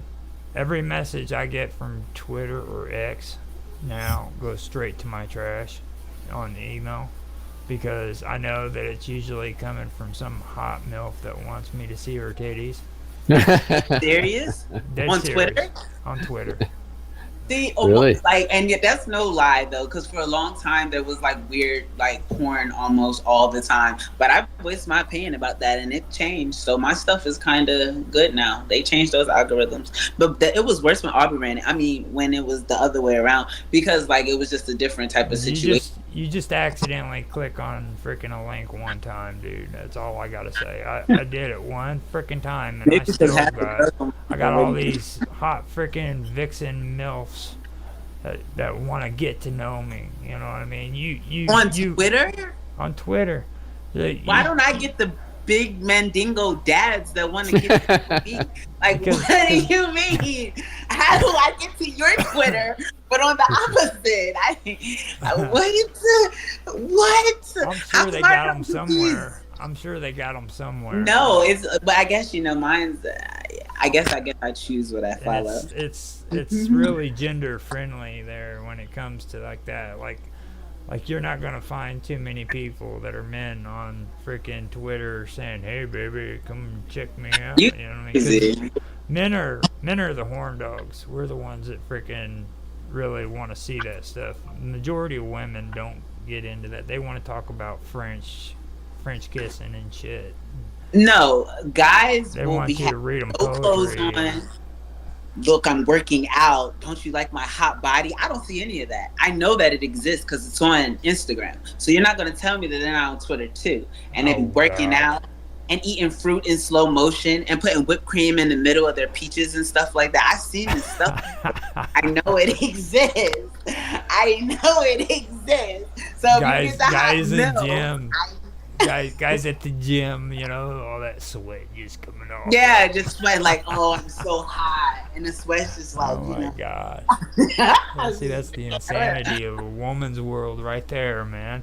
Yeah. I'd only watch for a little while, then I get bored. Trust me. You throw on some good cartoons. Mine's is like full of cats and rap songs. Not rap songs, just music.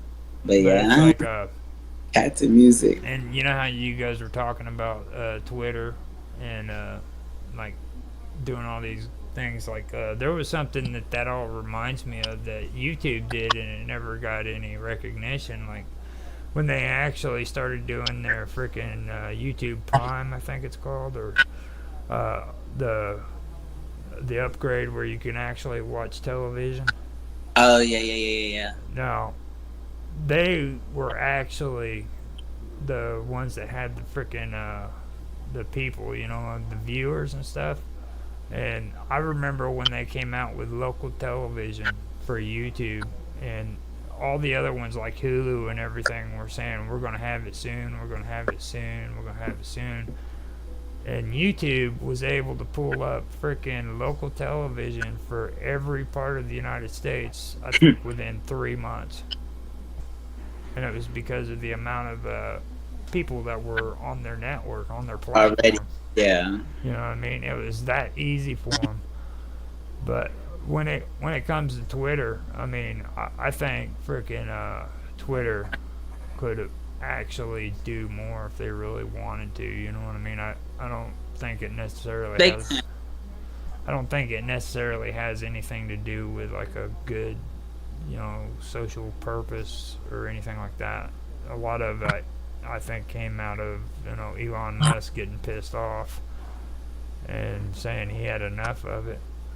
Because he sat there and put up with the whole thing with Donald Trump getting harassed. You know, when they kicked Roseanne off of freaking Twitter, he put up with that. You know, if he had such a problem with all that stuff, then why didn't he say anything Because it then? didn't matter until it was him, which I mean, like, and then it probably, like, not even necessarily that it didn't matter, it led up to it. It's like, okay, now this, oh, and me too. Hold on, well, you forgot who I was. I got the money to buy you, and you know you want this money. Because at first he was like, man, I don't even want to do this, because he backed out at one point, and the reason why he didn't, because he knows that it's a lot of, the whole point, I don't want to say the reason why he didn't. Again, I don't know the reason why he did not. But the whole point of a lot of what they had going on with Twitter was for them to be able to push what they would like to see, what type of content that they would like to see. And I feel like when Elon first got involved, what he would do is kind of the same thing, just on his Richter scale. But then he started saying, okay, now let's tighten up. I gotta get this right. So with the transition into X and him attempting to at least be able to, hey, look, this is what I really think he wants to do, what they do with Minds, but just on a bigger scale. And like he would like the opportunity to be able to bring real raw news. Right now, he cannot do that. Like they sue him in it, or he's anti-Semitic. He cannot do it. But they had so many bots on it before. He's attempting to get rid of. He cannot use the same system, because then that makes him a hypocrite. And then as a result of him being a hypocrite, no one's going to actually listen. So he has to have authentic interaction with being able to promote and contribute the same type of pull and push that information is going to require in order for people to even get wind of it. Because right now people are so stuck on the fact that he's the face of Twitter, they're not really grasping what they could do with it. Like, oh, so you're saying I can say whatever I want to say? And it's like, yeah, but you kind of have to gauge the respect, how we have the issue here on Minds, so where sometimes we're really, really nice to each other and other times we're really crappy to each other. And it's like, you don't want to get on a point to where you're promoting racism and you're saying this is okay, but allow people to express themselves freely in a community that we can see how you think. How do you feel about this? Not because they suppressed you on the old Twitter. They suppressed you on YouTube. Like, I'm shadow banned on YouTube and I got good stuff, but like they suppressed you, and that's what that's because, oh, I want this type of content to be pushed. I want you to focus on this, literally the agenda. And so he was upon being used, and he allowed himself to be used, and that was the result. And attempting to undo that is going to require a lot of manpower that I don't feel like people are willing to commit on the aspect that he's hoping to see, because he would like a certain type of result, and if he's not getting that, I mean, he's Elon Musk. He's gonna, hey, screw this, I'm going this way, then I don't have to worry about it. He should be a little bit more lenient in that, and at least be more vocal about what we're expressing and what we're looking for in regards, and then giving people an opportunity to at least adjust. But don't take no shit because, oh, excuse me, but honestly, you cannot, because if you do take some, then you're letting people get that opportunity to say, okay, I can do this, I can do that, I can do that. And like, honestly, shout outs to him. I would have brought all my own people in, and I know that sounds bad. It sounds really bad, and I'm not saying fire everyone, but my people would be headed, people that I know I can trust, people I know I can depend on, would be their bosses. Not necessarily, but you be paying attention, and you're going to show me what you've been doing here, and I want to see. I'd like to see exactly what you've been doing, and if you're unwilling to comply, that's fine. We can move around in the company to where you have a lesser position, or you have the opportunity to walk away. And I'm giving you, and I'll give you 2 weeks. So within 2 weeks, you know not to show back up here. I'm not firing you. You are voluntarily. When he wanted to back out, okay, you gotta kind of think back on that, okay? He actually wanted to back out because he realized that there was all these third-party freaking advertisers coming on there. That's the reason why I mentioned, the MILF crap, because that's what it was. They were freaking people that were they're basically freaking bots that are throwing spam onto Twitter. You want to see my pussy? I know. Twitter is full of freaking all of these bots that were put on there, and he found out that Twitter was allowing it because that's what was keeping them afloat. Yeah, keeping the money. And, okay. Yeah. So, I mean, that was a good part. The fact that he found out that freaking Twitter was doing that, you know what I mean? And all of a sudden, though, when he found that out, the first thing's pop in his head is, oh, shit. Because now he's stuck with it, you know what I mean? He almost wanted to back out of the deal because of that, didn't he? Yeah.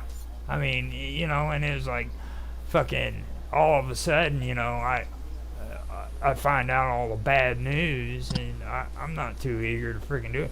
And that's when he was right in the middle of negotiations, and he was dead set ready to leave. But you know what happened? It's those people that were in charge of Twitter said, "Hey, hold on, dude. They need that money. Hey, we going broke over here. You just signed a contract. You're in. There Nah, ain't no you way remember you're that backing $44 out." billion he talking about? What you was talking about though? What you was I mean, talking about? I need that. when they put a fire underneath his ass and said, "Look, buddy, we're gonna sue you because of freaking Yeah, that's right. not That's wanting to right, for freaking finish up this contract." That's when he decided, okay, I can go ahead and take it. And then he's like, oh, was it 44 bills? Fine, whatever. But I mean, at the same time, now he's like, man, this shit is some bullshit. You guys gonna have to tighten up a lot, and then that makes it more work. And he has so much stuff already going. He's like an overaged fucking playboy, dude. You know what I mean? You think he's a temp? He's running around putting Botox on his face and shit, and fucking hanging out with all the young ladies. That's because society makes you feel like you have to look a certain way in order to be accepted as like the. I really feel like, dude, he went and bought freaking the Tesla company. All right, come on. All right. Wait, hold on. He bought Tesla? I thought. Yes, hold on. He bought Tesla. Tesla is freaking the old car off of freaking Back to the Future. That's like every freaking geek's freaking fantasy is to own that freaking company. And it was a failure. It was a failed company.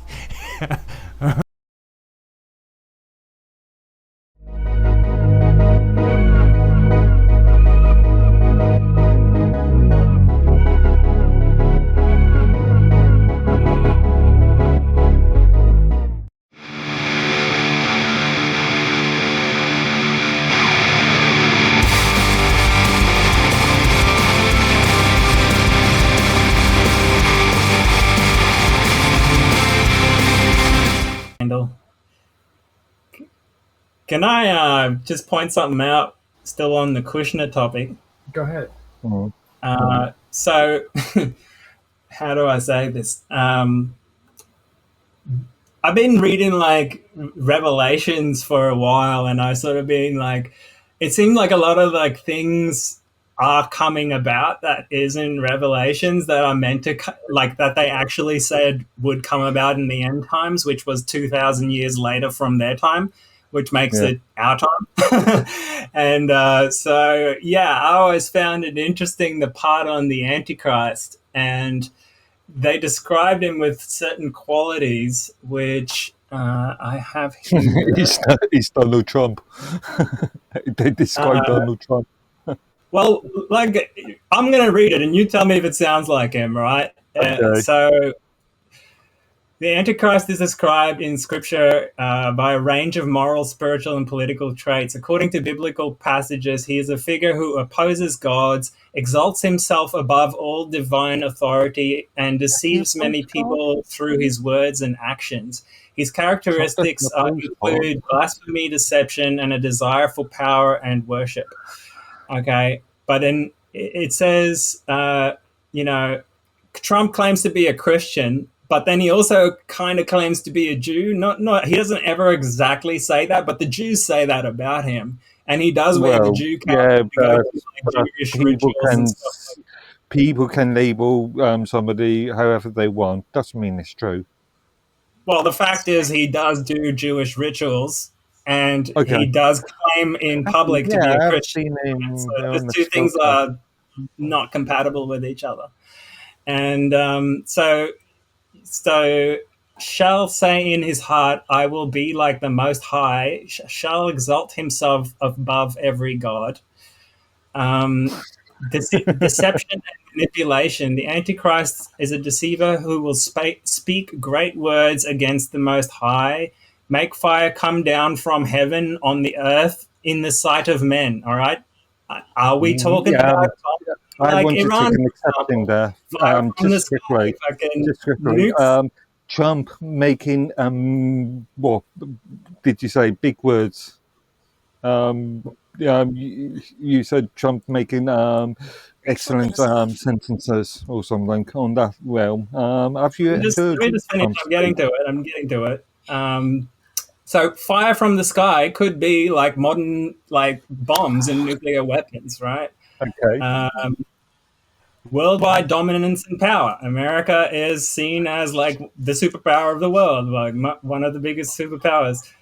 Power, his throne, and great authority given to him by the devil. He will do according to his will and stretch forth his hand upon the countries. So has global reach, mighty and powerful. He is charismatic and persuasive leadership. All right. Trump is known for his persuasive speeches, speaks arrogant words and blasphemies. All right. Sounds a bit like Trump. Cruelty and disregard for life. All right. So, like, we don't exactly know what Trump is like behind the scenes, but Right. you know, just given the fact that he has like funded the bombs against Gaza and bombing the Houthis and stuff like that, does seem to show a little bit of cruelty and disregard for life in certain instances. You know? Means to an end, you could argue, but that's another argument altogether. Well, I don't know. What do the rest of you guys think? Is funding bombs that flatten cities cruel or not? Yeah, well, the means to an end. Omelets, eggs. No, you don't think that, Mark. But let's hear from you. I am giving you a alternative devil's advocate's answer. Well, of course, the devil would advocate for Trump. That's what it says in the Bible. Good point. I'm saying doesn't fit the pattern here, right? And then spiritual deception, all right, is another quality. Speaks marvelous things and against God and the God of gods. Justify spiritual deception? Well, I'm saying he's practicing Judaism and Christianity at the same time. In public, it's but Christian. Then he isn't actually promoting such actions. Well, it doesn't matter. My point is it's deceptive. And then end time significance, right? We're on the cusp of World War III. They keep like threatening each other with nuclear weapons and stuff like that. And like that's never happened before until now.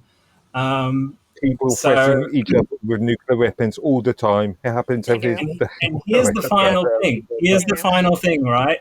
In Revelations, they say the Antichrist, the number of the Antichrist will be 666, 666. And what do we have? His son-in-law is building 666. Okay, so he's an end time. Is what I'm saying. Like, that's great. It's a fascinating presentation there. Very good. Yeah.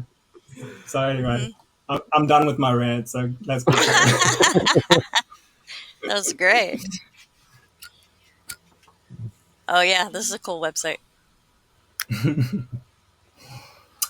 Do we have a next topic, Roger, or should I keep ranting? Or what?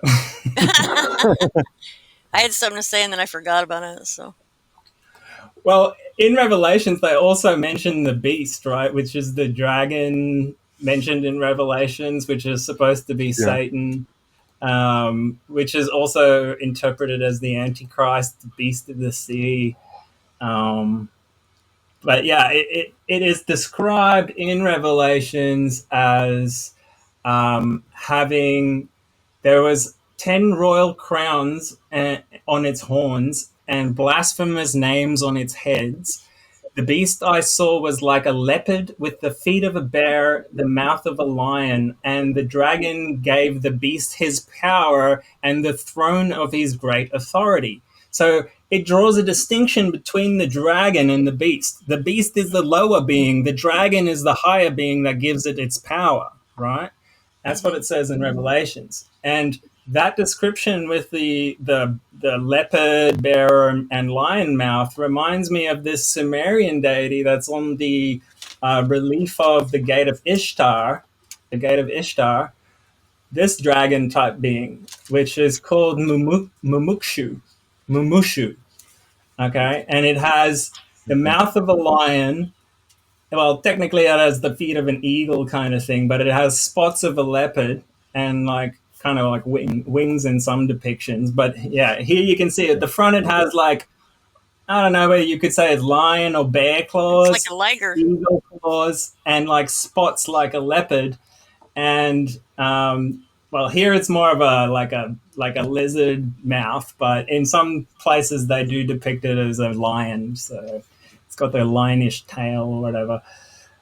So yeah, I don't know what it all means, but it's trippy as hell. It's serpent worship. You know what I mean? A lot of people don't understand what serpent worship is. Most people who are involved in talking about that are usually Christians who don't really understand the concept, even though it's written in their Bible. Okay, Well, here's the other thing that lines up with the Trump idea. One of the heads of the beast appeared to be mortally wounded, but the mortal wound was healed, and the whole world marveled and followed the beast. Now, Trump got shot in the ear, and it got healed, and then everyone marveled at it, right? Like, that is crazy, I'm telling you. Interesting. Wow. see, And, like, I told you, Mr. Robot's crazy. I told you. I got my He's sources, you He's know? pointing to facts here. That's just correlations. Yeah, No, I mean, I just been dude, thinking I've about this been, for a while. I'm like, why is all this stuff coming true? I've been waiting for the truth to come out, and that's what's happening right here because he posted this in chat, like he's Mr. Intellect, and you know what I mean, and it's not about any of this stuff, you know what I mean. But now that we got him on stream, it took him what 2 hours to finally come out with what his real thoughts are. He believes that this is a prophetic interpretation. Well, not necessarily. Well, Come on, partially, dude. right? I think here's what's going on, right? If I'm going to be honest, Be I honest. think the dragon is actually the alien reptilians. And I think they actually seed these books and these ideas into our consciousness like thousands of Right. years ago. And then they act to bring it about in the future so that we think it's prophetic and start following Yes. its ideas.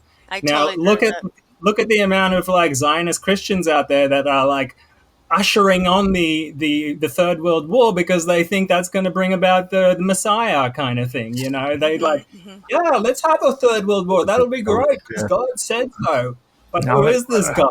hold Is up, it the hey, dragon, or is it some other like heavenly being? You know, let's Wow. be accurate about wording here so that it's more profound. Okay, let's not call it Judaic Christians. Let's call it Judaic Christians because that's what it really is. These are Judaic Christians who believe this stuff, not. but it's not even like Orthodox Judaism. It's more Zionist ideology, isn't it? Because No, like also, Now understand what it means when you say Judaic Christian. Okay, it's actually more profound when you put it in that text. Say it like that because Judaic Christians believe this crap. mm, You mm. see, And it's interesting because it's totally the opposite of what the Bible says. The Bible Right. said Jesus was the Messiah and the Antichrist is to come. Whereas Judaism says Jesus was the bad guy and the Messiah is yet to come. So it's like opposites, right? And like, Okay, I just find it like impossible that these things happen by accident. they Yeah. don't believe it. Right. They Very much a quink-a-dink kind of thing. see what happened was the Jewish religion allowed Gentiles to be a part of their fold by saying that the Noahide laws applied to Gentiles. So that created a connection between Christians and the Jews. Okay. Now the commandments, okay, they don't apply to me, you, or anybody who's a Gentile because we aren't a part of the supreme race that was created and God loved. Okay. Well, Jesus said that himself. He said that he brought the new way of being. What did he call it? The The nice way. the new type of commandments. Not commandments even, but he said basically it superseded the old ones, which was the Moses commandments. So like Where you don't have he to was kill your more, kid. yeah. What Jesus Right. brought was inclusive. He brought inclusive. He said that it didn't just apply to Jews; it applied to everybody. Hmm. Yeah. Okay, Yeah. and the old ways when it came to the Jews was that Gentiles were excluded from being allowed into heaven because we weren't the chosen people. So All retarded. right. Okay, Well, in this, which Jewish philosophy specifically? and all of it except for the Noahide laws Uh, in the Old Testament. uh, Everything that applies in the Old Testament applies to just the Jewish people. Hmm. Okay, Yeah. Back asswards. and Sure. and Well, I that kind of feel sorry for them in a way because they seem like the most propagandized, mind-controlled people on the planet. Twisted. Yeah. I disagree with that. I can't think wow, of the countries. he, No. It's just It's like funny. I mean, they've had this careful stuff drummed into taxes. them from like day one Right. well, for let Yeah. me years, you also know. I've done research here, and let me also point something else out about the Gentiles that aren't so nice. Now, whenever the Jews were expelled from Judea and from the Middle East, and it was ruled by the Romans. Yeah. They were expelled and they were no longer allowed to return back to their homeland. But at some point, they tried to make it out like the Romans were trying to erase the Jewish uh, belief that they were ever there. And I found out that later that wasn't the case. Okay, what happened was is this kind of belief got started like 400 or 500 years after the the Jews were expelled from Judea. Uh, Yes. and the name was taken off and replaced by another name because that was the way the Romans did things. Okay, it wasn't because they were trying to erase the Jews from history. Okay, and this is something that's been passed on by Gentiles, not Jews. They've been pushing that lie for years and years and years, saying that that the Romans were trying to erase them from all history of ever being in the Middle East, and that's just not the truth. And it was started because of Catholics, particularly the Jesuits. No, not the Wow. Jesuits. The Jesuits were actually the ones who wanted to kill the Jews. Yeah. So you got to be Well, careful. remember that the Hebrew Bible says they were expelled from the Holy Land because of their idolatry, child sacrifice, and other sinful actions, which led to their exile into Babylon. Right. According to the Yeah, but Bible, is the that Jews, You're talking about the exile. I'm talking about the yeah, revolution that was overthrown by the Romans, and then they were exiled from the Middle East. The last one. when was that? That would have been like Jesus' time, wouldn't it? It was That was during the later. Jewish revolt time, it was after. like 70 AD kind of time. Well, maybe 120 AD, maybe around there. Yeah. Yeah.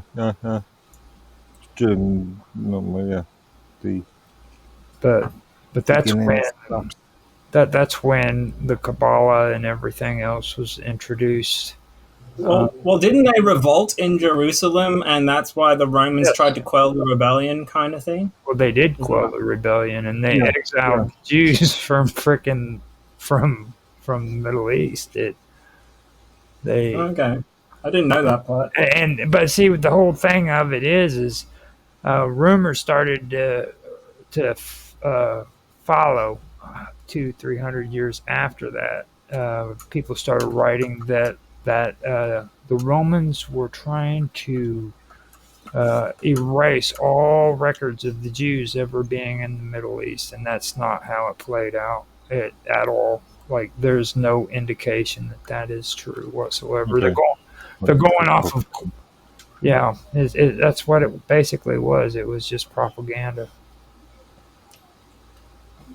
And it was actually, if you want to get technical about it, Judea was the kingdom that was actually more God oriented than Israel. Israel was the reason why Babylon was taken, why Babylon took them into captivity, because Israel was, they were idolaters, they false idols and stuff of that nature, and whereas Judea was the southern part that actually did worship correctly the way the Jews wanted them to worship.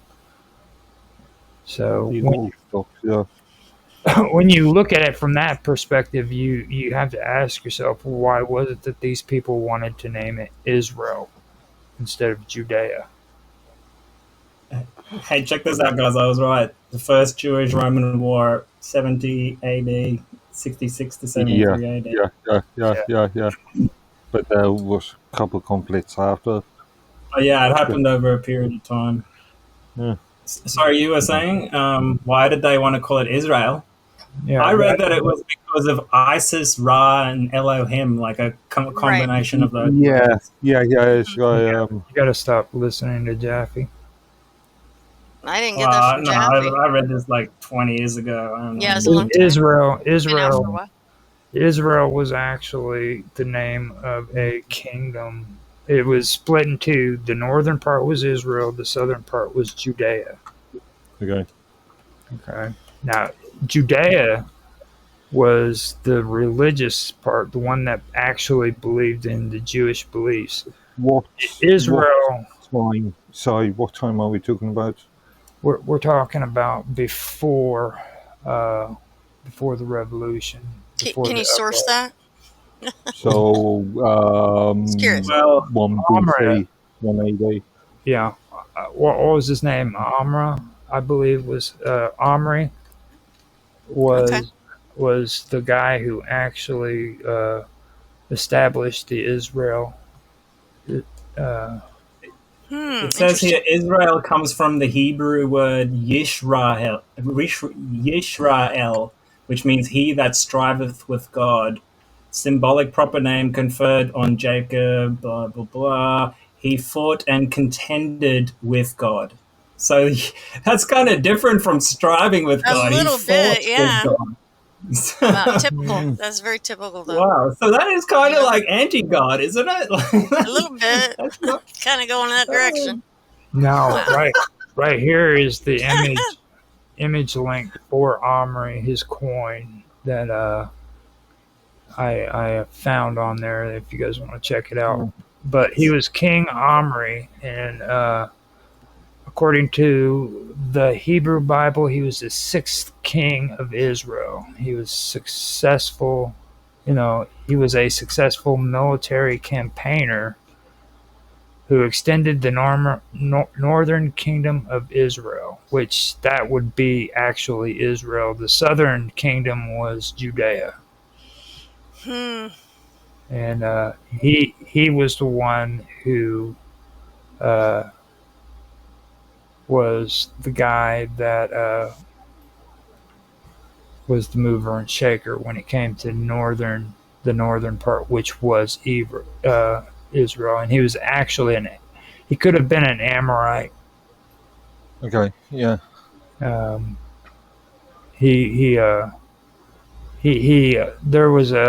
There's something that stuck out to me that was really weird, because it's like we talk about the Sumerians, but he actually constructed Samaria, which was the capital of Israel during that time period. And I find that kind of odd that he named it Samaria. And he established. What area would that be modern day?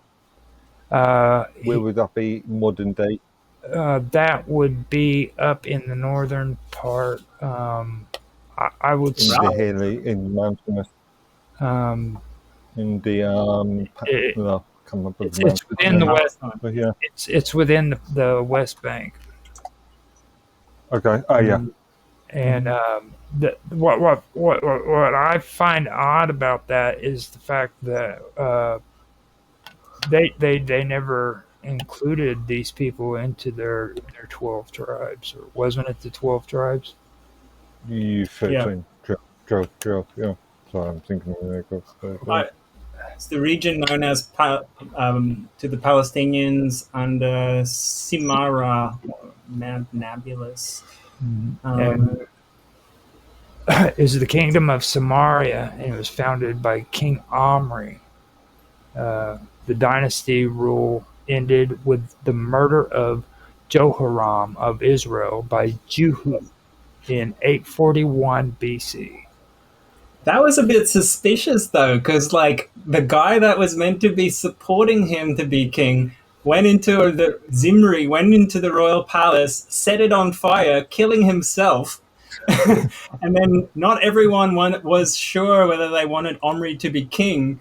The people of Israel were split on whom to support. Half of them rallied to Omri, but the other half preferred Tibni. So it's almost like he took power after this guy mysteriously died in the temple on fire. You know what I mean? I think that's a bit suspicious. Yeah. And see, the thing of it is this is mentioned on the Misha Stele, which does a complete circle where you have these Jesuits, these Catholics who want to clump the Canaanites in with freaking the worship of Moloch. And their evidence is the Misha Stele, okay? And the Misha Stele doesn't mention sacrificing babies. It just mentions slaughtering people because it's called it's war sacrifices is what it is. Back then, and everybody in that region did it, even the Canaanites. When you went in and you battled somebody, it was in order for you to appease your God, you had to murder everybody there. What? How do you spell it? Misha? Misha? Mesha, I believe. And Stele. Okay. You know how to spell Stele? Yeah. Okay. I got it. And this is what I brought up, and I believe it was the first episode of Untethered. It might have been after that, but I brought that up because I'm getting tired of people talking about Moloch like he actually existed when it was just a load of shit. You know what I mean? Like, I get so pissed off at freaking religious psychopaths who freaking claim they're Christians, but then they perpetuate hate and murder, and they think What? that's okay. Right. I don't know. I don't get what you mean by existed. What do you mean? Like he existed. Like- It was Like a some fic- deity or something. Yeah. no. He was. People didn't even worship a freaking Moloch, dude, at all. It Oh, was come on. Of course some Hang people on. did. There are Hmm. yeah, there are sects that do, but yeah, No. it's their Even own today, interpretation there's still of it. people that do. they found initials MLK on freaking toe fits, and Christians took that and subverted it and made it out to where it was a deity by the name of Moloch, because MLK means Moloch. MOON MOON means Moloch ball. You know, retards basically. That's what these people are. You know, I don't know. if you want to talk about the deity that actually was supposed to sacrifice babies, then you know, talk about what was his name? I had it on top of my head. It starts with a T. Tanis. Kinda. He was the one that freaking did that. And guess what, ladies and gentlemen? You know what he was? He was actually a part of the Phoenician / Greek / Romans belief system. That's okay. Yeah, I think I've read.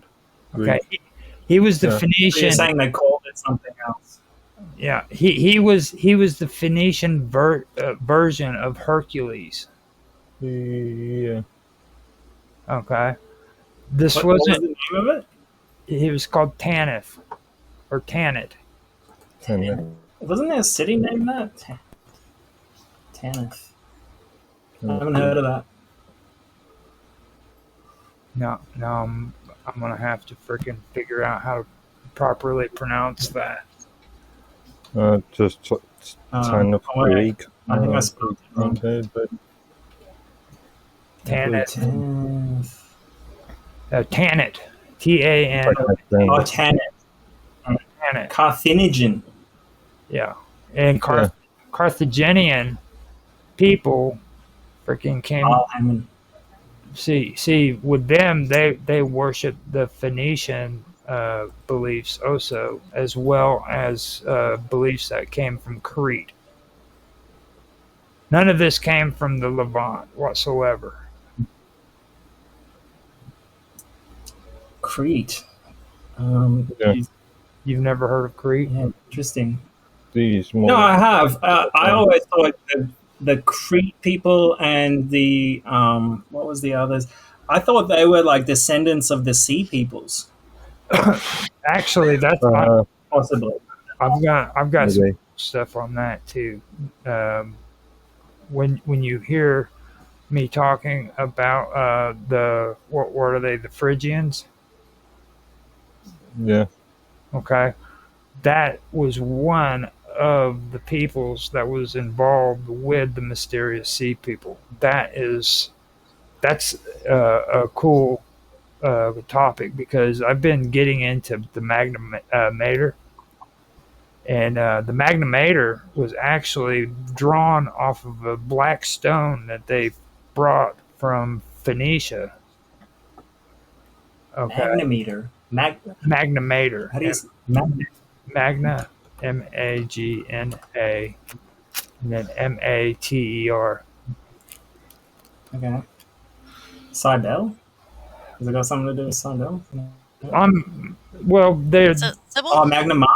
No. yeah, Magna Mater. Yes, Is Magna. it Sybil? I thought it was Yeah. an S. I've heard of this before. The Sibylline mysteries and Yes, stuff like the that. sibling, yeah, like prophecy or whatever it was. Now this Yeah. gets the Magna Mater though is drawn off of a stone that was supposed to represent Cybele. Okay, and they brought it from freaking Anatolia to Rome. All right. Now this black stone,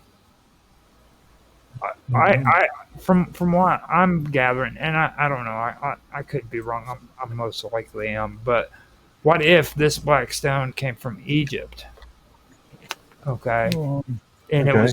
it was brought back to Anatolia because after the invasion of the mysterious sea people, that's when Egypt went into its decline. Yep. So, that was during what's his name? Ramses or something like that. His time. And here's the other part of it, right? I actually read some of the descriptions of the sea peoples from the Egyptians, and it was later on translated.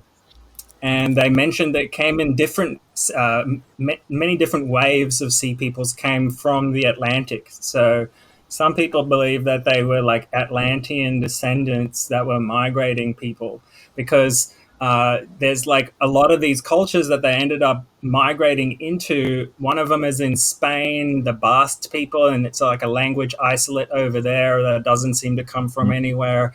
The Minoans, the Phoenicians, and one of them actually was like the word was something like Denaju, and I believe that was actually the tribe of Dan, right?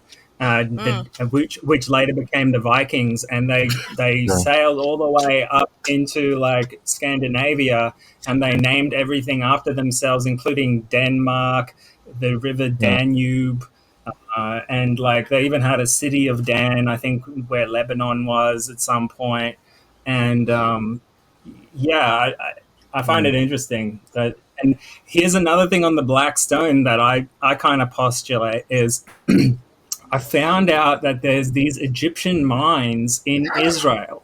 I actually went on Google Earth and I found these mines that goes back like, many thousands of years BC. And I believe, well, I won't say I believe, I postulate that they found like this type of uranium type stone in there, and it had some kind of energetic qualities to it, and they brought it back to Egypt, and I think they put it inside the pyramids, and it had some kind of like spiritual significance to them. And then later on, that's what they probably carried in the Ark of the Covenant, and later on it got broken up. This black stone is an alien technology. Well, I don't know. It could be, or it could be something they mined out of the earth, but it could be alien tech. Who knows? But the point is, there are these stories that this Holy Grail type situation was carried throughout different places and hidden by kings and queens and seeked out by armies, and they eventually like split it apart. And royal families got it around the world. Some of it ended up in Mecca, and some of it ended up in like staffs and stuff like that of kings and queens, and yeah. So anyway, so the stone, it's an interesting theory. The stone of Magnamator, let me point this out too, it is actually, it went missing. Okay. Now, when you read about Magnamator and you hear about what it's supposed to represent, what are they, chastity. Okay. You're muted, Sonia. She's sitting there talking. She's muted now. Oh, okay. She's probably talking to somebody else. Okay, yeah. But chastity. Yeah. Chastity is what chastity is what this is supposed to do. And when you look at the Black Madonna, okay, the Black Madonna, freaking nobody really knows what it means, okay, whatsoever. And then you look at the word chastity and you think of ancient magic, okay, and you understand like what magicians thought when it came to chastising spirits, okay. When you chastise a spirit, you're taking control, okay. You're commanding that spirit, all right, and it's kind of like that's a different word from chastity, isn't it? Yeah. Chastity is more like when you're abstinence. Now think about it. Word can be used for multiple purposes. You guys aren't thinking about sex magic. Okay, sex magic isn't just having sex; it's also holding back on sex too. Okay, yeah. Yeah, well, that's that's why monks and priests have like abstain from sexual activity. It's in Hinduism they do it as well, where it's meant to concentrate your Kundalini energy. And it all comes back to Buddha sitting in the lotus position. Okay. Think about it. And Kundalini. Yeah. But the part you forgot to mention though with the stone is that it was a black sacred stone that was believed to have fallen from the heavens, representing the Phrygian mother goddess Magna Mater, also known as Cybele. So there's this connection between Cybele, the heavens, and this fallen black object, which is exactly the same thing they say about the Kaaba stone, which is the black stone in Mecca. So this all adds up. There's something going on here. They're meteorites. They're meteorites. Exactly. Well, that'd be logical. Well, here's the thing, right? The stone that went into the Ark of the Covenant that Moses was meant to have written on, right, from God on the mountain of Sinai, was also meant to have come from the heavens, right? And it had this magical power or something like that in these tablets in the Ark of the Covenant.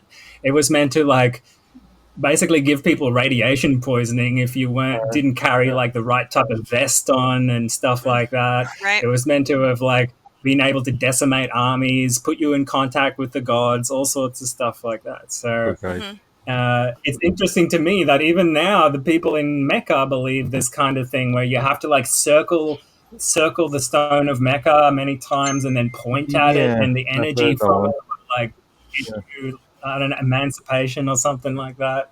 It's, See what happens when there's some strange going on here for sure. see what happens when you beat Mr. Robot. He becomes really, really excited, and he loves Well, my it. spidey senses are tingling when we get onto a good mystery.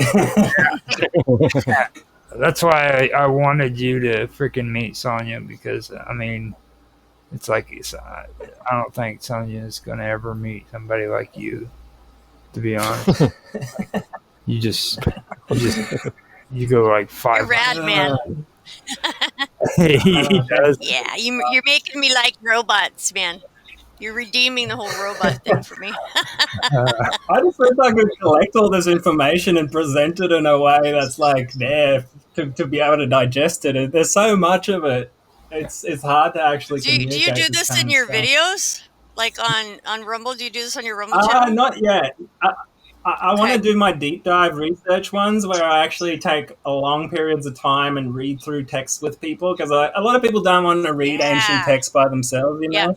for So I sure. kind of want to just like do long form reading of That'd text, be a doing analysis that'd be on a it, great You showing idea. can people add, how I do. Mhm. you can add your Yeah. own commentary to that as well. Yeah. Now he One person.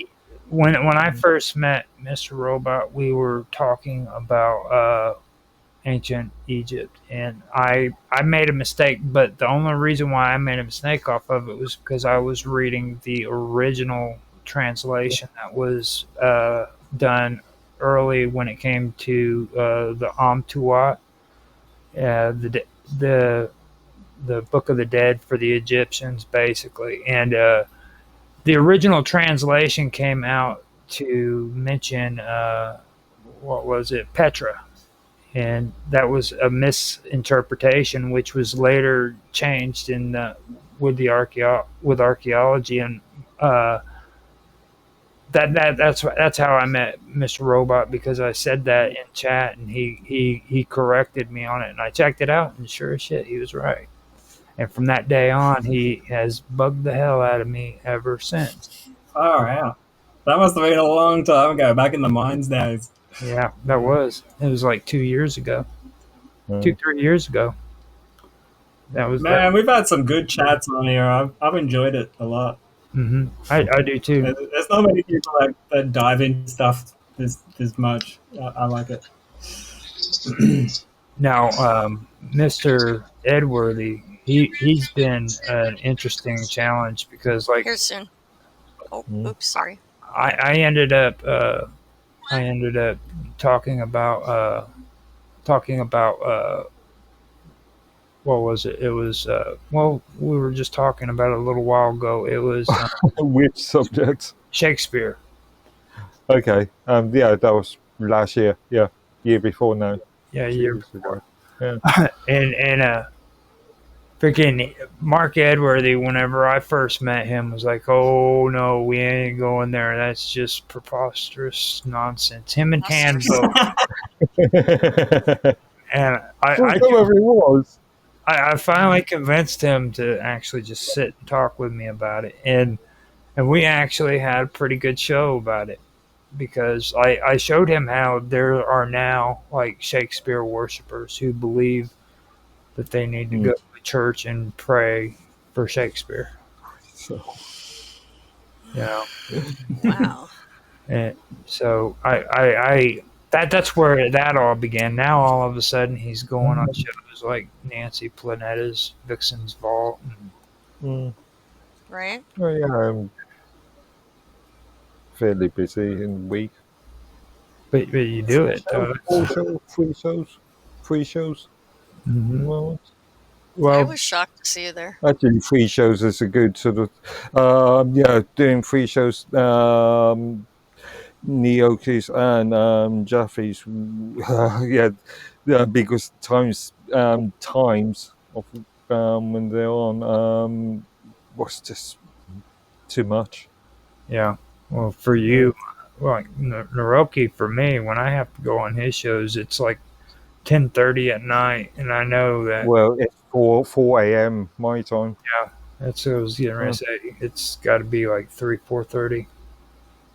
Yeah. So Man, Warm up. I feel so blessed. I got to travel this part of the world, and I got to go see all these ancient temples for myself in like Rome and like all around the Mediterranean. And I got to see like the Really? Temple of Apollo and Dionysus and all this stuff. I actually got to go touch the stones where the altars were and all this stuff. It was What was so that cool. energy like? Was it crazy or what? Very interesting, very interesting. Especially some of the temples that had like flowing water, like they Right. claimed it was like healing water and stuff like that in those Mhm. days. The Wow. the That's cool. what are those white rivers up on the mountains in Turkey? What are they How called much? now? How much of Europe have you done? Sorry. How much of Europe have you travelled?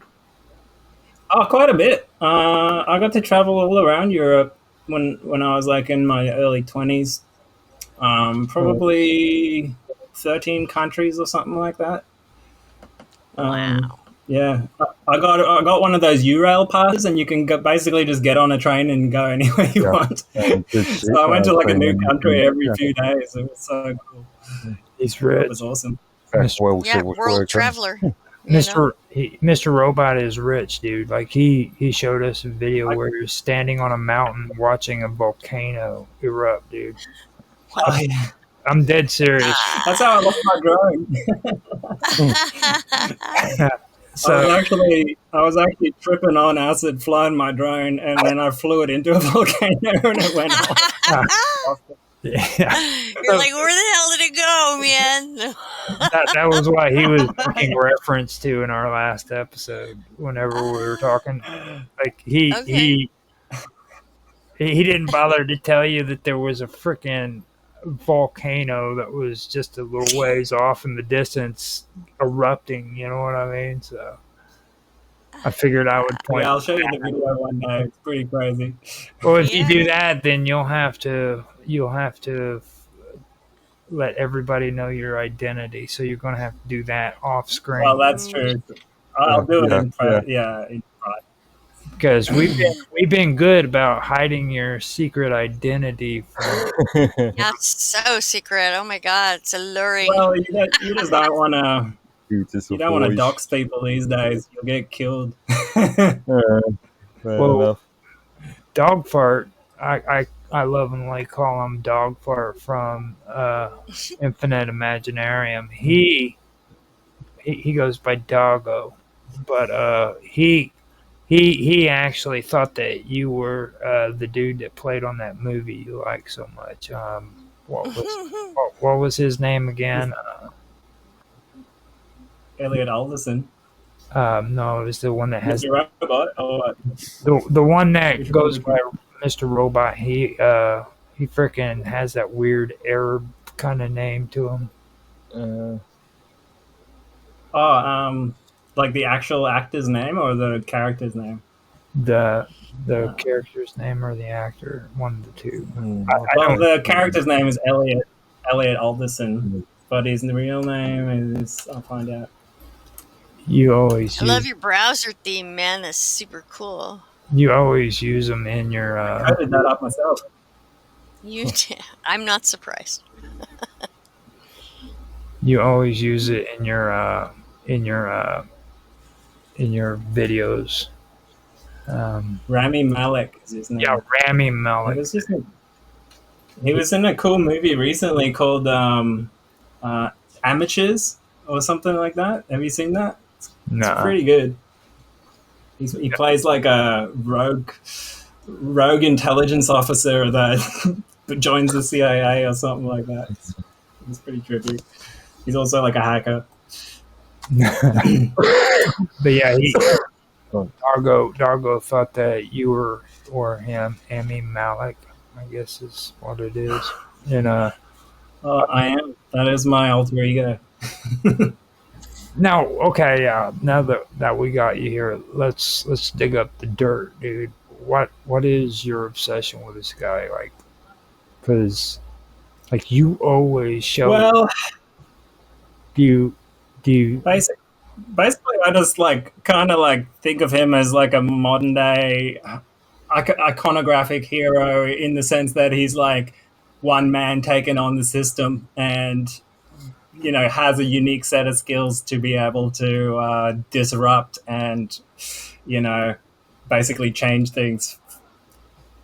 But in the movie, he thinks it's for the better, but it turns out for the worse. Well, So, in a way, it's like kind of has to remind you to stay humble at the same time. Like we don't know everything, and we can only do our best. So, yeah. And of course, I like the hacking side of things. I'm a bit obsessed with that. Oh yeah, of course you are. But I wanted to definitely get that because that was something that I've been wanting to ask you about for a while, but I haven't really had a chance to get around to or doing it. I have a really bad memory. Like if You've seen the series, though, right? no, I just I really Oh, you haven't seen it? no at all. Oh, he's basically like a hacker. He works for a cybersecurity firm, like in his day life, but in his nightlife, he's like alter ego, Mr. Robot, and he like hacks, and he basically gets into like cahoots with this other group of hackers that like aim to take down the financial system, and they like go through these like convoluted, amazing ways to actually like hack into their systems and bring their systems down, and it all is real. Like how realistic it is. all the There's attacks and sort everything. of Hollywood sort of hacking scenes which are always laughable. Well, Yeah, but this is the first time when they actually nailed it. They did the research and like that, all the hacks and all the exploits and everything is real. So like that's what I liked about it. I love the movie Hacker, dude. Except for by that time, Classic. well, I was okay with Angelina Jolie until like she got older and started doing like Playboy with hair under her freaking pits. Of course. She did that crap, and it was like her and Madonna did that shit. What's the deal with that? Like, if So you're, masculine. Oh my god. I'm like, come on, dude. Hackers, I still watch Hackers from time to time. It's such a cult classic movie. I love it. Been in years, decades. Do you know how many people still use freaking what's his name off of Hackers? He oh my god, he was one of the kids, and you know how they all had their cool hacker names. This guy, Zero Cool. yeah, zero cool. You know how many people on the internet still uses his freaking name, and then the other one too. Oh yeah. Mess with the best, you die like the rest. Fuck around and find out, huh? They still do it. So we got some backup or background information about Mr. Robot. If you guys want to find his music, you can find it on Hacker Radio, and that is on Rumble. Hacker Radio. He goes by Mr. Robot, aka Illuminati. Now we play a Yeah, lot. come along, folks. Live parties sometimes, and Okay, you I need will to, get into interviews later on, but at the moment, I just enjoy the party. you need to let me solicit for you because I do a better job. Okay, Oh, Fair enough. because He's a when pro you- solicitor. when you do it, you kind of like mess it up, dude. Like, well, I don't know why you're singling me out. Why don't you solicit everyone else too? dude, hold up. Let me point something out to you. I'm putting your music on my streams, okay, for a reason. I'm trying to get word out that you're out there, okay? I just wish you could use my good music. Like, we need to make some more, so we're gonna get some new stuff happening. I've got actually 4 of them that are 15-minute blocks. I gotta take and delete one of them because I put the one that is banned in Russia on it, and every time I put that on the internet, I have to You freaking. get content block. Well, it says that it's partially blocked in some countries, Okay. and then when I click on it, it says blocked in Russia. So, Okay. Why are you in Content Russia? block in Start with. so, ladies and gentlemen, Mr. Robot's music is so hardcore they block him in Russia. Right. That's right. Wow. Can I have your autograph? Yeah. Hopefully, well, this is why I stay anonymous so I can go to Russia still. Otherwise, Putin would kick me out. Well, I think you stole that song from your drunk Russian friend that you used to have in India, and now he's pissed off at you and getting revenge on you. You remember the drunk Russian dude, don't you? What the vodka sort of concept? Everybody. I know a lot of drunk Russian dudes. So it's hard to.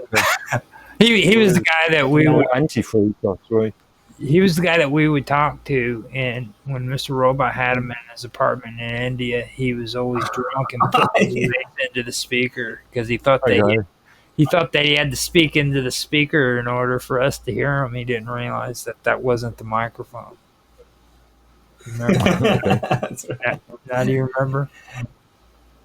The poor guy, he crashed his scooter in India and broke his collarbone. He got too high one night and drunk. I think he blamed it on me. It probably was you. You were probably right there with him. You're right. Sure. So, Funny. so how does it feel to actually be home now, though? When you look back at all that? So really good, really good. But at the same time, I miss being abroad just purely because it's so much cheaper to live in like India or Nepal or Thailand or something like that. Like for the same amount of money I pay per week here, I can live for a month there. So like I literally could just save up like 10 grand and go live there for like a year or two, you know. This time you but again, different countries will have different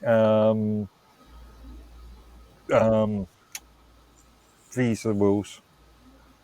And you should do it legally this time. Don't go sneaking across borders because last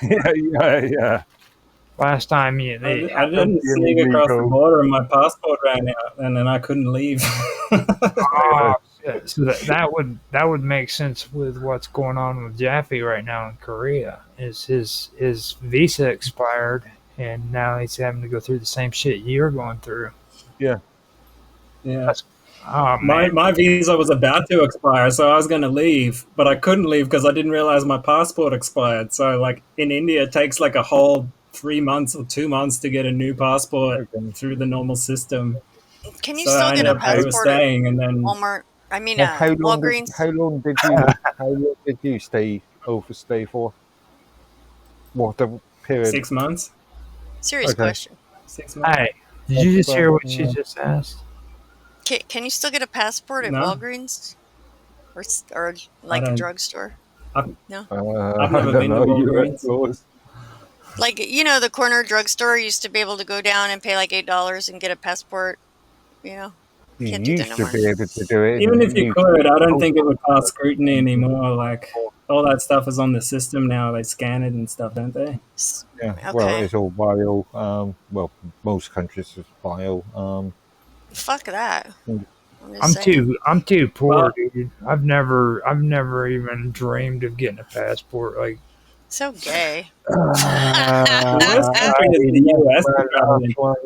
think I've left my last one lapsed for now 15 years, 20 years. I've been on an airplane 3 times in my entire life, dude. And one time was to go to my grandparents' funeral, and that was paid for by my uncle. I'm poor. The American border like through the airport is the most insane thing I've ever experienced anywhere in the world. Like you have to give your fingerprints. They made me open up my bank account and show them how much money I had. What? All this stuff, man. Like I've never Wow. experienced scrutiny like that before.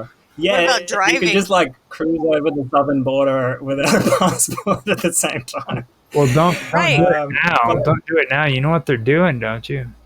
Hmm. They're doing anal probes. yeah, they've locked it down now. Whatever. They Well, are. it's drone strike. You might as well be.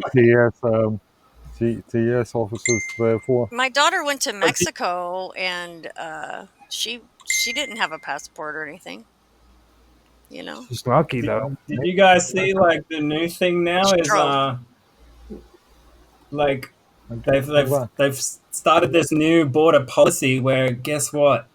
You can bloody keep your shoes on now when you go through airports. Like, I wonder why. keep your shoes on. But they don't tell you it's because they Wi-Fi scan your whole body now. Like they can see your dick, like if they want to, you know what I mean? Well, Right. So you know, I mean, sitting around all day, freaking smelling stinky feet, just doesn't even sound. that just does not sound appealing whatsoever. Yeah. You know what I mean? Ah, That's like a freaking Right. person that has to, you know, collect all the jock straps in a freaking But remember, all this came about because why? Because of the war on terror that ended up being fake, created by the CIA. So this is all fucking bullshit, guys. Like, they literally just fabricated this whole terrorism thing, and now everyone needs to be scrutinized. It's ridiculous. We mhm. never used to have to do that stuff. Do you guys remember, like, back in the 90s, 2000s? Okay, so I've Airports got, relaxed that. you want to start going down this direction. I've got a serious question that I should have asked you in the last stream that we did. I want all of your takes on this. I was telling you about RPAD Boss and the machine that he had for finding dead bodies and stuff. Yeah. Yeah. Now with that kind of technology, and this I think kind of upset Vicky when I mentioned it, but with that kind of technology, do you think freaking that it would be cool to create a fart detector? Yeah, you've mentioned this a few times now. I think I that already told you we already have fart detectors. It's called our noses. Why would you need a machine for that? Oh my god. I could tell you a cooler technology that's very similar, but like, so they have this drone, right, that has a bass speaker on it, and it creates an ultra low frequency sound wave. And what they do is they take individual elements, right, from the periodic table, and they see what backscatter comes off each of those elements, and they map that on a computer. And then when they fly this drone over anything, they can basically penetrate down into the earth like something like 5 meters and see exactly what elements are in there. And they've used this stuff to find like treasure, like buried treasure in the oceans and like underground and stuff like that. Crazy. The guy who invented it was an Iraqi, and then the US government basically gave him amnesty and brought him over to the US and, like, you know, obviously got his tech, but yeah, yeah, No still not a public thing. I think that's kind of cool that freaking they take scientists and bring them to the United States to exploit their technology. I find It's kind that. of like, doesn't I find that kind of the American way these days. You know what I'm saying? Like, where would we be without? Operation Paperclip? Need I say more? I'm getting ready to say, dude. Like, we're on the same freaking level. You know, it's like freaking America is great, dude. You know, I have to always point it out to Mark Edworthy that we are the greatest nation on the face of the planet, dude. Like, If you say so, remember the British Empire that stretched 1/3 across the whatever, world, dude, whatever. Rule Britannia. Since the beginning of time, there has never been a nation greater than the United States. All eyes are on. Well, There's never been a time when there's Here's been the thing: such all your best arrogance tech was done by nation. foreigners, though. That's what makes America so Oh great. We shit! have Yeah, learned. wherever. Yeah. Okay, what happened was in the 1800s, we did something called allowing people from China to come over here so that we could exploit them and make them build our railroads. We've had After Chinese. after that, Chinese have been used part as the sort of navvy class, as in Irish navvies well, let me finish in up. the UK.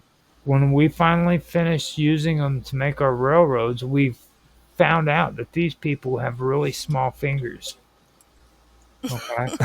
Yeah, So we took them and their little children and we had them build motherboards. yeah, true, true, What the? true, true. And after we did that, we started buying them from really, really cheap freaking sources at really, really low cost. And that is what made us great. We are the great. And China took all of your jobs all away from you. Yeah, that's what makes Well, species all the, great. all the infrastructure to build this stuff is now in other countries, Yeah, and you're starting wars with I those mean, that countries. makes sense. We don't Problems. need that stuff no more. Like we don't need people working in Yeah, warehouses. you're so great. Yeah. And it's Don't like need motherboards and USA, shit. USA, USA, yeah, wherever. Again, will to America, China. greatest country in the world, yeah. and like when people start talking about this freaking illegal thing and shipping Mexicans back to Mexico, who in this country is going to freaking do the roofing jobs? You know what I'm saying? Like Oh wow! US citizens. Elon Musk. Americans are too lazy. Robots. Yeah. Yeah, Elon Musk's bot. You will never find an American who Famous, actually isn't so lazy that they can't do their own roof. Okay, it just like the last time I saw a roof being done, it was actually done by like a horde of Mexicans, and they did a really good job, dude. Okay. And like the people that hired them wouldn't even give them or buy them knee pads. You know what I'm saying? They had to get up there Oh with wow! like foam freaking what are those foam freaking From the dollar store. mattresses, like cut Uh, foam mattress Oh yeah. to put their Duct tape around. put their legs on top of it so that the roof doesn't hurt them. But you know what? They still got up there and they did that roof, and they did an excellent job. Had it done within maybe 5-6 hours, but there was like 20 of them. So I think there's a sort of similar sort of idea about Lithuanians in this country. I think I've heard that sort of being I've got up on my described roof before and to fixed it yeah. you, when the you shingles blew off in the Cool. windstorm. I think Get up there. I encourage people to actually do stuff like that on their own. You know what I mean? Because Took me like 10 minutes or more to get down though. Once I got up there, oh yeah. I was like, oh, Right. frozen. But of That's course, if you suffer from vertigo, don't do it. And also remember, Right. Good this idea. Good advice. This is Yeah. for people who are watching. Always remember to, realize that Safety first. the ladder is shorter than the freaking roof. Like, don't get on those kind of ladders where you have to freaking have your feet on top and then kind of lift yourself up on the roof. You want a ladder that actually touches the freaking edge of the roof so that you can get up and down without hurting yourself. A lot of people are stupid and they get those painter ladders. You know what I'm saying? Okay. Yeah. And What's wrong with that? well, when you do that, you have to freaking take your legs and drop them over the side of the roof so that you can touch the ladder. Usually, It depends on how tall your roof is. If you're living in those sort of US sort of single floor in a midget house. building. You are you attacking midgets? Australian, more, No, not the midgets. yeah. If you go low roof, then I tell you. usually it's like that. See, listen to him. But He's don't like kill yourself. he's bad mouthing midgets now. It's like first Don't the let Mark W. Eskimos. out. First the Eskimos. Like I don't know why his problem is with Eskimos. He just and now it's midgets. American Yeah. midgets. So when it comes to this though, you guys have to understand one thing, okay? America is the greatest nation on the face of Remember, the Britain in its modern form has been around for 1,000 years. 1,000 years. Sorry. Well, I hate to break it to you, Roger. Like, you need to watch this documentary that I just posted up in your chat. The origins of the word America is interesting, right? I just did that. In what? Remember, I just made a show on that. America is made of quite a huge amount of people from Britain and Ireland. America. I already did a episode of my own on that, and it's yes, it is. Huh?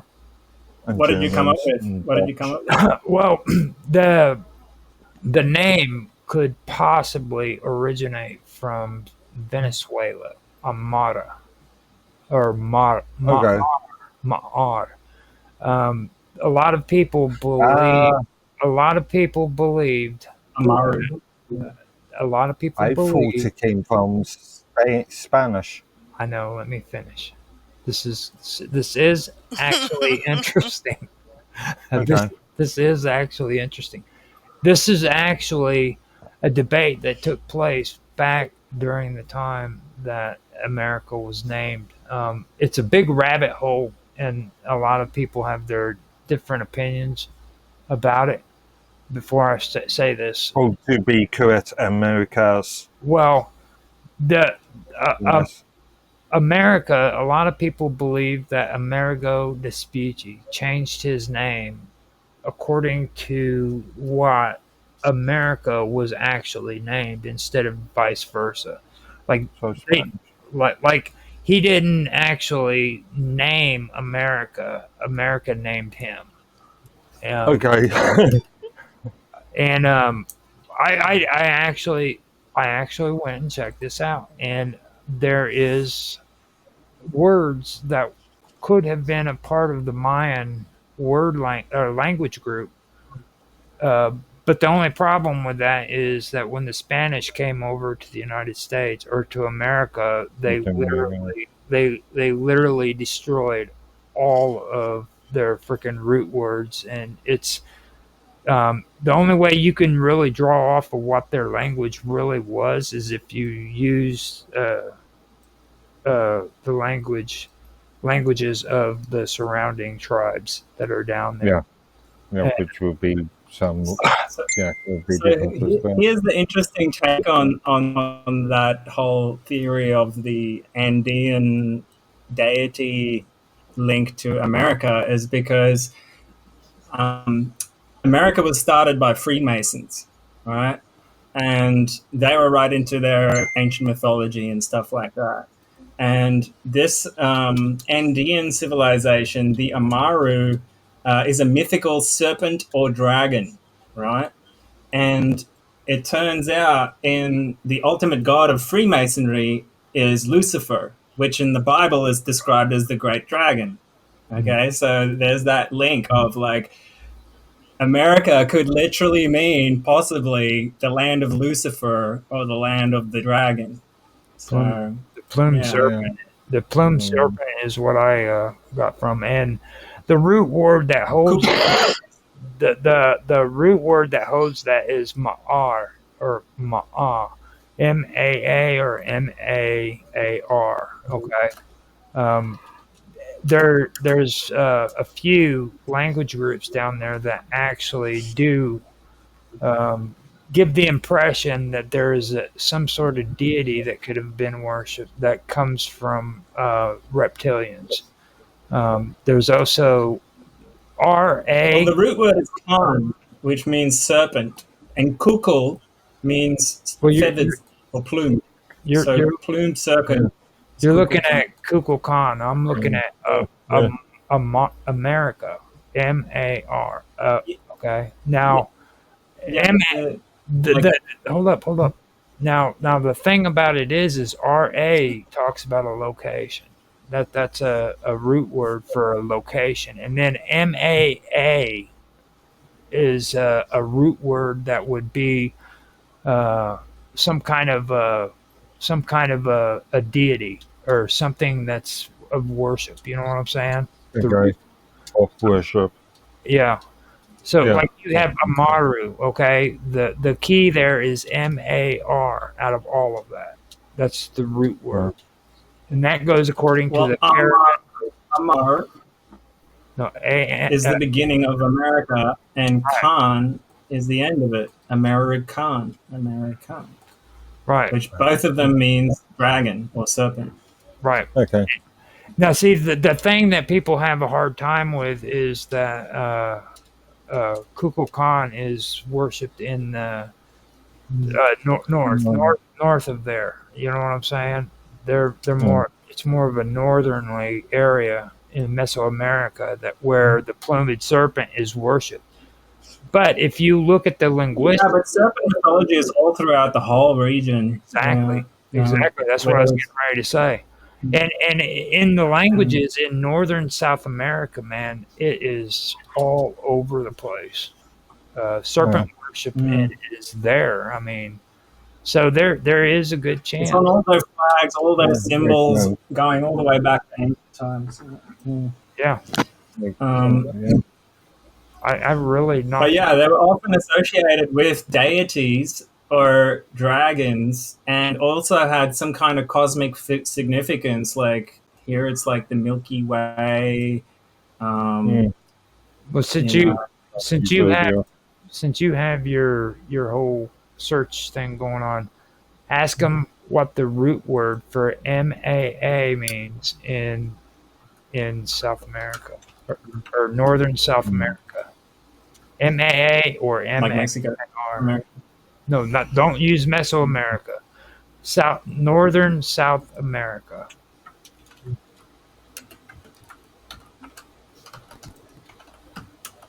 Okay.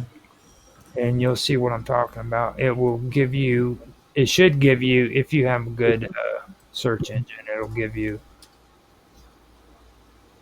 a MAA. Ma'a is really important. It does not have direct root word in northern South America. However, Ma is found in the Maasai language. That's Africa. MA? Are you sure it's not MA? MA is MAAR MAMAA.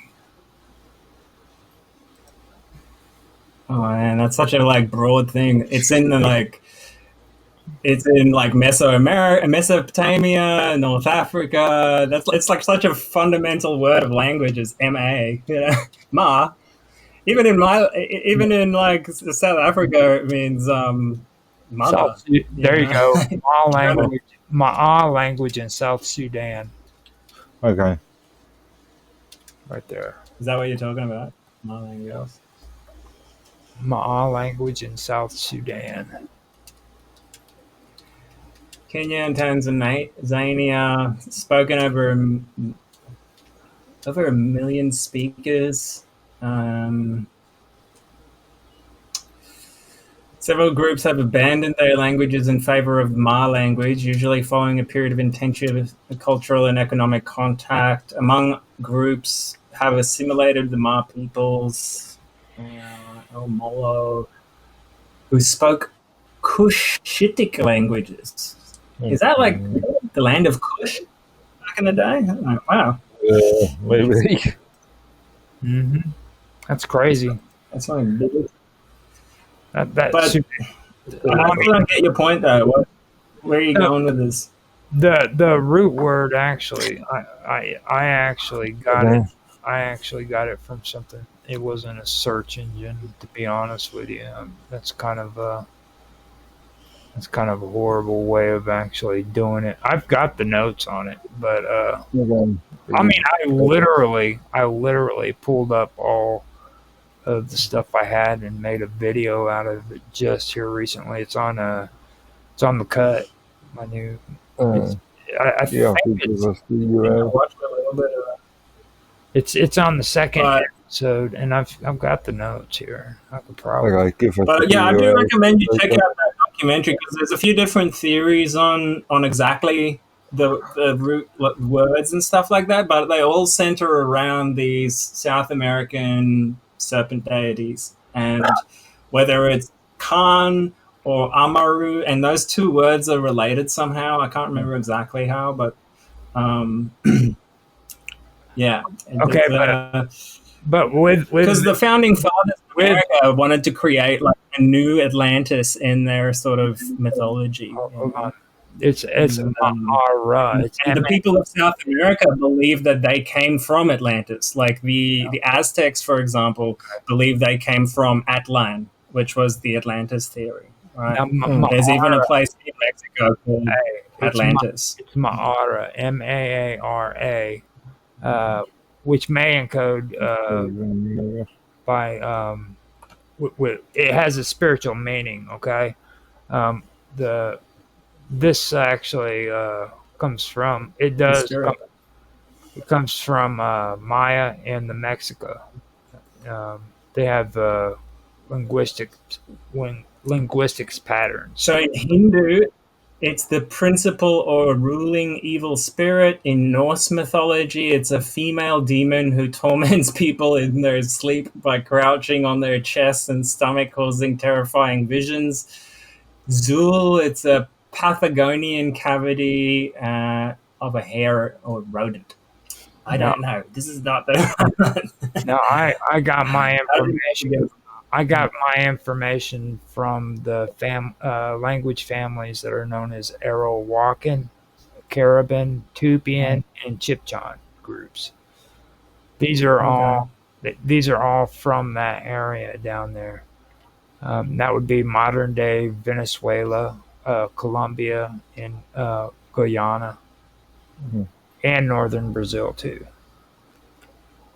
So that's where I drew from it, and they all point towards a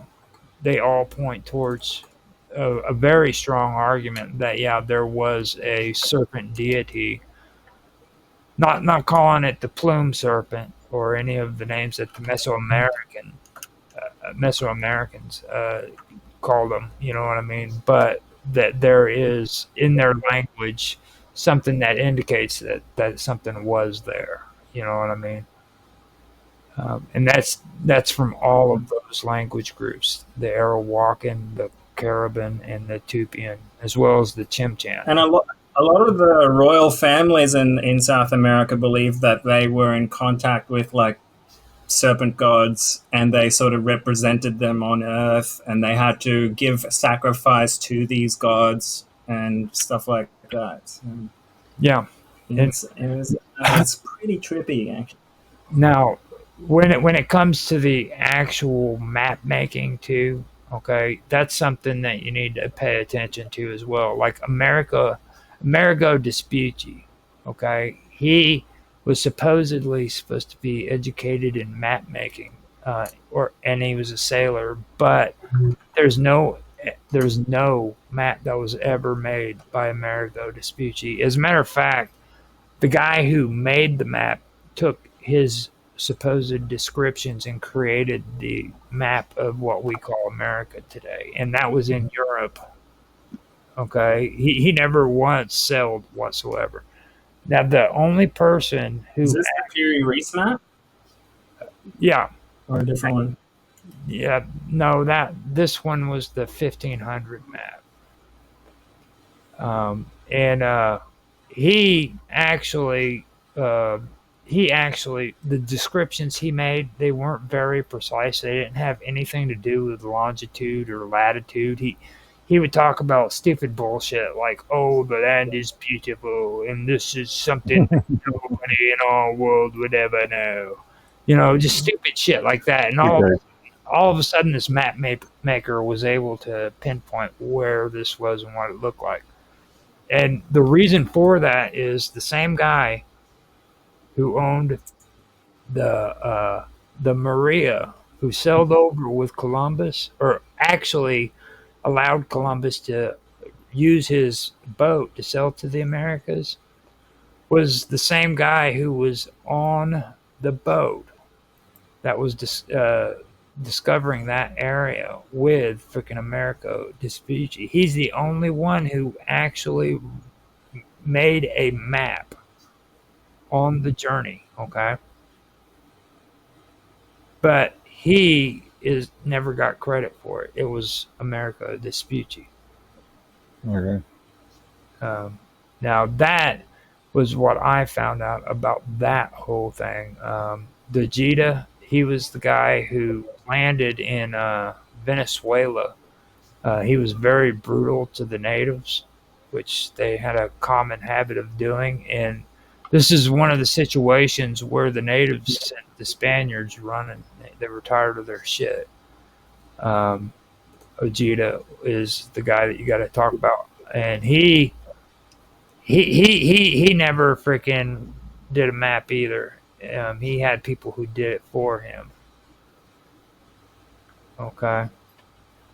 So the person who actually did freaking make a map during that time was, I can get his name here in a minute.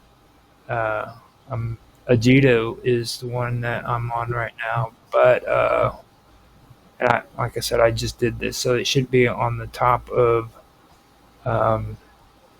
my head. Now, Juan de la Cosa was the guy who actually did the first map of what we call America today, and he didn't call it America, but you spell Juan de la Cosa Juandelacosa. Okay. And he was a European explorer who freaking actually allowed Columbus to use his boat to sail to America in the first voyage. That is the man who freaking mapped America. Okay. So hopefully I didn't. What was his name again? Juan de la Cosa. Good Spanish. Spanish or Portuguese? Spanish. Yeah. And I also want to point out the fact that freaking dipshit was also a freaking. He wasn't even Portuguese, okay? Americo Vespucci was a freaking Florence aristocrat coming from a rich family. Okay? This shit was purely propaganda, plain and simple. Oh, French. Okay. Well, yeah, France would be Florence, wouldn't it now? Yeah. So, I mean, that's what I found from it. Now, if Vespucci changed his name and stuff, I couldn't say that, but I can tell you one thing: the name and the root words really coincide with the fact that America was named after the plumed serpent. That's my take on it. Yeah, I'm trying to find this reference here. One day, And the same word is used throughout South America as well, like Incan, Mayan, so it was widespread word serpent. yeah. Now, his primary Vespucci's primary legacy came from letters that were circulated in Europe claiming discovery of lands not part of Asia. There is no verifiable evidence that Vespucci ever worked directly on maps, nor that his written observations were used in the technical sense by Juan de la Cosa. Okay, so none of, like, he he never said anything about longitude and latitude and this shoreline turned to this direction. None of that. Cartography is what they call that. Yeah, yeah. Okay, and he never did that in any of his writings. Okay. Okay, but yet he ended up getting the name, or he ended up getting recognition, and his name was put on America by a man who freaking did this map in Europe and never once traveled here. So basically, They're like closer. yeah, the 1500 map created by De La Cosa, known as the Map of Juan de la Cosa. I got the map here. Okay. That was the first. Which part of America is that meant to be? It's accurate. It's kind of fun. It's the northern coast of South America and parts of Central America. Okay, right. So this is coming from the Atlantic, right? Is that like the coast of Brazil, kind of Mexico and Florida? I don't know about Florida. No, that might Like be. this would be Panama here, right? And Florida would be here. It'd be like South America, I'm guessing. Now, if it shows America, that is a big deal. Or if it shows Florida, that's a big deal because Florida was discovered on accident by Ponce de Leon. Yeah. So that this is where you would be coming in if you're crossing the Atlantic for sure. You'd be reaching this area. Mm-hmm. So, and my parents actually did that by themselves. Odragus, he's coming in on Rumble and he's putting the pirate flag up. There you go, Dragus. Get her done, dog. Get her done. Wait, what happened? Our chat turned red. Huh? Interesting. Yeah, I can't imagine the fucking skill that would have gone into these old cartographers, you know. We're so used to GPSs these days. Like. The man who made that map, okay, is the same man that freaking allowed Columbus to use his ship to sail across the sea, dude. And he was a real sailor. What, gave him a ship? No, he didn't give it to him. De La Cosa didn't give anything to nobody, okay? He was a sailor. He told him where to go. Yeah. No, he allowed him to use it, and then later came over here after he discovered the new land. Now, the guy who was given credit for making the first map of America was Waldseemüller. He was a German, Martin Waldseemüller. He was a German map maker. Okay. Mm-hmm. And he's completely bogus. Don't listen to him. He's a load of shit. This is live with Roger Hanson. This isn't a freaking any kind of a intellectual conversation. I'm just stating the facts. That's horrible. I made. So it's interesting. It's got the Azores Plateau here. This is the middle of the Atlantic where you would stop by if you're coming from Europe or Africa. You have to stop in the Azores to restock, and then go on from there. Now, some people believe that Atlantis was the Azores Plateau. Another thing I want to point out too. Okay, with that map right there. Okay, now Amerigo Vespucci, freaking in his writings, he supposedly mentioned the South Pole, the southern lights of the South Pole. Okay. Now, how could he know that when people of that time period had absolutely no idea of South Pole? Okay. Are you sure you're not thinking of the Pee Wee Reese map, which like mapped the South Pole kind of thing? No. He actually, in his writings, talks about freaking the South Pole. Okay, not the Perry Reese. I understand that everybody always brings them up. That's the popular thing. Okay. Now I'm in his actual writings that freaking Vespucci wrote. He is supposed to mention the South Pole, the lights of the South Pole.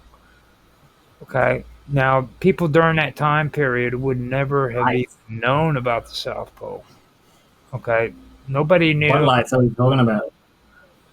from Like from from the Aurora Borealis type thing? from the southern hemisphere. It would be cr- the cross, star of the cross, or the crux. However, Constellation. Oh, like, yeah, Crux. yeah, crux. Southern Cross. Yeah, Okay. they wouldn't have any knowledge of that at that time period. Okay, and Of yet course they would, man. It's just a star constellation. People would have been seeing that since ancient times. no, Yeah. they would have been seeing. They see the northern. Okay, Okay, so obviously he crossed the equator at some point then. Like, you you know. know. Well, how was it that he named it, called it out in his writings? Okay, for me, I think that's a forgery from later on in history, is what I'm saying. Because at that time period, So you're saying he called it out by name, or what? in the Did he writings, call it something? in the writings, he straight up called it that. He called it this. Oh. Okay, and I find that fishy. I find that maybe a forgery. Did he say Crux or did he say Southern Cross? The southern, the no, South Pole, star of the South Pole, or some shit like that. Stars or star? I can Because probably. he could have been talking about Venus if he's just talking about a star, right? But you can see Venus in the north as well. Hmm. Crux. Let's see how old Crux is. 1814, a cross. It from the Latin word cross, so it literally means cross. So if they spoke Latin, that's probably a logical name to give it, since it looks like a cross. Yeah. Okay, So it so could just be that he called it what it's looked like, you know. what I basically said at the ending with my final take on it was this. I said, in light of this, which is the stuff I talked about, we should revise our understanding of the contributions to early New World cartography. Amerigo Vespucci, though famous and perhaps even crucial to the popular European imagination, did not create the map himself. Ojeda did not contribute to their production in a direct sense. The only one of the three who both explored and documented the geography through actual maps was Juan de la Cosa. Okay, that's what I said. Well, you know what's interesting is his map and the Piri Reis map shows exactly the same land masses. The Right. Piri Reis just shows a little bit more, and like if you turn this Della Cosa map leftwards on its side, it shows the peak of Brazil, Panama, and Florida. And it's the same here. It's just warped a little bit. It's not as precise, but you can see here it's South America, Panama, and Florida kind of area. But the interesting with the Piri Reis map is like they say he didn't actually like he drew upon more ancient maps to draw this. It's an amalgamation of a lot of ancient maps. What's interesting is land masses are above water that don't exist anymore. Like South America is connected to Antarctica, and Antarctica is like a landmass above water. There's like the Bimini Island is still there. Yeah, so there's another island here off the coast, which. So I wonder if this was actually from like even before the end of the Ice Age times or like Ice Age times. You know, could have been that old. Mm. Yeah. Well, I mean, I don't really know, to be honest with you, and nobody will ever know because the big controversy there was they say that a lot of the depictions of the South Pole in Antarctica was land filler. Okay, to because they believe that there had to be mass down there to create balance. But if they say that and they believe that, then they'd also have to say that these map makers understood that the Earth was flat or not, around instead of flat. You know what I mean? And so Mm. they would either have to give up their bullshit to say that that was actually fact and admit that there were people back then who didn't believe that the Earth was flat, or they would have, Mm. or they would have to freaking say that it was make believe. You know what I mean? That they only did that, or that they didn't know what the hell they were talking about because, like, why would you need land to the south to balance everything if it was flat? You know what I'm saying? That doesn't jive. That doesn't fit. The thing is though, I mean, I think it's probable that that is land filler because it looks less accurate when you look down there. Like it kind of looks made up. You know, it's too like regular compared to like up here where it's super detailed. You can see the rivers and stuff. But there is my point is like South America was actually connected to Antarctica at one point. If you can see on my screen here, you can see when the landmass was lower, this stuff was all above water here, and you see this channel where the water comes through, how it's like blown out in one direction. The water flow at some point pushed through there and pushed all this water through there, and you can see it even form this sort of like mountain under the water with the soil that it's pushed. Now, when you look back in ancient times, there's actually a comet just here off the coast of Italy called Comet Enki. I actually think it was Comet Enki. I can't remember exactly. In something. But anyway, it hit right here, and the wave from that comet came up and hit Chile, and that's why Chile is like the desert. The Atacama Desert is there now because the wave hit this coastline and actually like eroded off all of the topsoil here, and that's why it's like desert here and lush everywhere else.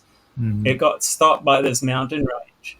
But what happened is the wave also hit here where the landmass was thinner, and it actually blew over the landmass and took this area out, so it wasn't connected anymore.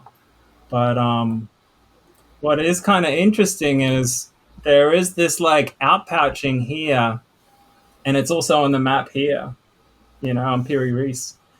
Do you see what I mean? Yep. I don't know if you can see my cursor or not. Well, I mean, it's okay. Your cursor. Yeah, I can see. Now we actually have like a few minutes left because I got to get ready to simulcast WPRPN. So, Okay. so before we go, I want you guys to give your information so that people know how to find you. Sonia bailed out on us. Freaking the chick. Okay. You've already got my information. I'm on Hack Radio, on Rumble. Yeah, you gave it earlier. Well, say it again, man, so that we can hear it and people can say that's cool, dude. We want to reach out to them so that we can have a more serious conversation about the stuff you've been discussing. So go ahead. Okay, well, if you want to have a more serious conversation with the stuff we're discussing, I recommend coming over on Element and joining either Roger Hanson's channel on Live with Roger Hanson, or you can come join our Mysteries channel, which is the Tinfoil Hat Club, which I will just quickly show you how to get there. This link here, conspiracy-theory. So hashtag conspiracy-theory. You type that into Element. When you click the little home button, and you click on the Explore Rooms button, you can just type it in here like hashtag conspiracy-theory. theory, and you can join it. You just enter and join it, I think. Okay. And how about you, Mr. Edworthy? Simply, you can find me on minds.com under the username Medworthy. Okay. Now, with me, you can find me on X as Roger Hanson at ROGLOL1973. We have 4 viewers. Thank you guys for finally showing up and giving your support. Sick of nobody talking to me, guys. Now, with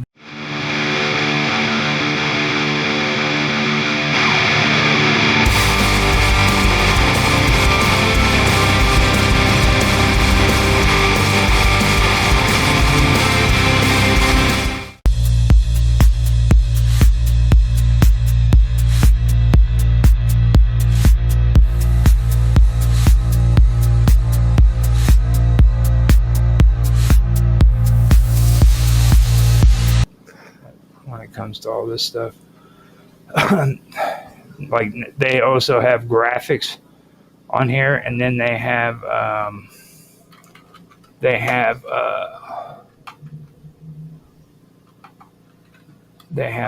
overlays. Now I'm gonna name this one ARPA 2, and I'm gonna make it full screen. And we can do it that way. Okay, here we go. So this is what we've got right here. And I can probably go ahead and just do it as background. You might want. You're going. Oh no. It was just my screen. Yeah, it looks okay. Okay. All right. So this is basically what you've got right there. That's the map of it. Now this is for today, or is this originally but when it first started? This is the concept as it was in 1973. Okay, so I found one that's for 1977. Okay, so now I can add that much difference between the two, but there will be some differences. Yeah. Now I can turn around. I can pull that one up too here in a minute. I've got that one uploaded, and all I can do is switch them around, because this is actually pretty interesting. You've got this in 1973. Like, is that what you said? Yeah. Okay. That's what it's dated for. So we have that one, and then this is what it would look like in 4 years. ARPA. This actually should have been ARPA 2, and the one right there. This one should have been ARPA 1, and then this next one should have been ARPA 2. There's been a couple of versions between 1967 and 19. You see that? Yeah. Oh, I have to move it down to my smaller screen. Now Okay, so they've changed the name. Yeah, and it's a logical map. Apparently, I think that's different. No, that's a logical map too. Yeah. I'm just comparing the. Do you want to switch back to the other one? Yeah. Comparing the numbers. Yeah. Mm-hmm. Big difference. ETAC down there, and then the pop 10 right there. You see all that? But you've got PDP. It's PDP or POP pop. Pop 10 on the other one. Yeah, there. PDP 15 and PDP 10. Now down up on in that same area, it says PDP 10, and then it's exactly the same. Yes. So in essence, nothing has really changed. Now That was There's that was been more. yeah. There's more Indeed. added, Yes, but more added. That's the thing that really stood out to me because like whenever I seen the one you just showed, it looks like it expanded a bit more right there, up in this area right here yes. on the left hand side. Well, actually, all over the place. To be honest with you, that's huge. Well, no, it's pretty interesting. It really is. But yeah, point being that the concept was ever moving until what 90? I don't know when. Well, I suppose technically the internet became, the web became the internet, so to speak, in what 93, 94.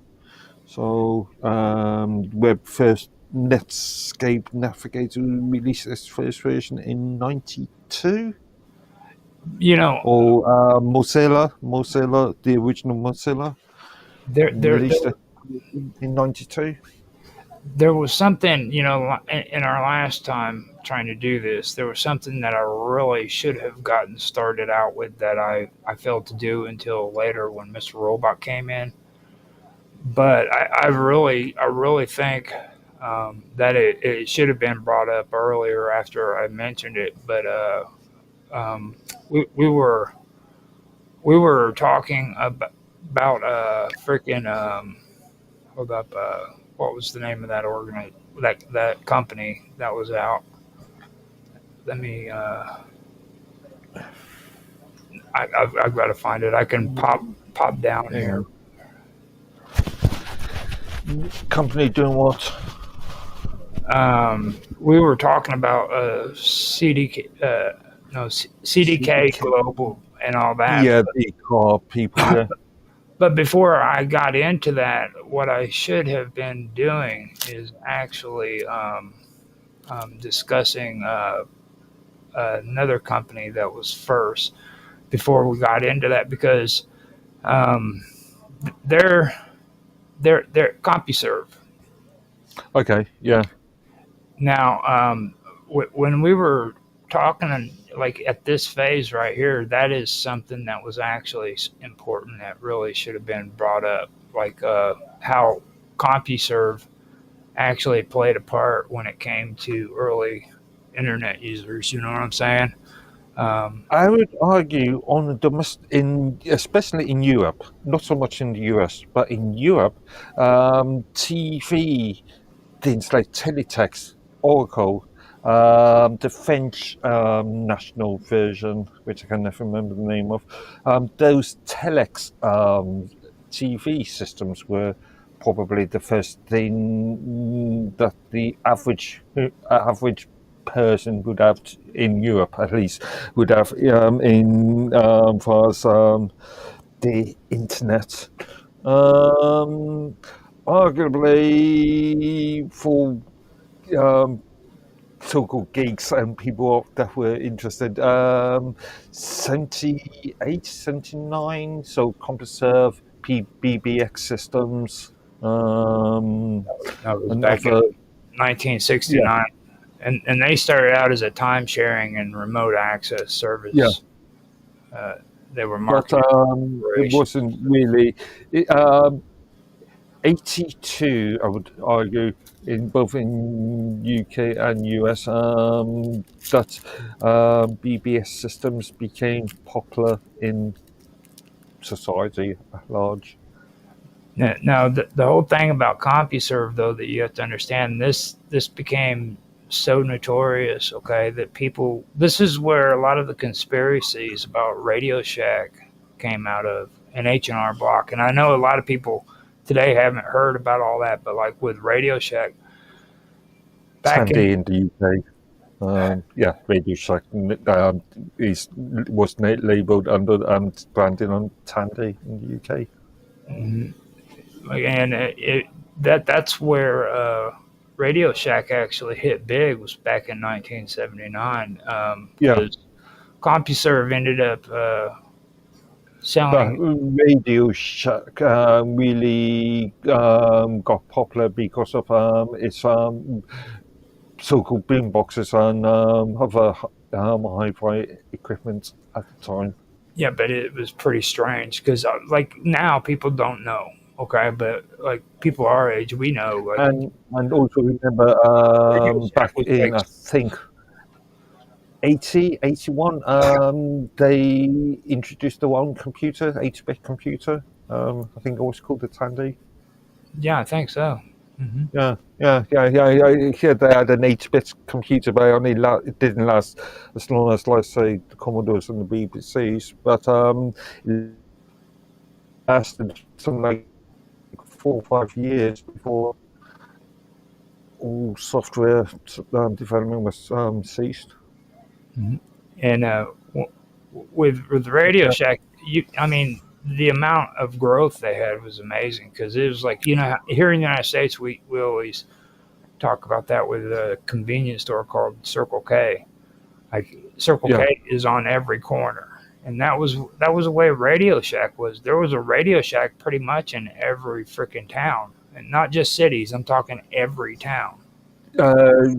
Tandy, the UK subsidiary company, was extremely popular, but it was also popular because of hire purchase agreements.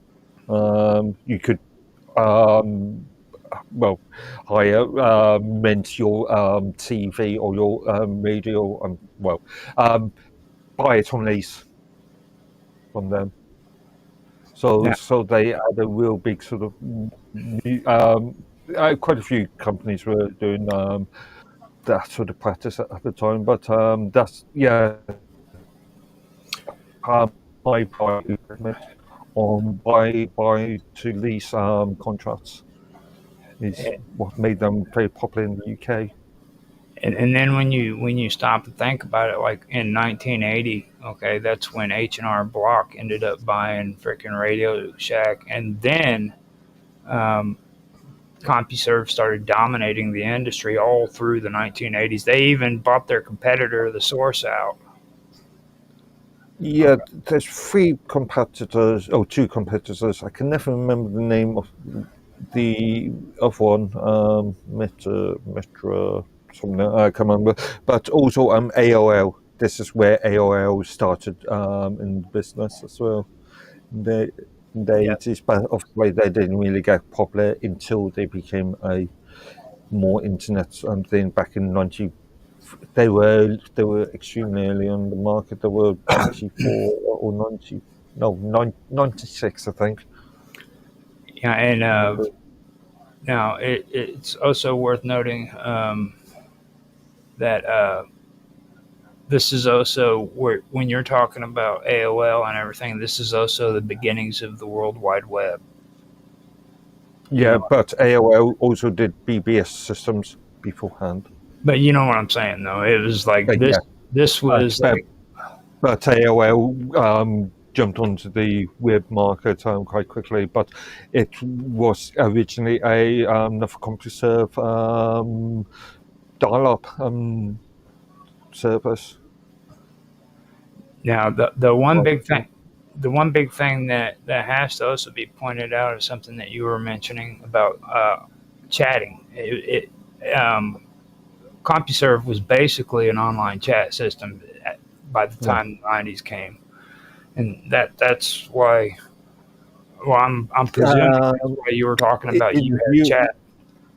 In Europe, I was talking about the telex system, but services like Prestel came to market, and they were sort of really insular sort of BBS systems. Much more common in Europe than in the US. Now, the other one I believe you were talking about, other than American Online, it was also Prodigy. Prodigy was another of the big... Yeah. I can never... yeah. And now after you get into AOL, you start seeing the rise of like the modern systems, the stuff that everybody's used to now with the one. I don't know. AOL for a long time, throughout the 90s, late 90s, and throughout the 2000s, they were using their sort of own closed I don't know, I wouldn't call it browser, but their own closed application, Now, weren't they? They weren't really using. They used for a long time. I used Netscape for as a subsidiary sort of browser when we were looking at pages, but a lot of AOL's appeal was that one single interface that you could pick up emails and chats and do other things in. well, see, this is the thing that what I'm coming up with, and a lot of people miss out on this because they don't remember it all that well. But you remember WorldCom, don't you?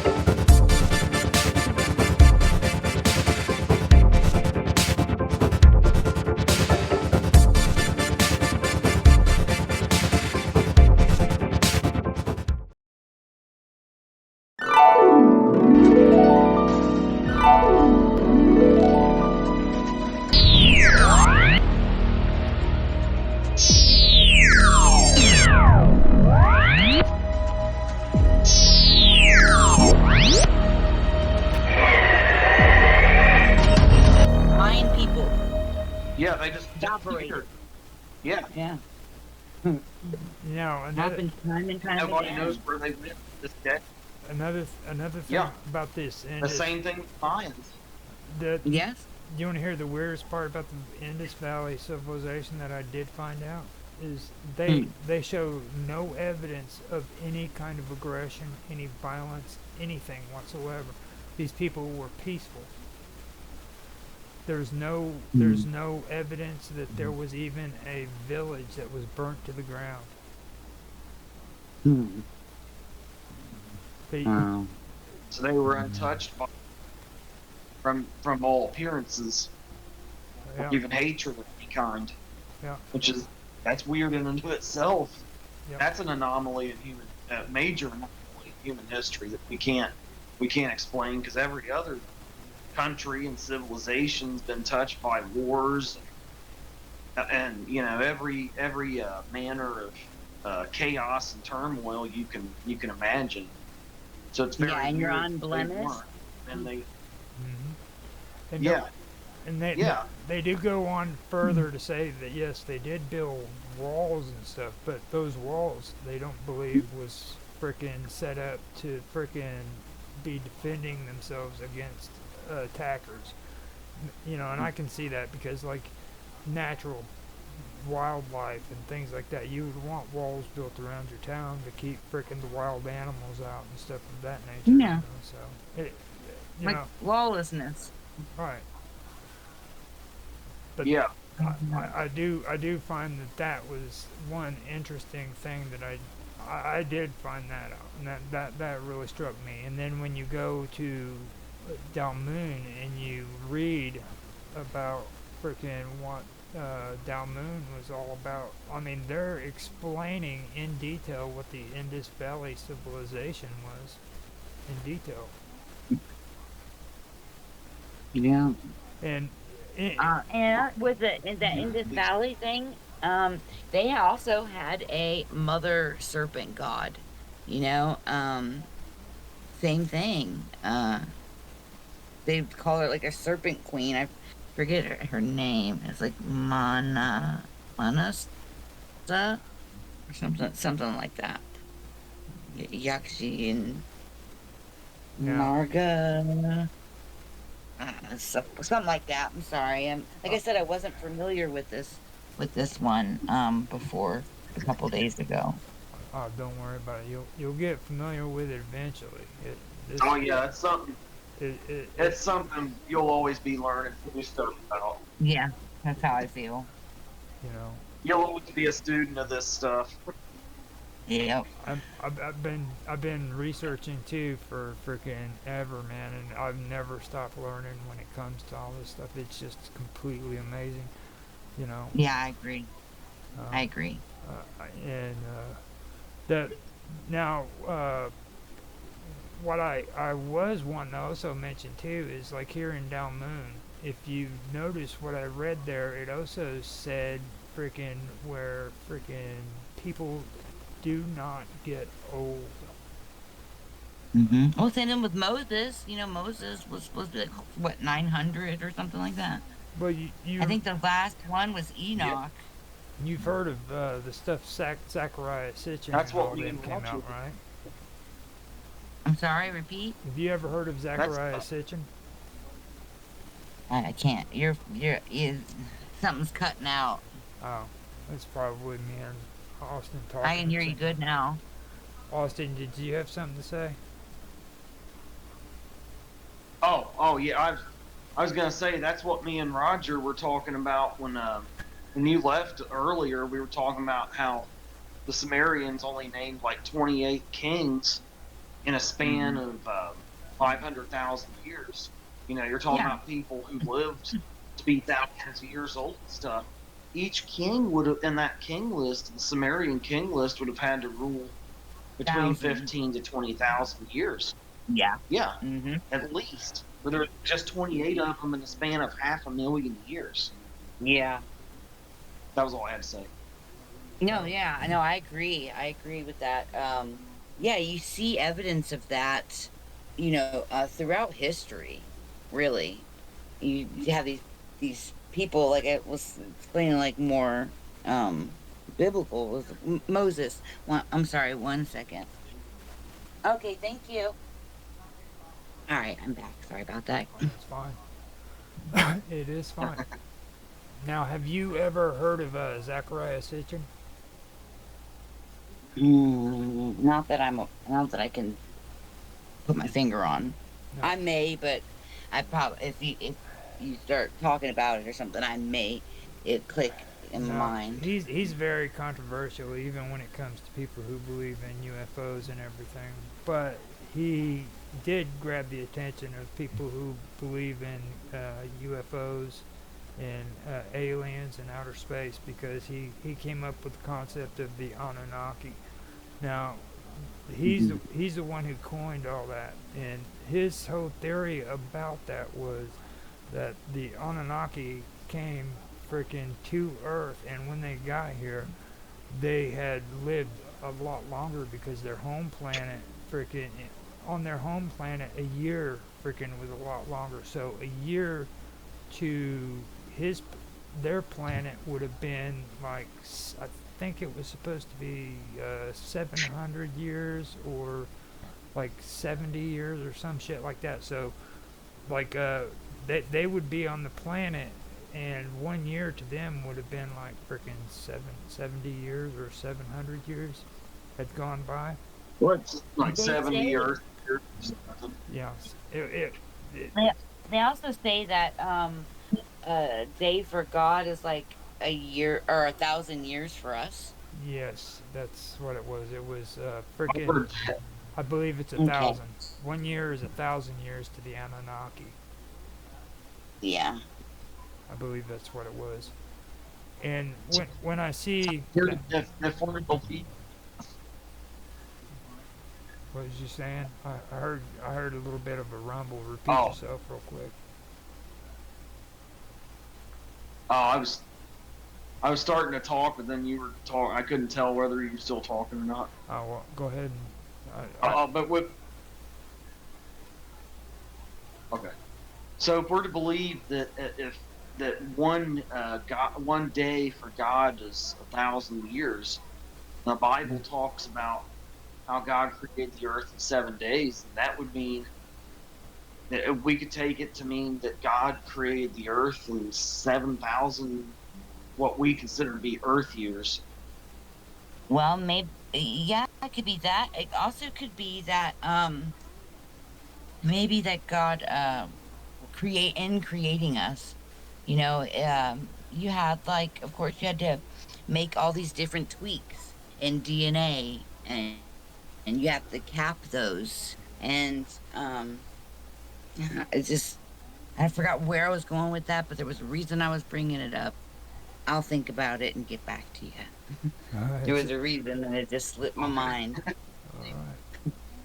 Well, You want to hear a funny? Somebody says, when you're going to do something and you walk into a room and then you completely forget what you were doing. They said, I heard a funny. He said, "What Oh if yeah. every time that happens, you had just got abducted by aliens? So you come back, you don't remember what you were Every day. doing." That's funny. Okay. Sorry for interrupting, but it may have taken 7,000 years to get it right. To have um an intellect, and like the consciousness and the whole spirit, like energy not being able, you can't destroy energy will keep going, even when you die. Your that's your right. energy, your soul, it still exists. It's not diminished or demolished. It's still there. So the creator, maybe he just, I don't know, maybe he made it in 7 days, and he wasn't talking about an us 7 days. Maybe he was talking about a him 7 days. Us. But they said, like, Yeah, he will, 7 days. God will return, in 7,000 years. Like, I don't know, there's something weird also with our timeline, and how there used to be 13 months, and so they changed. Yeah, I think it was Catholics, if I'm not mistaken.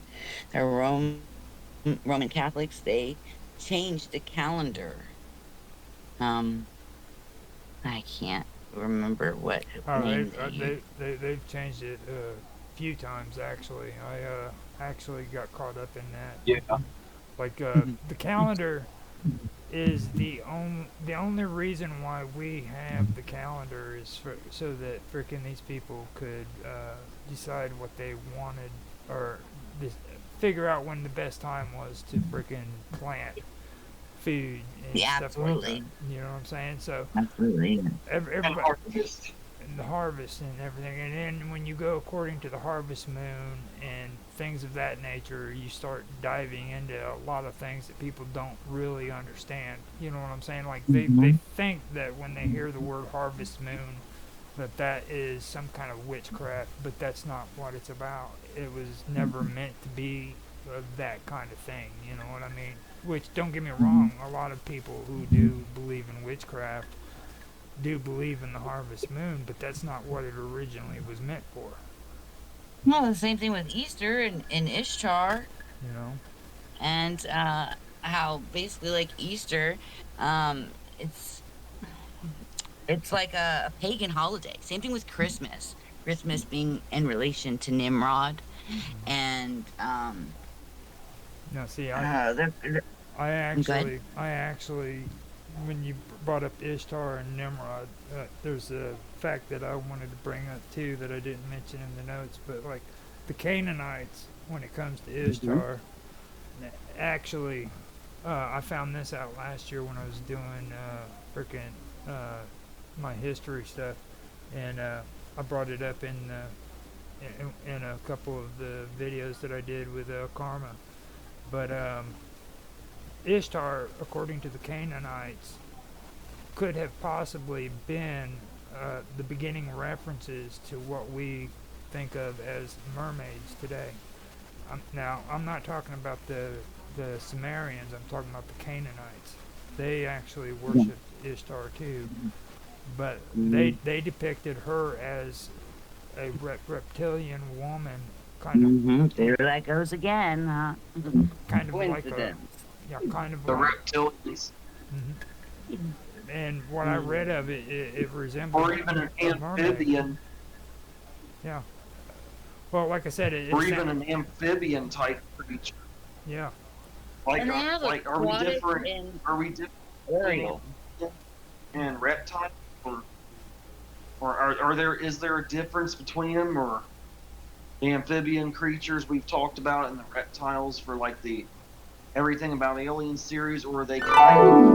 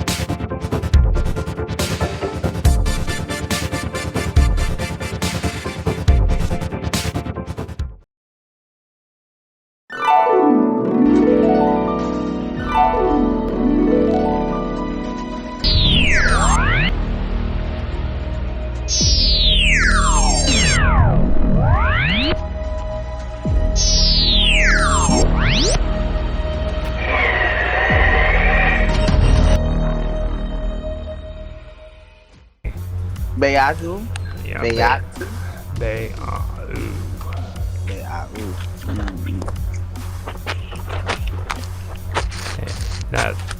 That's the thing that I was having issues with on trying to find Beau.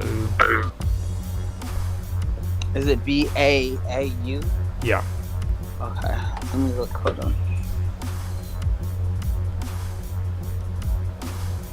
You'd think that it would take you to that particular part of the book instead of starting you out at the beginning. Well, not really, because when you send a link, it's not known where you're at in the book. So, I mean, not, yeah. Ooh. Okay, the keyboard no longer works. There we go. But, excuse me. What, etymology, Polynesian, prototype. Now, she's associated with darkness, too, by the way. So let me see if I can.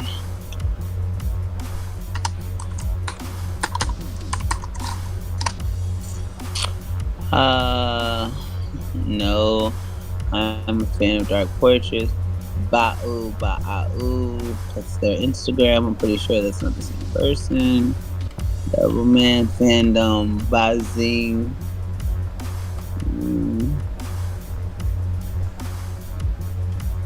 Let me see. Okay. Let's see. Or it could be the representation of Phoenician God. history in the oldest darkness by A'u. It begins with the legendary. So, I see what you're saying. And as soon as you click on it, it takes you to the whole book. So the only place that they have her related, the Wind Spirit and his wife Ba'u. So it's showing the same thing. Okay, from the Wind, Colepia, and Ba'u, his wife, were produced Aeon, okay. That's where we came up with Aeon.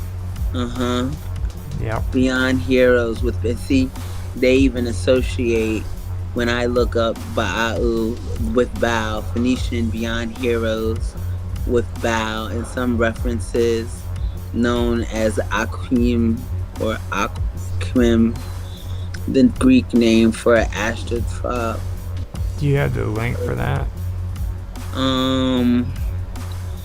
Yeah, let me. I'm looking it up on the iPad. I'm on the phone. Give me 1 second. I'm gonna just send All it right. All right. through my channels. Mm. Okay, okay. It's like a list of all the Phoenician deities. It's pretty interesting. Now I can read Semiramis if you want. So Okay, go ahead and do that while I do this, and I'll have the link so you'll have pictures to go with what. okay. Now Semiramis was the legendary Lydian Babylonian wife of Onus and of Ninus, who succeeded the latter of the throne of Assyria. According to Mopses Koronatsi, legends narrated by Diodorus Siculus, who drew primarily from the works of Ctesias and Cnidus, describe her and her relationship to Onus and King Ninus. Armenians and the Assyrians of Iraq, northern Syria, southeast Turkey, and northwest Iran still use Sumerian as a given name for girls. The real and historic Shemaramat, the original Akkadian form of the name, was the Assyrian wife of Shamshi Adad V, who ruled between 824 BC to 811 BC. She ruled the Neo-Assyrian Empire as its regent for 5 years before her son Adad Nirari III came of age and took the reins of power. She ruled at a time of political uncertainty, which may partly explain why Assyrians may have accepted the rule of a woman when it was not allowed by their cultural tradition. She conquered much of the Middle East and the Levant and stabilized and strengthened the empire after a destructive civil war.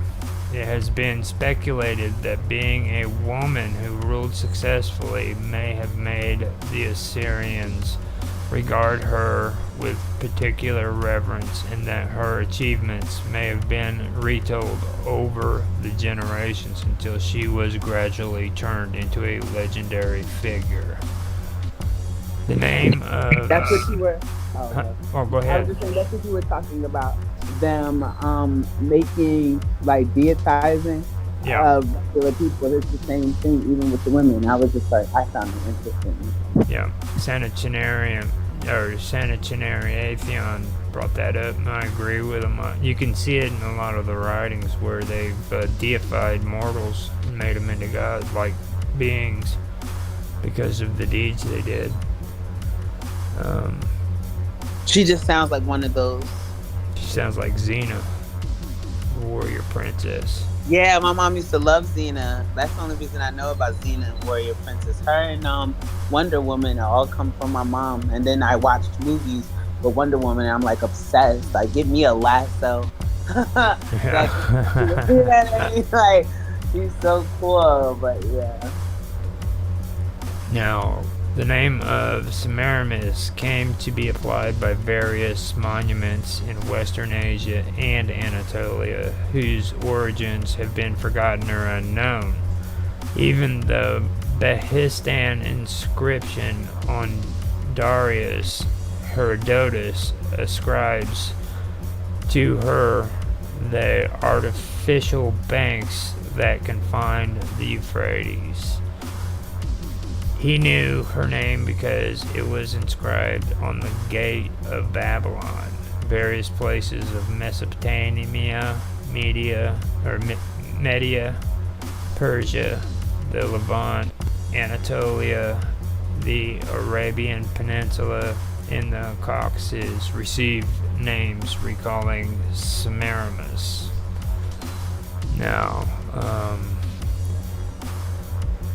that was what we went over with her, and it was more of her legendary part that we were talking about before, with her, like it was almost like mythological. You know what I mean? Yeah. Well, so I just have a question because mythological just reference to not necessarily being true, but isn't there mythology in more than just Greek history? Just for me, for self-reference. That's correct, right? Yeah, a lot of the Greek mythology goes farther back into older mythologies. Like Yeah, like Egyptian like that's what I know, and that's why I was just wondering because I wonder how mythical or mythological it really is. I just wonder, you know what I mean, if it's really that or just kind of like they did because they said the third eye is a myth now. So I wonder if we're told, excuse me, these things are myths to kind of disassociate any type of truth they may hold. That's why I was just but, making sure. but see, like you can dig through and figure stuff out. Like I told you how stupid Diodorus was, right? Like remember him? He's the guy who said you don't listen to anything he says because it's pretty much a lie. Yeah, okay. I was Okay. gonna say, hold on, wait a minute, who's the other? I remember. Okay, D. Doris.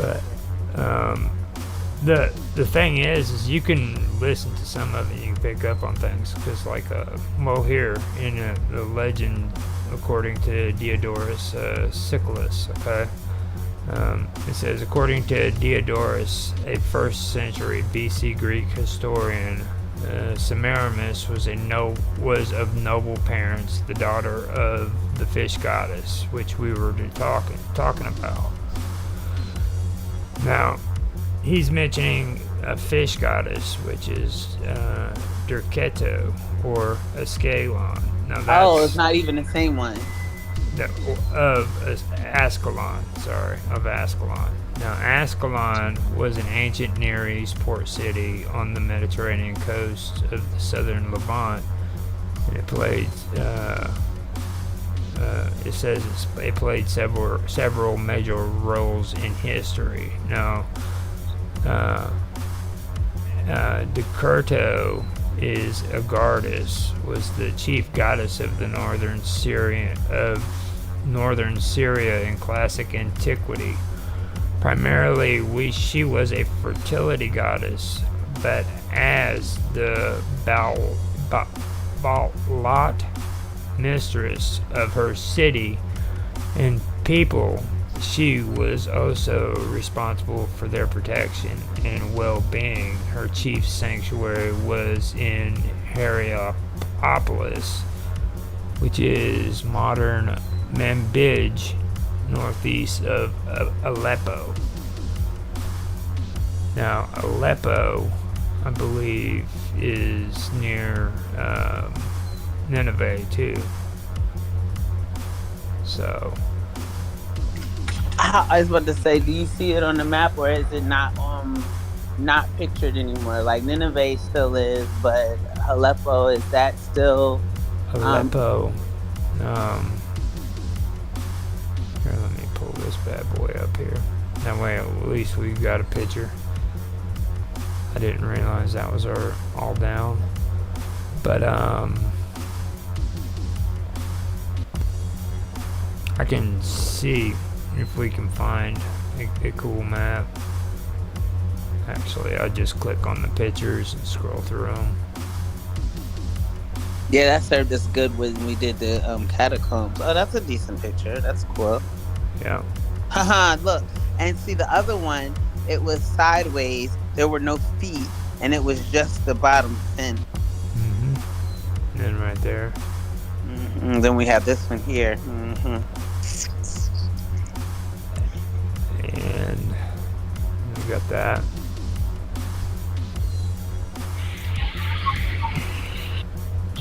Now, the fish pond of fish sacred to Agartha survives at Sanlerfa, the ancient Edessa.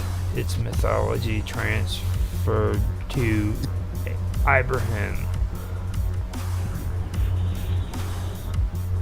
Bust of a priest of Atargatis, 3rd century AD. That's pretty late. Capitoline museums. So she apparently had a pool in the ADs as well. So Nice. Before and after. That's nice. Yeah. So she was around, and there was a town, goddess of Aleppo in Syria. Now I can pull up Aleppo on a Google's map, and we can get that taken care of. Because I know Aleppo's still around.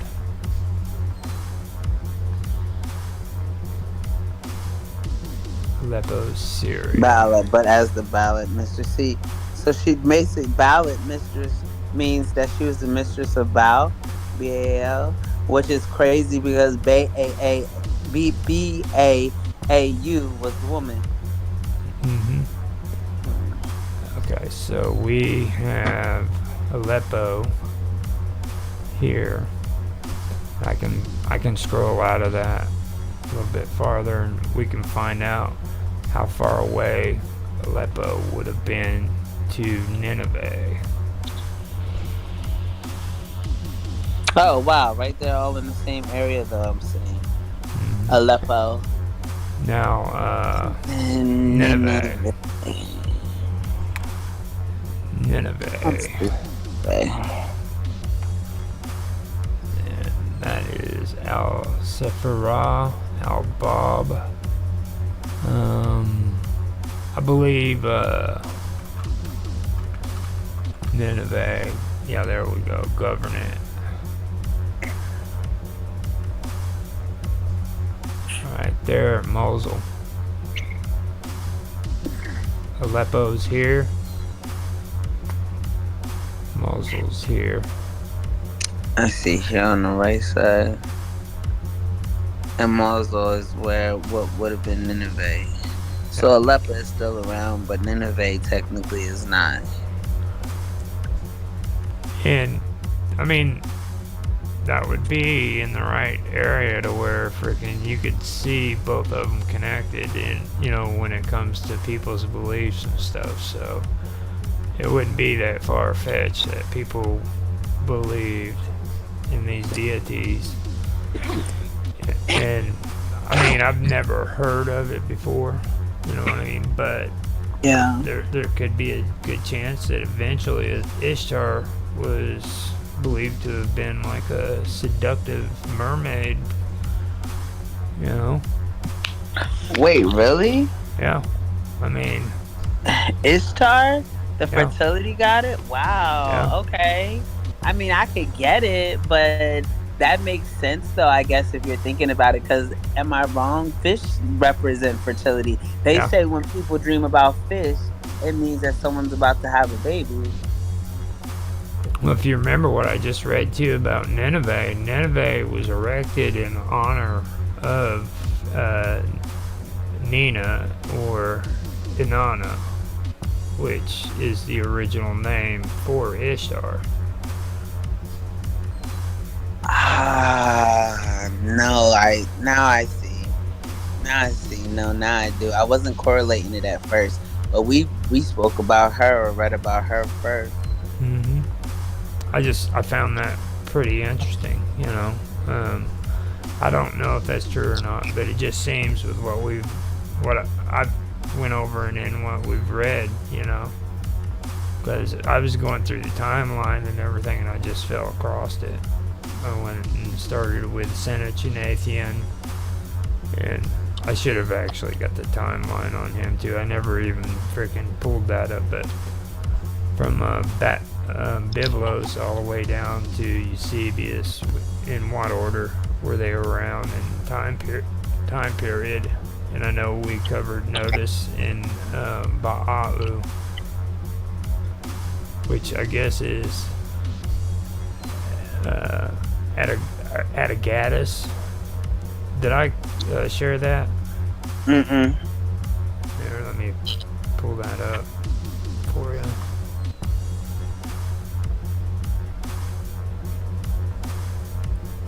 And there it is.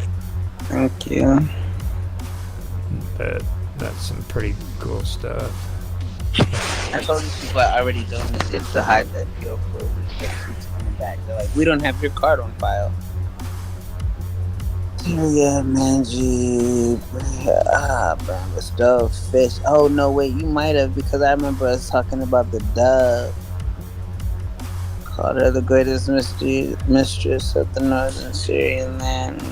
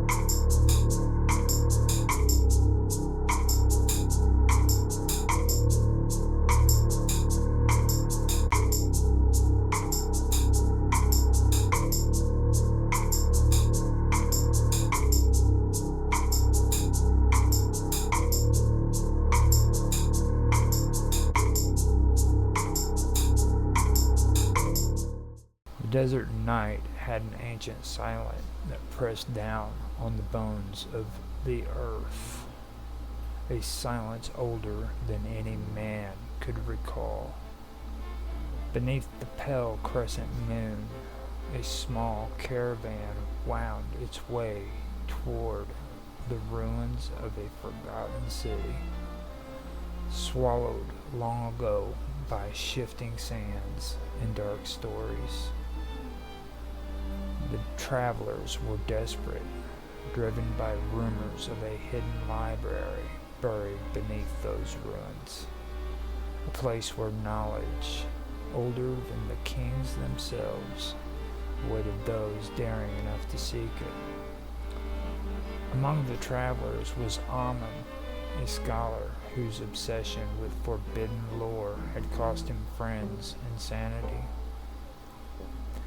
His eyes gleamed with a fevered light as he studied the cracked map that led him here, drawn by the promise of secrets whispered in broken tongues. His guide, Rahim, was an old man who had seen too many suns and moons. His face weathered and lined with warnings. Rahim did not speak of the city's treasures. Instead, he spoke of the curse, the shadow that stalked beneath its broken walls. As the caravan came to rest beneath the shattered arches, Rahim's voice dropped to a whisper. This place once housed a temple to Labasu, he said. Eyes darted into the darkness. A creature born of vengeance and ruin, half beast, half spirit, whose hunger devours those who dare to steal the secrets of the gods. Amun scoffed, his voice sharp and impatient. Old stories of frightened children are for frightened children. The only spirits here are the ghosts of time. But as the fire crackled and the night deepened, an oppressive presence settled over the ruins. The air grew thick, heavy with the scent of dust and decay, and a low growl rumbled beneath the earth, vibrating through stone and bone alike. From the shadows beyond the flickering light, two eyes ignited like embers in the dark. The travelers stiffened, breath caught in their throats. A massive figure emerged, its shape shifting and flickering like a mirage. It was Labasu, its lion's face twisted in a snarl, claws like scythes scraping the ground. It moved silently, a predator from nightmares, and its gaze fixed on Amen. "You've come here seeking knowledge." The creature's voice was a rasp that scraped the air. "But knowledge is dead. Your soul will pay the price." Amen reached for his talisman, chanting the ancient words he had memorized. The air shimmered as he traced sigils of protection. But the Basu laughed, a sound like metal tearing. It lunged forward, and the fire roared higher, swallowing the scholar's desperate cries. When dawn painted the sky with pale light, only Rahim remained by the ashes. His eyes were hollow, reflecting the shadow that had claimed his companion. The sun crept over the horizon, casting long fingers of gold and red over the ancient stones. What had once been a temple to forgotten gods now lay broken and dry, bleached by centuries bleached by centuries and scored by the wind. Rahim stood alone among the ruins, clutching the scorched remains of Amen's satchel. Within it was the only thing untouched by the fire, an obsidian seal carved with glyphs no scholar could read. He stared at it, remembering the warning his grandfather, who once told him never to enter the Valley of Silence, where Labasu's temple slept. "The creatures do not feed on flesh," the old man had said, "but on memory, on identity. Those it claims vanish in more ways than one. Their names are erased, their footsteps are lost. It is as if they never were." Rahim muttered a prayer, but the wind scattered his words into the sand. Around him the air buzzed with something more than heat. The stones of the temple had absorbed too much. They remembered screams. They remembered chants in languages long dead. And now they were remembering again. He turned to leave, to escape before night returned and brought the creature with it. But a voice stopped him. Amen's voice, whispering from the dark passage beneath the ruins. "Rahim, I saw it. I saw the library." Rahim froze. The voice was wrong. It was hollow, empty, as if spoken through a broken instrument. He gripped the satchel tighter and backed away, but the whisper came again. "There were scrolls, thousands of them. The history of the stars, the words of the dead, and the secret of binding Labasu. I need you to come. I need you to help." Rahim knew the rules. Spirits called from the dark were never what they seemed. The desert had its laws, and those who broke them were swallowed. There's something in that voice, something in the desperate way it clung to the edge of his thoughts, made him hesitate. The night, against his better judgment, he descended into, that night, against his better judgment, he descended into the passage where Amon's voice had come. The air was cold and wet despite the desert heat. Strange symbols lined the walls, pulsing faintly like veins beneath skin. As he walked, he saw shadows flittering just out of reach, and distant chants echoed around corners. He reached a chamber with a cracked floor and an altar of black stone.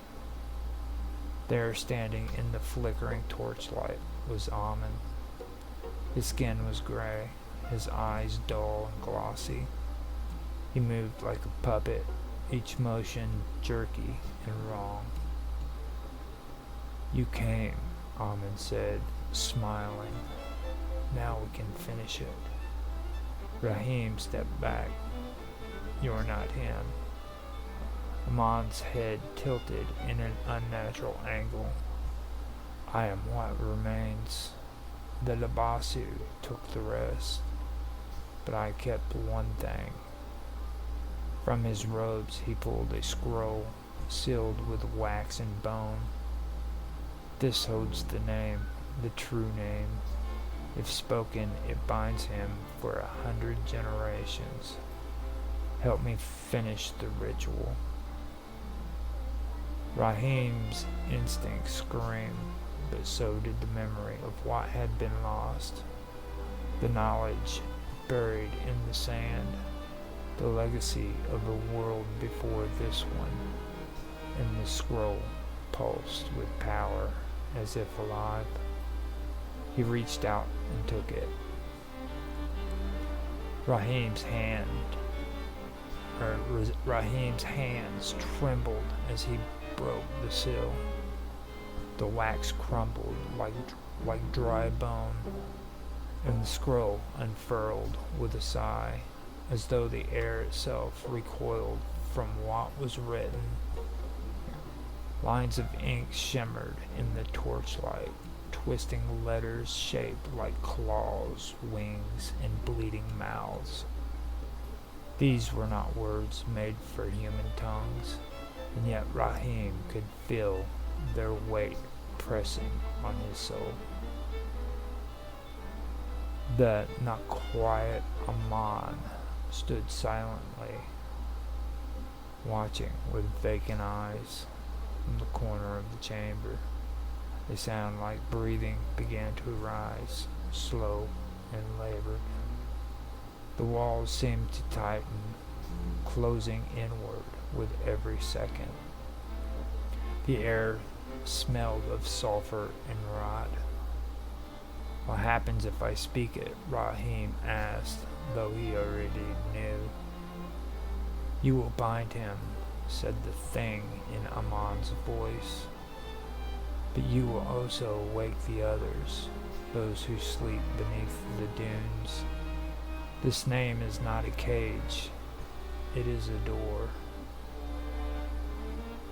Rahim's eyes darted to the edge of the scroll, where smaller glyphs formed circles and jagged loops.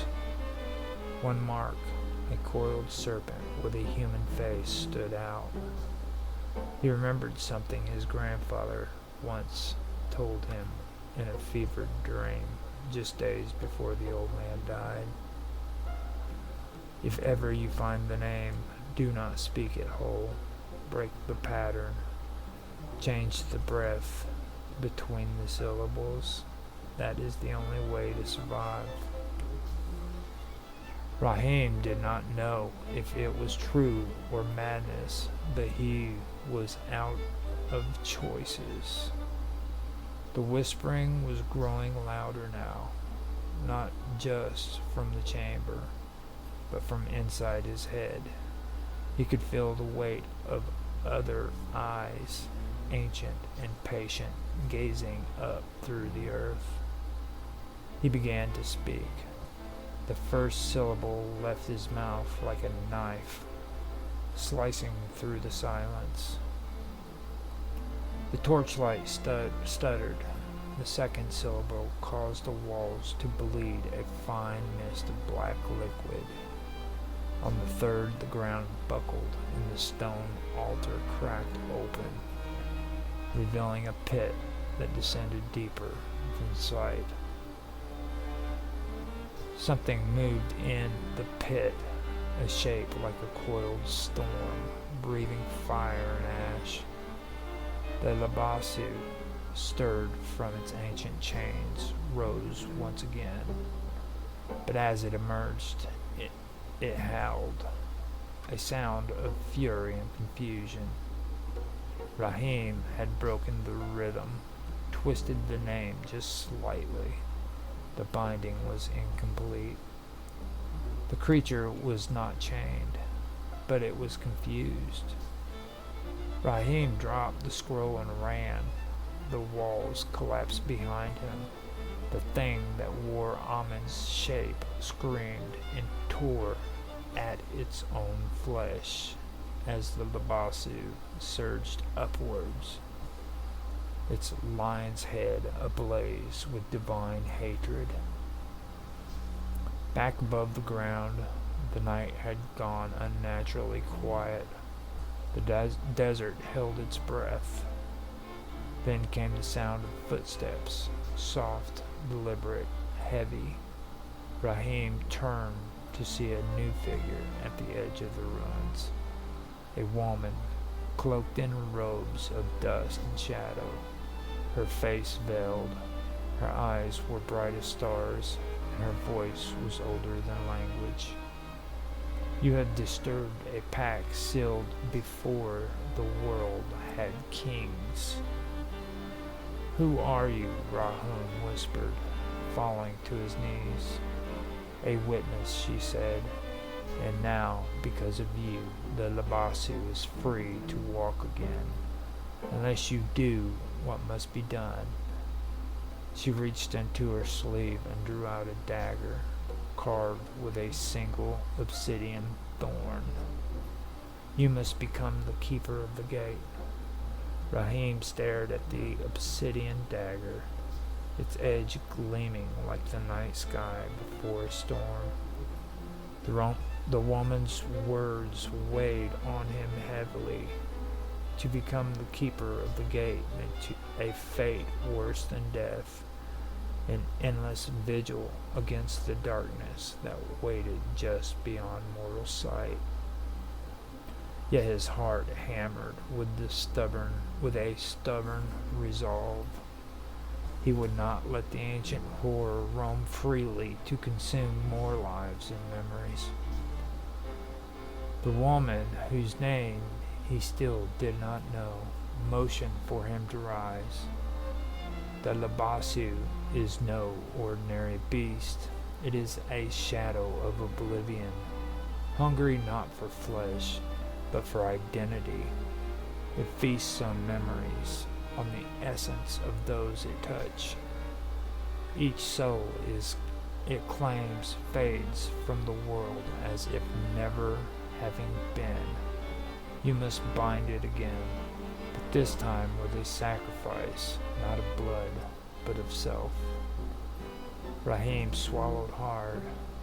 What sacrifice? The sacrifice of your past, your history, your name. You must become the living seal, the one who stands between the realms of the forgotten and the remembered. She led him to the altar now, cracked and bleeding dark liquid that vanished as it touched the sand. From the folds of her robes she produced an ancient tome bound in leather and bone, its pages etched with symbols older than any empire. This is the Codex of Names. Within are the rights to bind the Labasu, but the price is the surrender of your very self. Rahim's mind raced. Could he do such a thing? Could he lose himself so completely that no one would ever know him again? The thought was a terror beyond any monster's claw. Yet as the night deepened, the air grew thick and the whispers. The air grew thick with whispers. Voices of the lost, the erased, begging for release from eternal darkness. With trembling hands, Rahim took the dagger and the codex. The woman chanted softly, her voice weaving through the ruins like a thread of light. He stepped to the edge of the pit where the Labasu writhed, a mass of shadows and fire, its eyes like burning coals of ancient rage. Rahim plunged the dagger into his own chest. Pain exploded, but he did not cry out. Instead, a luminous light erupted from his wound, flowing upwards, weaving around the creature. The shadow recoiled, screams echoed through the desert air, and the Labasu was drawn back into the pit, bound once more. As the light faded, Rahim felt his memory begin to dissolve. The faces of his family, the laughter of his childhood, the lessons of his youth, all slipping away like grains of sand. The woman watched silently, her eyes reflecting the rising dawn. "You are the gatekeeper now," she said, "neither living nor dead, forever guarding the boundary between worlds. Your story ends here so that others may continue." Rahim looked into the horizon where the first light of morning bathed the land in gold. Though he no longer remembered who he was, a single truth remained burning in his heart. The darkness must never be allowed to rise again. The ruins fell silent once more, holding their secrets beneath the endless desert sky.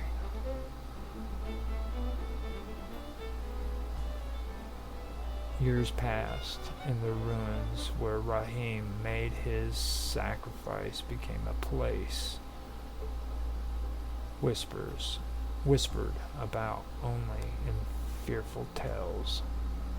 Travelers spoke of a shadow that watched from the sands, a silent guardian with eyes like dying embers. Desert wind carried voices, half-heard prayers for protection and warnings to never disturb the forgotten pact again. The woman who had led Rahim vanished into the night, her fate unknown. She was the last remnant of a forgotten cult sworn to keep the balance. Occasionally, on moonless nights, a faint light flickered near the ruins, soft as a candle's breath, yet persistent. Those brave enough to approach found nobody, no sign of life, only the faint echo of a voice whispering in a language that was part prayer, part warning. Beware the name beneath the sand. It awaits for the moment when the gate is weak, when memory falters and the shadows rise. In distant villages, elders spoke of Rahim's fate, not as a man, but as a symbol, a warning that some doors must remain closed, some names never spoken. The Labasu was not just a beast, but a hunger for oblivion, that tested the very fabric of existence. Desert itself seemed to breathe with quiet menace, a reminder that the ancient evil slumbers beneath the earth, waiting for the curious, the foolish, or the desperate to awaken them. And so the story of Rahim, the lost keeper of the gate, was told around campfires in hushed tones where flames cast long shadows that dance like forgotten nightmares. Because some stories are more than just tales, they are warnings, and some names once spoken can never be unspoken. The night deepened, the wind carried the faintest growl, a distant echo of a lion's roar. And somewhere beneath the endless sands, the Labasu stirred once more.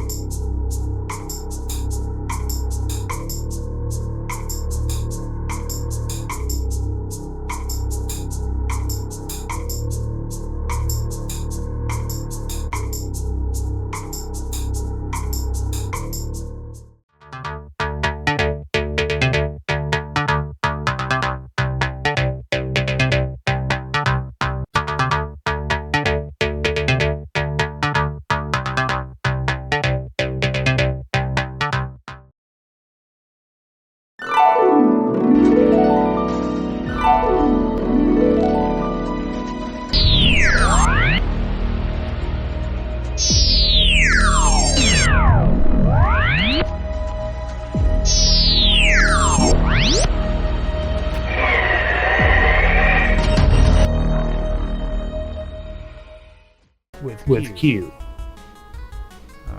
And they believe in a lot of different beliefs and stuff. How do you spell acidic? Is it? It sounds acidic. Acidic.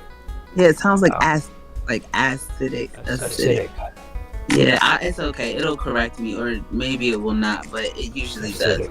Hasidic. Okie dokie. Acidic. Hasidic.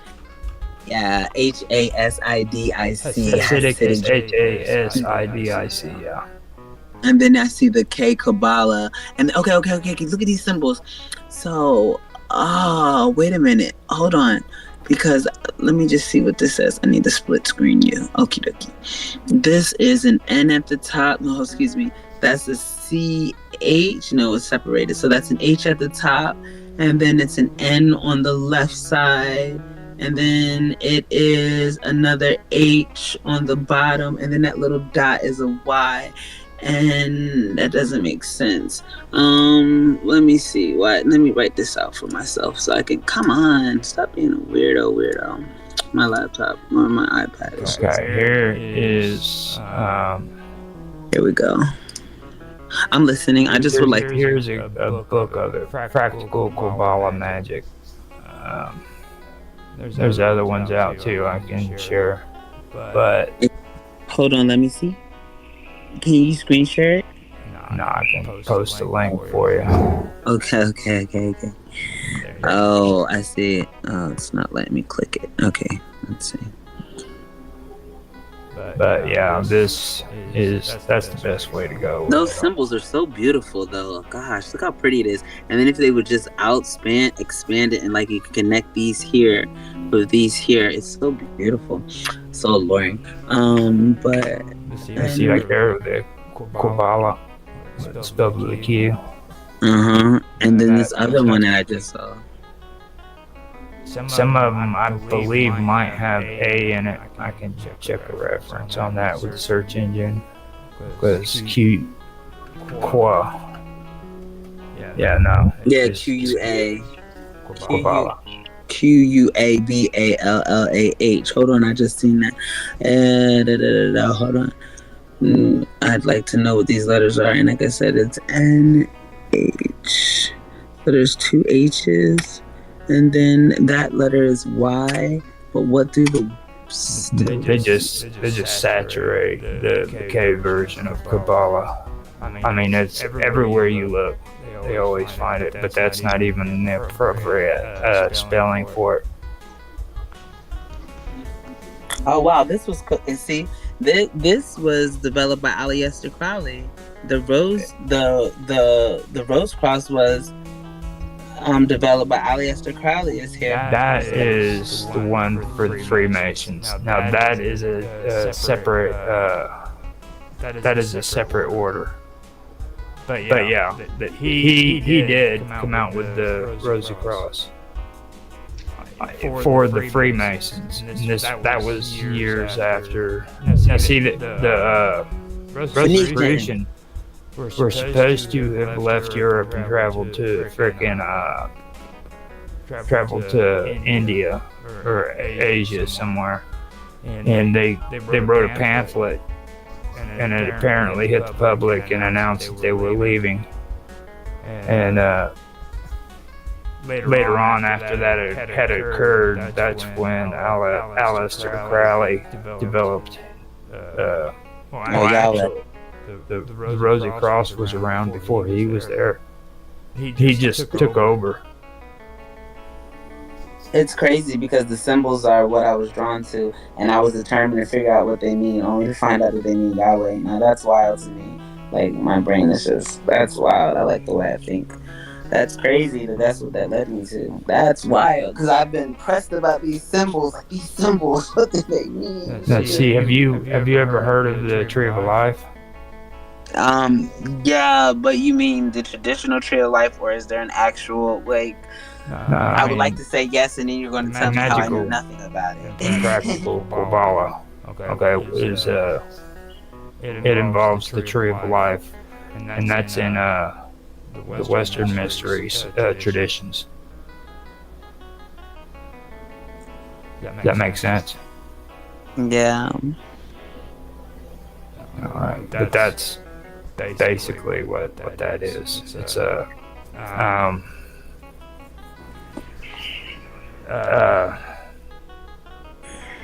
It's basically that's what it is. It's they use it like a spiritual philosophy, magical practices and stuff like that. That's the best way I could explain it. Have you ever heard of a book called the Cave of Lilith?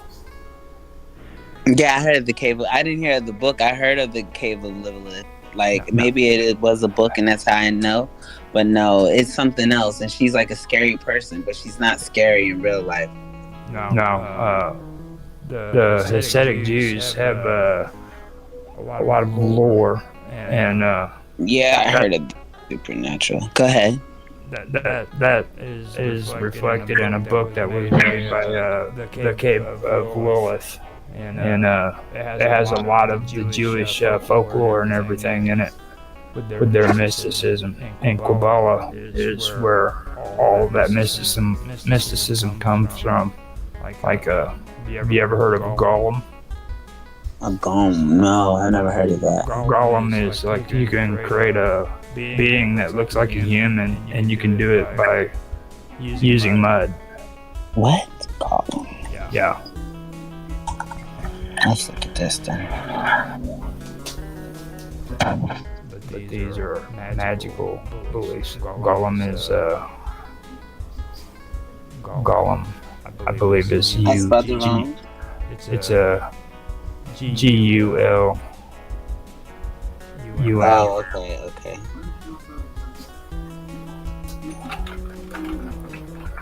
I believe it's Golem. Mm-hmm.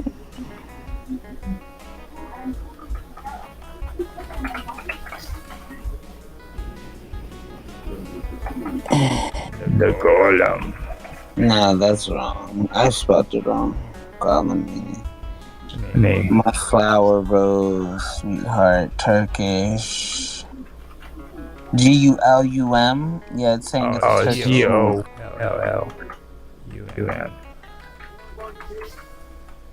Yeah. Oh, wow. Okay, him. I remember him in Harry Potter.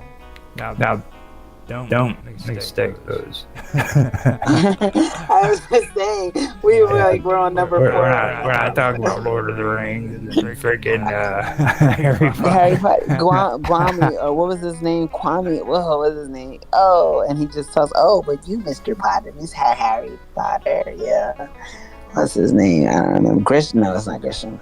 But no, it's not this guy. Okay, that's not what we're talking about. Yeah, it's the Store Hobbit. Yeah. Oh, it's in the Lord of the Rings. I thought there's one of them in Harry Smeagol. Potter too. I am Smeagol. Smeagol. Hello, Smeagol. Okay, so how do I find like the real information? Because apparently society only want. There it is. No, it's still talking about that. The Jewish golem.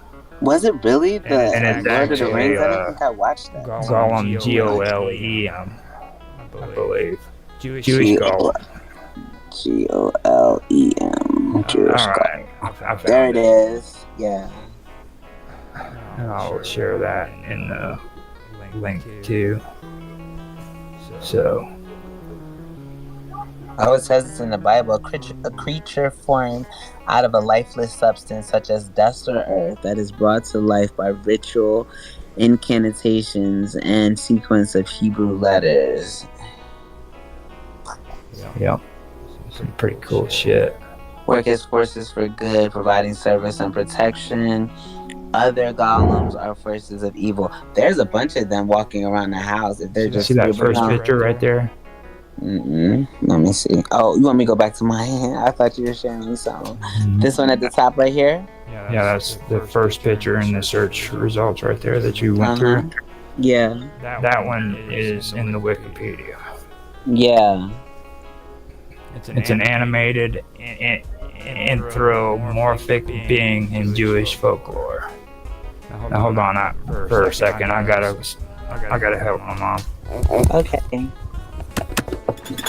Oh, I should boil some eggs while you do that. Oh. I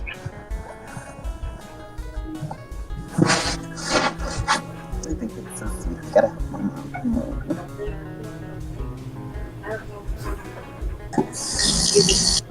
Good guys, help their mom.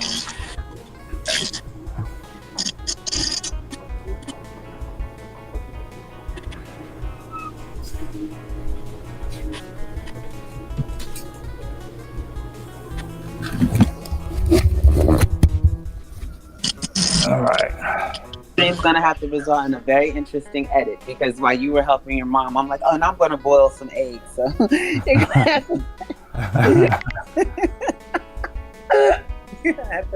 gonna have to fix that one. I had the urge for boiled eggs like all day, and now I was like, oh, well, I'll just do that while you do that.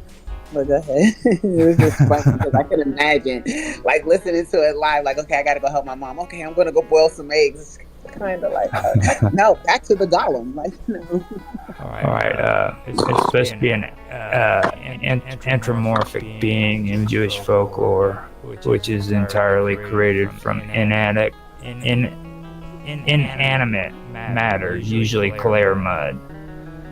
The most famous golem narrative involves Judah Lu ben Bezalel in late 16th century, rabbi of Prague. According to Moment magazine, a golem is a highly mutable metaphor with seemingly limitless symbolism. It can be a victim or villain, man or woman, or something, or sometimes both. Over the century, it has been used to connote war, community, isolation, hope, and despair.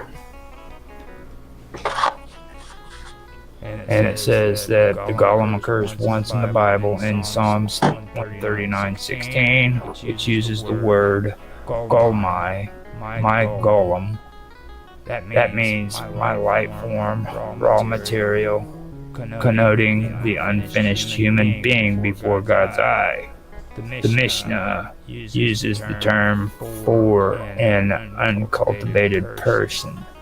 7 characteristics are in an uncultivated person and 7 in a learned one.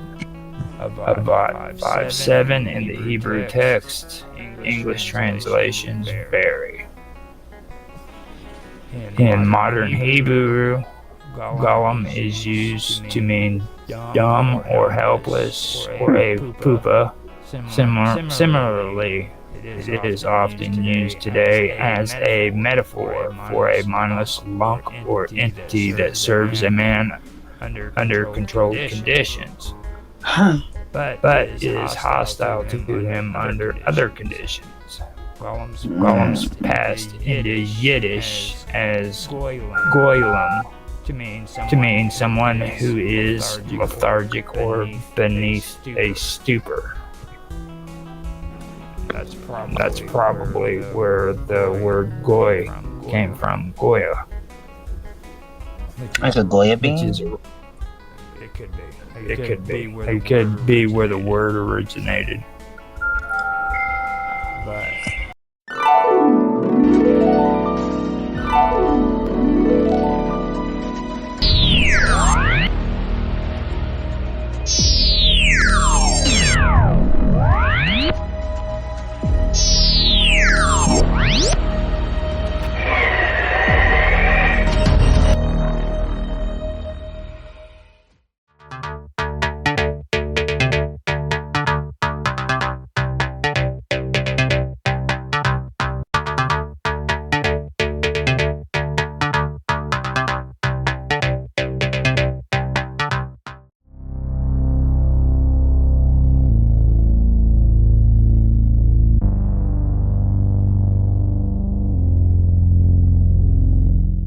I wonder what they did with the bones. See here, there's only the skulls. So what do you think they did with the bones? Do you think these are the bones? They look like coal. There's no bones. The at least with the catacombs, you seen the bones behind it, and it was all there too. some of them's got these right here, but You got their whole body. Wow, that looks so human still. Look, you can see their whole face structure. Look, that doesn't even look like a skull. See, that makes me think that one's fake. It doesn't look like a skull. no, I think that's it. Yeah, that's it. We hit them all. Now you wanna read this one? Okay, you just have to put it up. Let me put it on the Jitsi chat.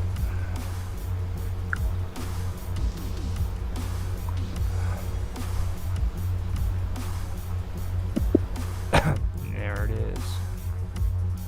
And I'll switch it on the That's the screen same to- one you just. That's the same one you just did. Oh no, that's a different one. This We're is the reading about wiki. the same church though. Yeah, it's the same church. It's just a wiki. But you don't want to read about any of the other ones? Well, yeah, we're gonna read them. Yeah. Heck yeah, we are. There's 1, 2, 3, 4, 5 of them. And we can get through them at a later date. We don't have to freaking go through all of these. Okay. But wasn't If the one you- we just looking at Saint Micah's too? Saint Yeah, Micah's. that was a article. Oh, okay. I see what you're saying. So we're going to see the exact facts. Okay. We're gonna go get the facts from Wikipedia. It looks like it says Macon. Wait, is the facts? Yeah, right. Okay, Macon because it's Maiken. So Saint Macon is the Church of Ireland. Church located in Church Street, Dublin, Ireland. The first Christian chapel on this site dated from 1095 and operated as a Catholic church until the Reformation. The current church dates from 1686 and has served Church of Ireland parishioners in Dublin for more than 300 years. The church is known for its vaults, which contain a number of mummified remains. Built on the site of an early Norse chapel from 1095, the current structure dates largely from a reconstruction undertaken under William Robinson in 1686, but is still the only parish church on the north side of the Liffey surviving from a Viking foundation. Liffey, I think it's Liffey. Yeah, Liffey. So it's like Liffey, but it could be Liffey, but it wouldn't be because of the two F's, so it would be the I. So anyway, While the exterior of the church may be modest, the interior boasts some fine woodwork and an organ dated 1724, on which Handel is said to have composed, wow, have composed his Messiah. I like classical music. The vaults of St. Machen's uniquely contain many mummified remains. The wall and the vaults contain limestone, which has kept the air dry, creating ideal conditions for preservation. Among the preserved remains are the 400-year-old body of a nun, a 6.5 foot man popularly believed to have been a crusader, a body with its feet and right hand severed, and the Sherrod brothers, Henry and John, who took part in the 1798 rebellion. The various holders of the title Earl of Leitrim were also interred here. Damage. A number of crypts in St. Macon's vaults were damaged by vandals in 1996, and again and again in early 2019. Following the 2019 incident, Arch, Archdeacon David Archdeacon. Archdeacon. Okay. Archdeacon David Pierrepoint told the media that several mummified remains were desecrated by vandals, including the remains of a 400-year-old nun and the decapitation of the 800-year-old crusader. Access. The church vaults are open to tours on Saturdays and seasonally on some weekdays, receiving approximately 27,000 visitors in 2018. Following the vandalism event in early 2019, these tours were temporarily canceled, recommencing by early July 2019. Yeah. Oregon, keep going or no? I'll go ahead. Yeah. The Right. Oregon, go ahead. Go ahead. Yeah, you might as well. Okay. The Oregon built yeah. The Oregon built circa, or is it Kiruka? No, it's circa 1940 by Evans and Barr of Belfast. Is housed within the 18th century Oregon case constructed by John Baptiste Cuvier between 1723 to 1725. The three manual pneumatic console employs modern compass and playing dimensions, yet has been squeezed into the space originally occupied by much narrower keyboards. The swell division features a slider soundboard with separate pneumatic underaction. The great and choir divisions are served by sliderless dental chests. Stop action is pneumatic throughout. In front of the gallery is the organ trophy, a carved wooden piece which depicts 17 musical instruments and was installed in 1724. It is widely considered the George Frederick Handel practiced in advance of the first performance of Messiah on this organ. Then it shows the map, clergy, gallery reference. So yeah. The John Baptiste, he was named after a famous person, or he's the one I was thinking of. John Baptiste. Jean Baptiste Caville, Q Valley. That really sticks out. And they didn't do a citation for him either. It has a number 12. Let me see what 12 says. Just go back. St. Michael's Church, Oregon. Yeah, nothing. You'd think they'd do a citation on him too. Well, I'm searching him now. Look up. Let's see what it says. Marquis of Torcy. Let's see. John Baptiste. And then see that's somebody different because it says John Baptiste Colbert, Marquis of Torcy. Marquis is the one I'm thinking of. 1665 to 1746. Yeah. And generally, okay, hold on. So is that the same? No. See, this one it says was constructed by 1723 to 1723. It's possible. And so, and generally called Colbert de Torcy, was a French diplomat who negotiated some of the most, he was French though, of the most important treaties towards the end of Louis this number of reign. Okie dokie.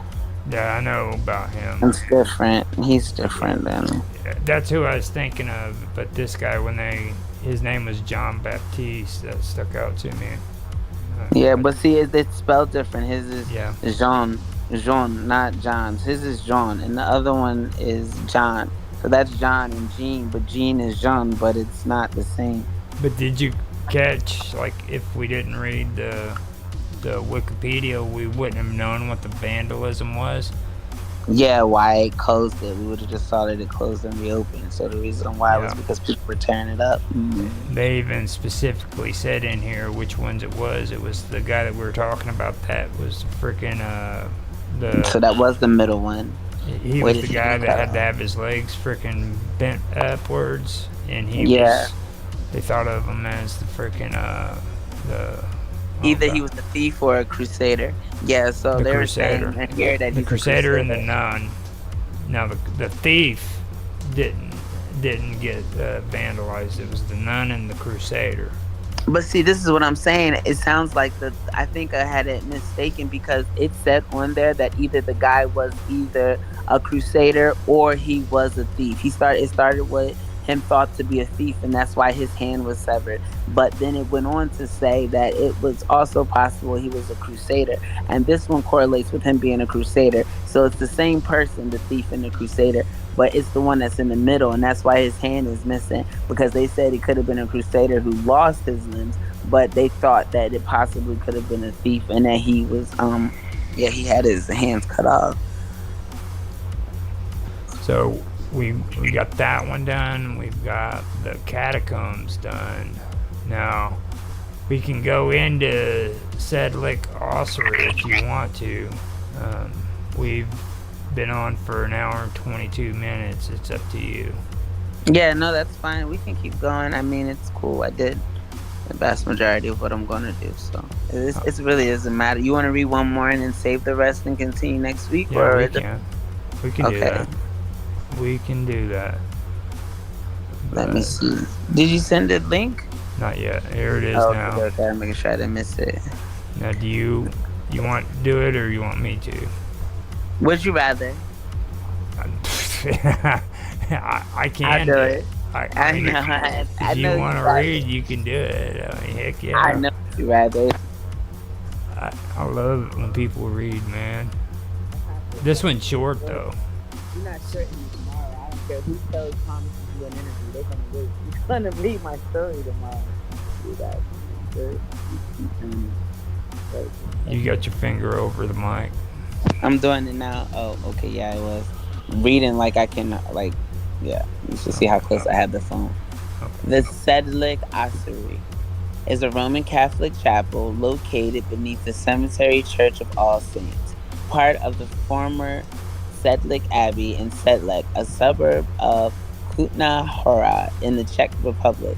The ossuary is estimated to contain the skeletons of between 40,000 and 70,000 people, whose bones have, in many cases, been artistically arranged to form decorations and furnishing for the chapel. The ossuary is among the most visited tourist attractions of the Czech Republic, attracting over 200,000 visitors annually. 4 bell-shaped mounds occupy the corners of the chapel. A chandelier of bones, which contains at least one of every bone in the human body, hangs from the center of the nave with garlands of skulls draping the vault. Other works include piers and monstrances flanking the altar, a coat of arms of the House of Schwarzenberg, and the signature of Francisque Brent, also executed in bones, on the wall near the entrance. Along with Sedlick Abbey and the rest of the Kutna Hora city century, the ossuary was listed as a UNESCO World Heritage Site in 1995 because of its unique Baroque architecture. In 1278, Henry, the abbot of the Cistercian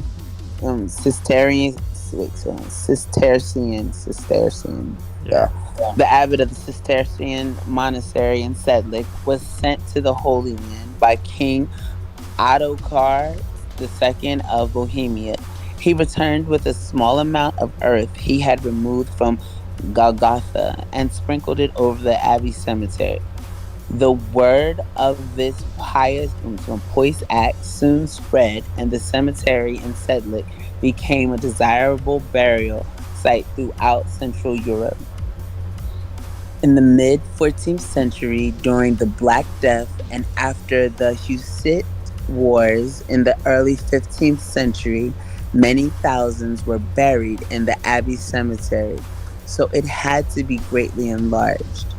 Around 1400, a Gothic church was built in the center of the cemetery with a vaulted upper level and a lower chapel to be used as an ossuary for the mass graves unearthed during construction, or simply slated for demolition to make room for new burials. After 1511, the task of exhuming skeletons and stacking their bones in the chapel was given to a half-blind monk of the order, according the legend. Between 1703 and 1710, a new entrance was constructed to support the front wall, which was leaning outward, and the upper chapel was rebuilt. This work in the Czech Baroque style was designed by Jan Santini Acciel, or Acciel, but I think it's Acciel. In 1870, František Rent, a woodcarver, was employed by the Schwarzenberg family to put the bone heaps into order, yielding a macabre result. Macabre. I'm just gonna do this real quick so I can see. Make cab. Yeah. Okay.